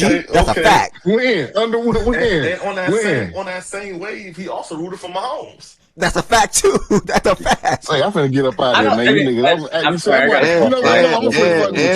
And Josh Allen. Mm-hmm. There you go. Listen. But we all do it. We literally all do it. And again, I don't have any issues with that because everybody has their favorite athletes as far as that's concerned. I just draw the line at the we team shit. I think that's taking. Yeah. That's all we saying, nigga. That's all we saying. You niggas like I got this one or I got that. I'm not a bro. When I ever said we, it's not mean like I'm an actual fan of XYZ team. I'm not a Wizards fan. Never will be a Wizards fan. I'm a Miami Heat fan that's going to support Trae Young. I support Booker. I support Luka. I support Cade. That's all it is. Literally, that's all it is. I'm not a fan of none of those teams. I'm a Heat fan first. I've been a Heat and Ravens fan for 20 plus years, and I would never change my team. No, but I think there is a difference between being a fan of a player and then letting that player fandom make you a fan of that team. Like, there you go. There you go. At the same time, Ed, you root for the Lakers, bro. No, the fuck out. Wait, whoa. Bro, stop. Talk about it. Yep. No, he don't. No, he don't. No, he don't. Y'all ain't about to do my. Y'all ain't about to do my dog. I do not root for the Lakers. No, he don't. No, he don't. No. I do not root for the Lakers, gang. I do not root for the Lakers. I don't even like that Lucas in LA. I do not like that Lucas in LA, gang. I do not root for the Lakers. I'm sorry I can let that fly. I do not. No, I don't. I promise. Nah, I don't. Tez, he used to though. When they start to get asked, then he's like, "Yeah, I'm not rooting for them." But when it first happened, he got a tendency of doing that. But to be fair, and it could be some truth to that. But to be fair, me and him was the only niggas before the season telling niggas that this team was ass. Is that a fact? but before that though, like last that's two different things though. But guess what? That's two different things. Last year he was right, but guess what he was still doing? Luka and LeBron. Yeah, the trade just happened. I was happy to see my two favorite players team up. That's all that was, guys. Like, I was happy to see Luka and LeBron play basketball together because I got to see Wade and LeBron play basketball together. That's like a dream come true for a little kid. I'm not a little kid, but like to see Wade and LeBron, your two favorite players, and then Luka and LeBron, your two favorite players, like all time. Like LeBron, my favorite player, second favorite all time. Like that's crazy. So that's what that Luka and LeBron thing was about. I didn't give him no championship expectations. Coming to this season, I didn't give him no real championship expectations. The team was ass to me. I don't like Marcus Smart. I don't like Jake LaRavia. I don't like Vando. I don't like Ayton. Like, these are facts. I'm not rooting for the fucking Lakers. Hell no. I'd rather Luka be in Dallas still and say I root for them. Yeah, you can say that. Not the Lakers, to be though. fair, ain't nobody, bro, y'all be getting away with that. Ain't nobody had this team with no championship expectations. I know. I ain't say that, What the brother. hell y'all Hey, talking about? brother, I ain't say that, brother. Well, no, I heard Ted say we was the only one saying this team was ass, bro. I ain't say championship, bro. We talking about in general. The team was whack. Bro, everybody said the same thing. That's cap, nigga. Everybody that's cap. That's cap. That's cap. That's cap. That's cap. That's cap. No, wait. That's who else? Who said anything? Who said anything? Take championship out the equation. We never said championship. No, nobody ever said championship. Nobody in here has ever said championship about this incoming team. Nobody, not even Lakers fan, not even Braun fan. Nobody. I think Tez and none of us said that. We said 50 plus wins with Tez. Bro, we said 50 plus wins, 50 wins probably. Tez said that too, and we were saying second round. It was a ceiling. Yeah, no, the ceiling was second. Hold up, nigga. The ceiling was I second cleared round. up what I said. Hold the fuck up. Wait, what? Hold up. I said they ceiling was second round, nigga. I ain't say they were going to. Well, no, okay. Ceiling second round. Go to nobody was saying like they ceiling was past the second round. All I did when I gave my little soliloquy the other day, I just dropped it down to shit first round. That's it. Like they still in first round for me now. And by the way, low notice. I said the same thing. Now it's gonna sound like a hypocrite. It definitely is when it's come out. But I said last year the ceiling was second round because I thought that team was whack. But they ran into Minnesota, and you feel me? I still picked them. So you know what I mean? It is what it is. But nigga, I've been saying the same thing about these niggas for 2 years in a row. Literally. I've been saying it for longer. You behind. I've been saying it for longer. Did you say you picked the Lakers over your Minnesota Timberwolves last year? Your Minnesota Timberwolves. Yeah, you're weird. Ain't it your Timberwolves, nigga? Ain't you a Timberwolves fan? You weird, bro. Where am I wrong at? Hey, quick pause, y'all. Did I miss something? Quick pause. I must have missed something. My bad. Hey, Lo, you got anything real quick? Lo, you got anything to say about that boxing fight real quick? I mean, I ain't even gonna hop on it too long. I mean, bro, it was good bump, bro. I mean, I'm a fan of Teofimo Lopez. I mean, I'm not gonna say I had him winning, to be honest with you, because I knew Shakur. Shakur's style is just he's a really good fucking boxer, bro. Like it's really he's technically sound. I know a lot of people call it boring. I mean, I ain't mad at it. I done fell asleep on the Shakur fight. I ain't gonna lie to you, but in terms of like the art of boxing, in terms of hitting and don't get hit, Shakur is one at that, bro. His jab is elite. Probably one of the best jabs in boxing. Honestly, it might be the best. I'm trying to think about Devin Haney also has a good jab, but Shakur, Shakur probably has the best jab in boxing. He was able to keep T.O. away from him the whole fight, pretty much. T.O. couldn't do nothing he wanted to do, bro. And you literally heard it every time he went to his corner. Bro, his dad, bro. So this is his bro. His dad was giving me Ime Udoka vibes, bro. Like his dad was in the corner. Teofimo's dad. His dad was in the corner every round, just talking about some. You have to hit him harder. You have to punch harder. Give it all you got. Nigga said, "Where is your power?" Where's your power? I'm like, bro, what type of advice is this? Like, bro, he's a real technician right now. Like, you gotta tell him to do something. Like, bro, but it was Shakur is just really nice, bro. He made it damn near impossible. And that's what Shakur does, bro. His defense is impeccable, bro. He don't let you hit him. And when I think what's it called? T.O. threw way more punches than Shakur. Way more. He threw. I think at one point it was like 100 and some to like 60 something. It was like it was a lot more punches, bro. And he only landed like 8%. He didn't land that many punches, bro. Like there was a problem all night that T.O. couldn't solve. Yeah, the exact number. Sorry. Go ahead. Okay, the exact number. T.O. threw 468, only landed 72. That is insane. That is 15%. Bro, yeah, that's insane. And Shakur, that's the thing. Shakur obviously has had a reputation, which I think has been completely overblown in his previous fights about running. Facts. Because he's such a defensive fighter. Facts. But this man was on his front foot for the majority of this match. And that's why T.O. threw so many punches. Yeah. But he was so technically sound, and that jab that he was keeping him at bay with the entire night, just tagging him. And that straight right that he was getting him with on some counter punches too. It was a spectacular match as far as Shakur was concerned. Like, he put on a clinic. He said, I saw it on tape. He hit him with that jab, kept him at bay, was on the front foot, was doing damage. It was a masterclass as far as Stevenson was concerned for me. Yeah, I watched, and I'm no boxing guru. I only watch the big fights for the most part and things like that, and talk to my guys about boxing. But when I see something, I saw Shakur probably like 3-4 years ago against whoever he was fighting, and I made a tweet, bro. I would take him over Haney or Tank. Now, obviously, Tank will be a bigger, like Haney. I'm 100% confident with that. Obviously, Tank will be, you don't have like bigger fish to fry when it comes to that fight. But the thing about Tank and Lamont last fight was how Lamont was coming forward, and both of those guys were coming forward for the most part. Both of those guys were coming forward, and it was a great ass fight. I think Lamont won. I would say that very clear. But either one of those fighters. Well, no, Lamont is not like Stevenson when it comes to the defensive side of things. Like you can see why a guy like Crawford is in his corner. You can see why a guy like Crawford believes in him so much by how well he can box his ass off, like Lo just pointed to. The way he's such a technician in the ring. He knows how to move his feet, knows how to bob his head, knows how to avoid getting locked into a corner, knows how to pretty much get out of any bad situation you can potentially be in the ring. And then on top of that, the best thing that you can have in boxing is a jab. And you see how that jab that he's thrown so many times in that fight was able to affect T.O.'s left eye. Once that left eye got fucked, it made the fight worse. Bro, I think out of 12 rounds, T.O. probably won one round. To me. Like literally 1 or 2. No jabs. 1 or 2 rounds. It was, I don't remember. It was one of the rounds. Somewhere in the middle. Literally. It was like 6, 7, 8. Yeah. It was round 8. He got a few off, and Shakur kind of was relaxed, man. That was it. That was the only round I would have given. Bro, you know what's so funny?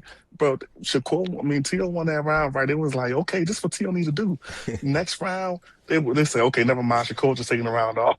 That was immediately, bro. That was an amazing performance, bro. Amazing performance. I know B Young might got some words on it, but shout out to the new WBO super lightweight champion Shakur Stevenson. B Young, what you got to say about it? I'm not a. Let me just say something real quick before you go. You good? I know he know more than me.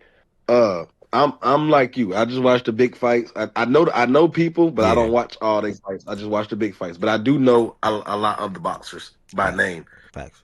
What was this nigga supposed to have a chance? Like, was he supposed to stand a chance? You talking about T.O.? Yeah. T.O.'s a big name. T.O.'s really good, bro. He's a three-dimensional champion. He's a really good fighter.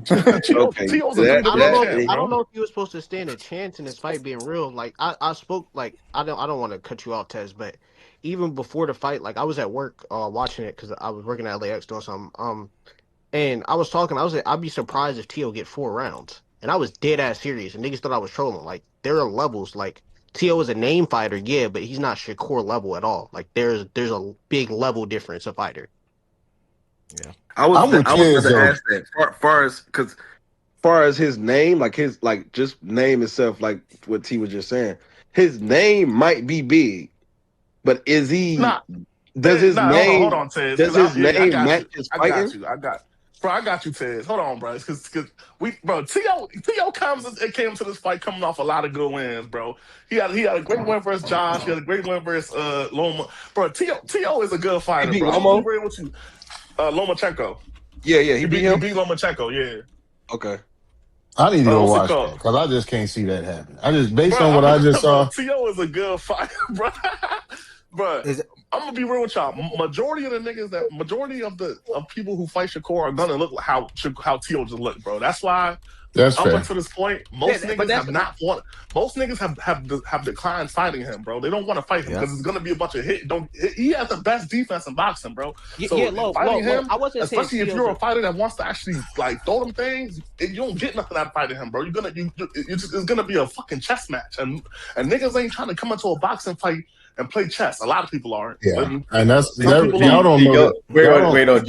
T, go ahead and say what you were going to say because I think it's important. I wasn't trying to say like T.O. is a bad fighter by any stretch. Right. I'm talking about because that's where Tez was alluding to. I'm like, let me clear that up now. But that's why I want T to say it. Yeah, I want T to say it. T.O.'s a really solid fighter. It's just like no troll. Shakur is on a different level. He's not. Like, He's not just solid. But T.O. was a really good fucking fighter, bro. That's all we were trying to portray. That Shakur just made him look like that, bro. T.O. is a very good fighter. It's just Shakur is legitimately one of the best in the world, and he takes it as a sweet science of boxing. Like that is a reality. We gotta understand what we just watched. T.O. not only was the Lineal champion at 35, but 40. Lineal champion is the guy who beat the guy. He beat the guy at 135 and he beat the guy at 40. He was the Ring magazine. I know it's 4 champions in each division, but it's one champion that's the champion. It's the Ring champion. T.O. was both in 2 divisions. We not about to say he was just solid. Shakur just made him look at. And my man Shaggy, I don't know if he in here. I've been telling him.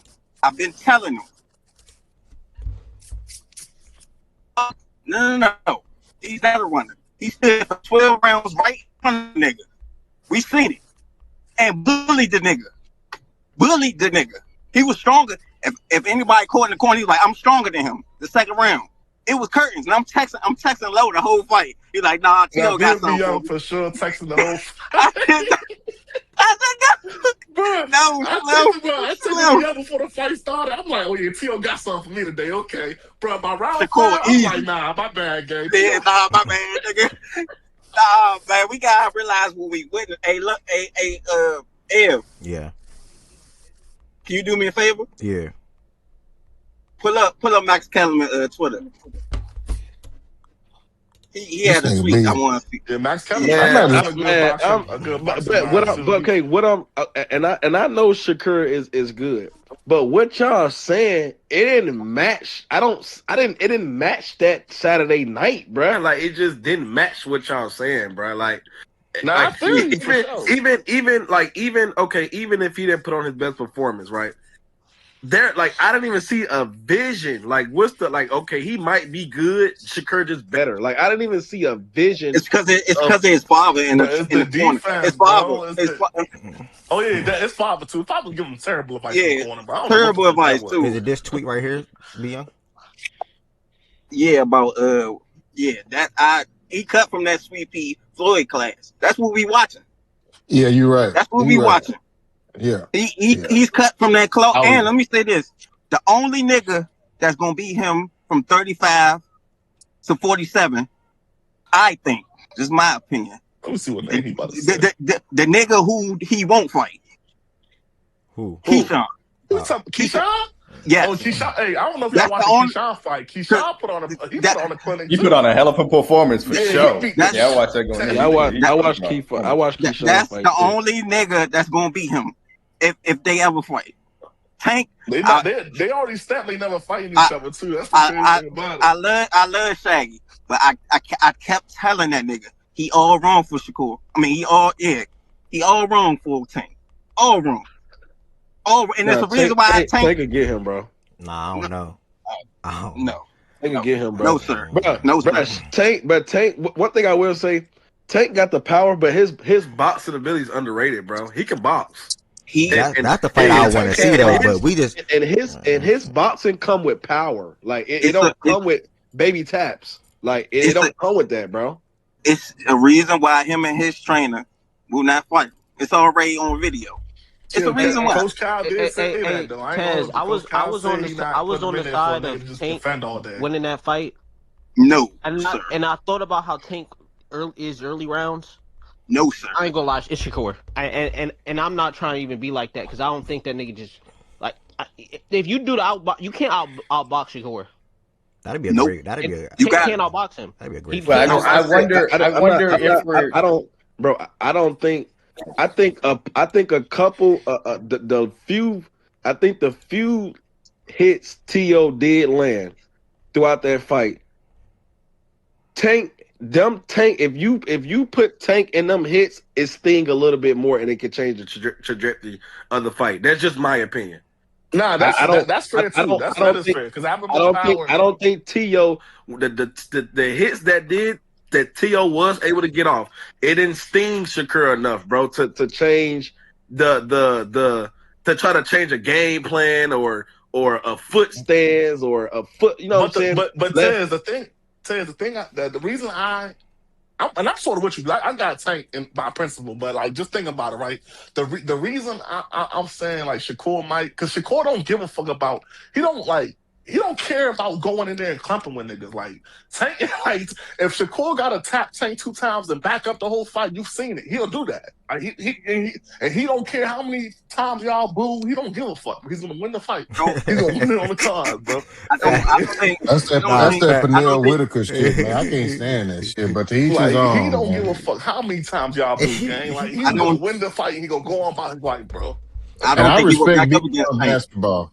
I respect beyond. I'm just saying he would do that though. I mean, if he had to, but I don't. But his defense is so good, he can stand in the pocket and just. We've seen it, bro. I mean, I don't know what he did versus T.O. versus Tank. The only way I see Tank winning, Taz, not to cut you off, is legit him taking him like fucking fill out and actually apply real pressure in them first 3-4 rounds. Because if he don't, he going down 4-0 to Shakur. If he don't. Well, is that what Zepeda did? Because I keep hearing that Zepeda. Yes. Okay. Yes. Zepeda kept the pressure on him. Applying pressure. So yeah, Zepeda made him box. OG, the last Shakur fight, he got hit. The most he ever been hit is because of his style, and that style he got hit more than he ever did. That's not how Tank fights. That's not how Tank fight. Tank was just out there throwing punches for no reason. The reason why people Shakur fight for like that and he was excited, that's because Zepeda made him fight like that.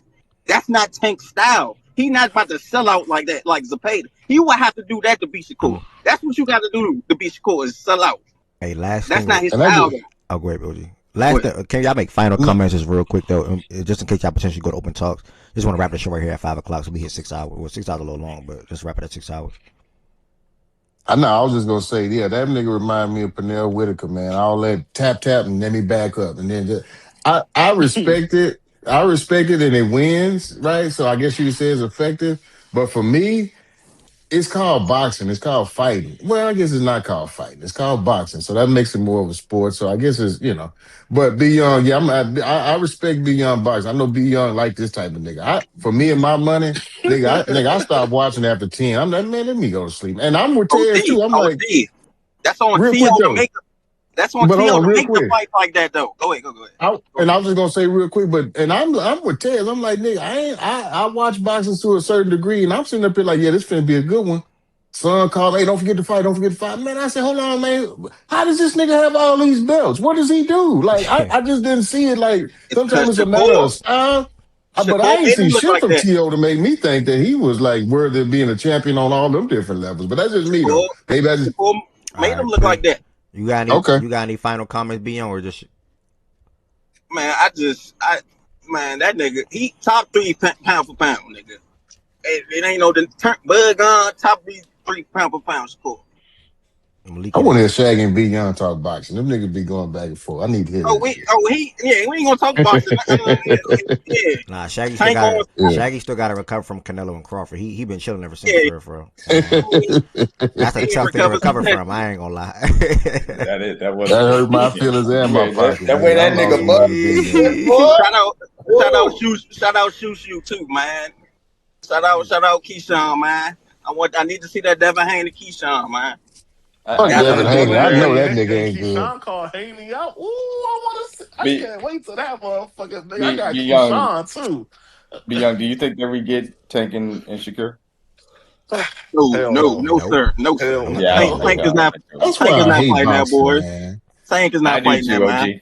I hate it too. I hate boxing today, man. I don't even know if he get a real fight again. To be honest, I don't think.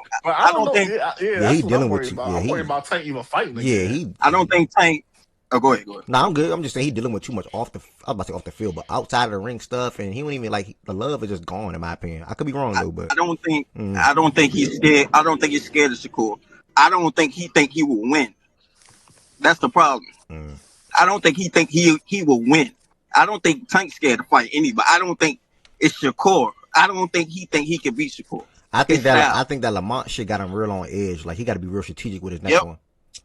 Got to be real strategic with his next one. That one went a little too close to him. For sure wouldn't be Shakur. Yeah. If he fought anybody next, it's gonna be like a cool little tune-up or something. It's gonna be a good fighter, but it's gonna be like a tune-up. Like for him, he should fight Pitbull again. He said. I bet that nigga won't come off the gas. He said on Twitter after that Lamont fight that he didn't really fight his best. He didn't really fight how he typically wanted to fight, type shit, whatever the case may be. He's trying to cope a little bit, but Man, that shit was a go in the backyard, fight each other friendly type shit, bro. That shit went on fight, bro. Shit, you tripping? Lamont and Tank. But that shit felt like two. That shit felt like two friends fighting, bro. I don't know. I mean, them niggas got history. Yeah, they got a long history, but that was a good fight, man. They was throwing him. I don't know. I don't know. That was a good fight, bro. So niggas before the fight, don't sleep on that. Yeah, I think as the in the later rounds after they was hitting each other, I think they both did end up getting serious. At first, it felt like friends fighting though, but I think it ended up getting serious in the mid round to late rounds. That's fair. All right, it's supposed to go to 5 hours, but we went 6 hours today. Reminding y'all, we are starting the show off tomorrow with football talk. So we're gonna be diving into. Well, I don't know yet. Well, no, we're gonna start football. Yeah, we're gonna start football. After that, we're gonna recap Kansas and Texas Tech. That is a doubleheader on ESPN tonight. The second game is Kansas and Texas Tech. That's at 9:00. But definitely worth watching. The first game is Syracuse versus North Carolina. You can tap into that game as well on ESPN. So my young bull Cayenne, man, turn me up. And Donnie Freeman is back. He's playing as well. Wait, it's Syracuse versus North Carolina. You said? Yeah, 7:00. Oh shit! Okay, Cayenne get some prime time burn. Okay. It's gonna be lit down there in Chapel Hill today too. And the second game is Kansas versus Texas Tech. That's going to be a lit game. Darren Priest on the road against Texas Tech. Make sure y'all tap into those two games. And then after that, we're going to dive into the NBA sports. I doubt we dive into the NBA. For the love of Christ, please play the full game. My plan for today was actually, and granted, thankfully enough, I can push it to tomorrow now. I'm going to ask every single body, so take the time to think about it. It is a couple months left for the regular season. Where do you stand today? Who do you have going to the finals? Who in the East and the West? I ain't knowing who do you have right now today or tomorrow going to the finals, because we're not talking about the slate tonight too much tomorrow. All right, so I won't come. Go, Bo, if you in here still. I like the Rockets to win. I like the Minnesota to win, and I like the Sixers to win as well. No James Harden tonight. I think the Clippers. Dang, I got all the road teams winning. That's crazy.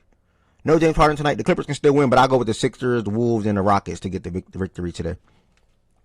And that's it. So tomorrow shows football talks for the first hour and a half, maybe even two, around Seahawks and Patriots, and then these new coaches and coordinators going to new teams, and then we'll head over to college basketball, dive into Kansas and Texas Tech, Syracuse and North Carolina, and then we'll end the show looking at these 4 games from tonight in the NBA, and then I'll pick winners for today's games, and that'll be that for the most part, unless something else will get brought up. A big trade happens over the next 72 hours. I will make a space, so keep that in mind as well.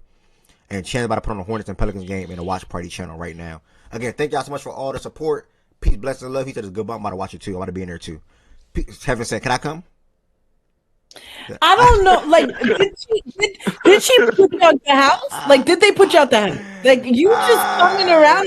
Man, everybody that support the show, y'all, thank She y'all said, so much. "Did you get put out the house?" Make sure y'all join the Factor Stats Discord to watch this. It's 7 minutes ago. The Hornets took the lead. They were down majority, literally this whole entire game. They took the lead. I'm about to tap in with y'all.